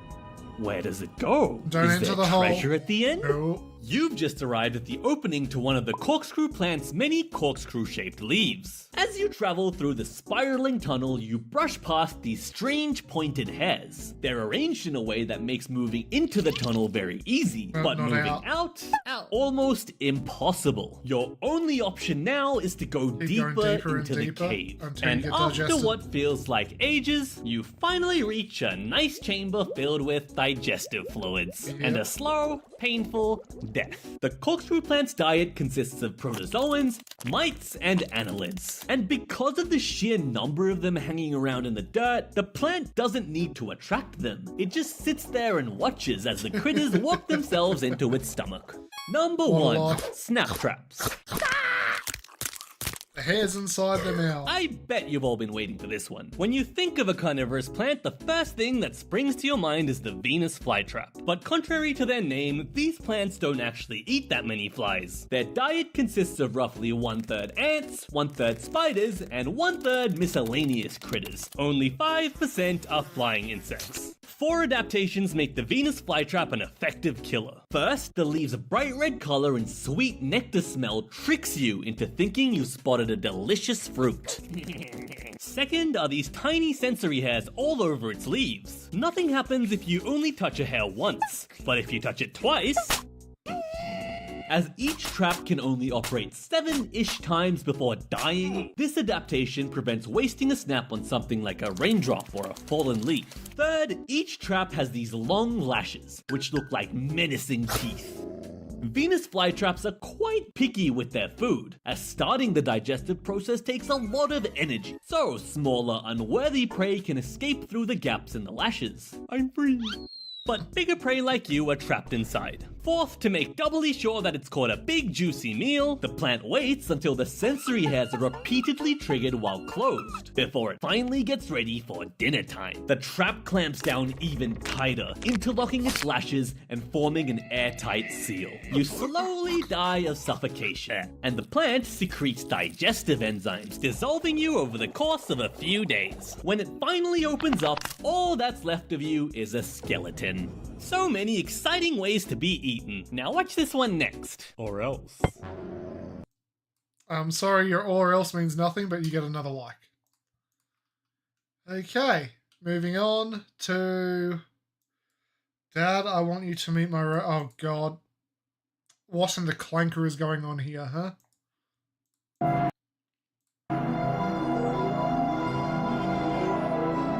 Yeah, my dad is Gen Z, but I'm sure he will love you.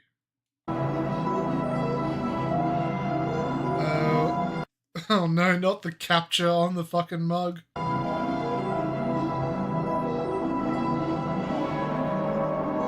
want you to meet my robot girlfriend. No son of mine will date a clanker.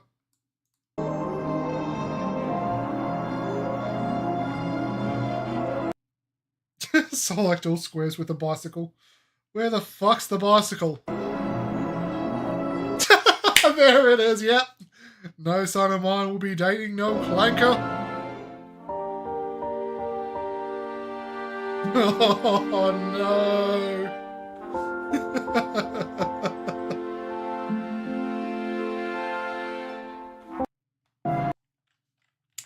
no. Okay, well that was a short and sweet one. Now we've got one more series of videos.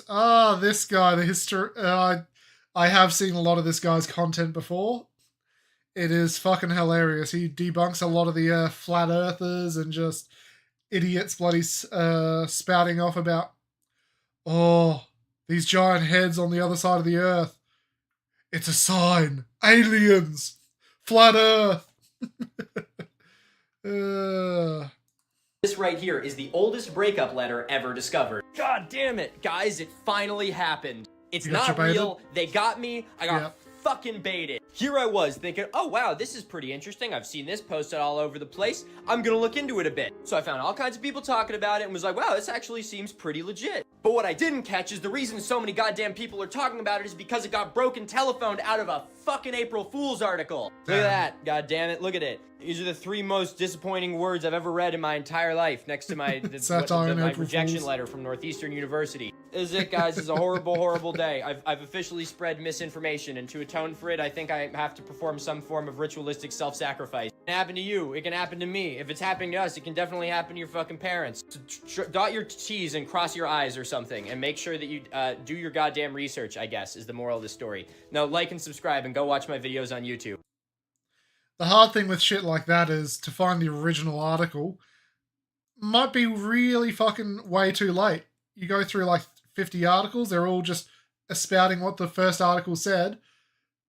So you go, oh, it must be true. Then you find the original article that was never cited. And you go, oh shit, it was satire. Which is exactly what happened. Shit happens.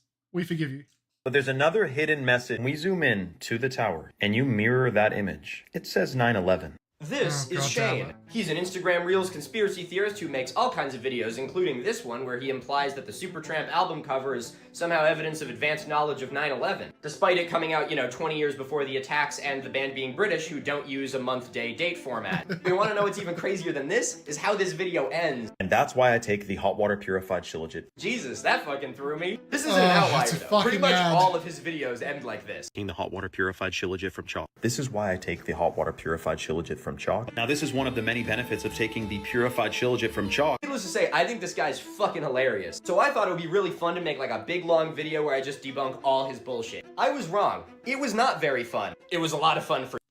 By the way, Website Crasher, if there's any videos you want me to react to, there's the link to my Discord is there. Go to my Discord and post in the videos to watch tab. Vids to react to. That's where everyone's posts what they want me to react to.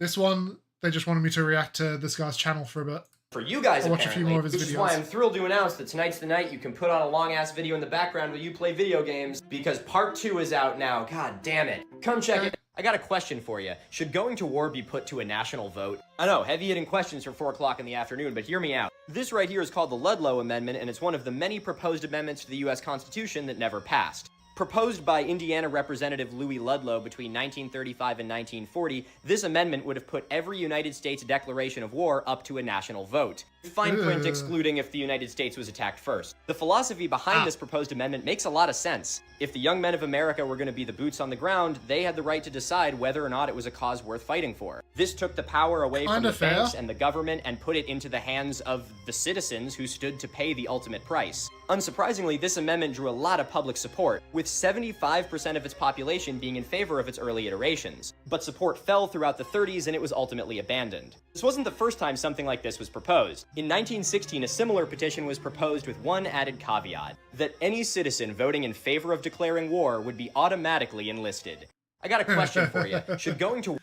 Can you just imagine all of the members of Congress fucking being signed up for the war? Oh, I would love to see Nancy Pelosi on the front lines. Check it out. Doorbell. Nope. Is Pangea completely fake?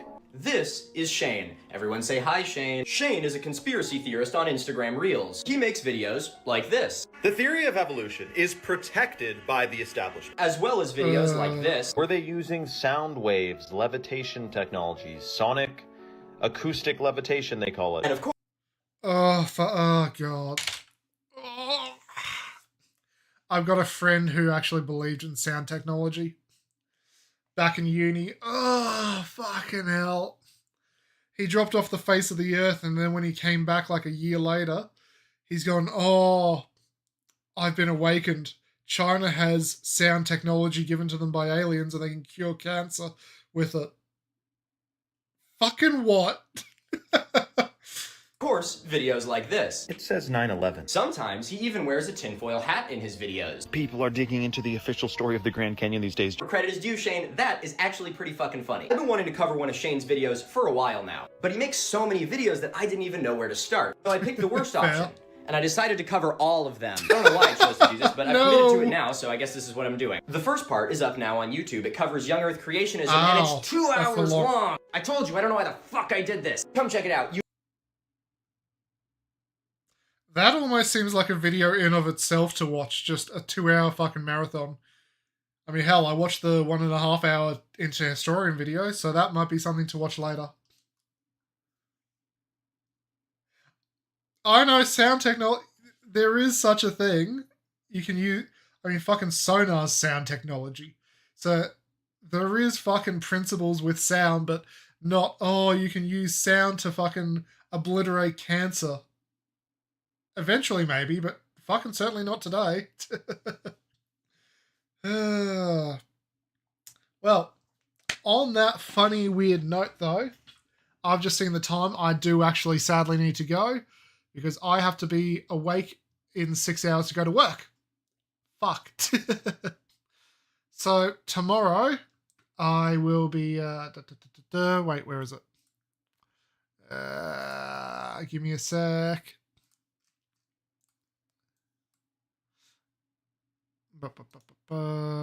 Copy image link. So, I know I said Dune Awakening at 8:30 tomorrow. Thanks, Fire. But I can probably bring that back to about 6:30, so similar start time as today. Maybe. And then I'll play Dune for a couple of hours, and then I'll do some more React content. So if there's anything you want me to react to, post it into the that chat. You're nice. Wait, what time is it over in Europe? Oh, it's middle of the day for you. Nice. Most of the people who have been watching my shit are in America, so it's 2:11.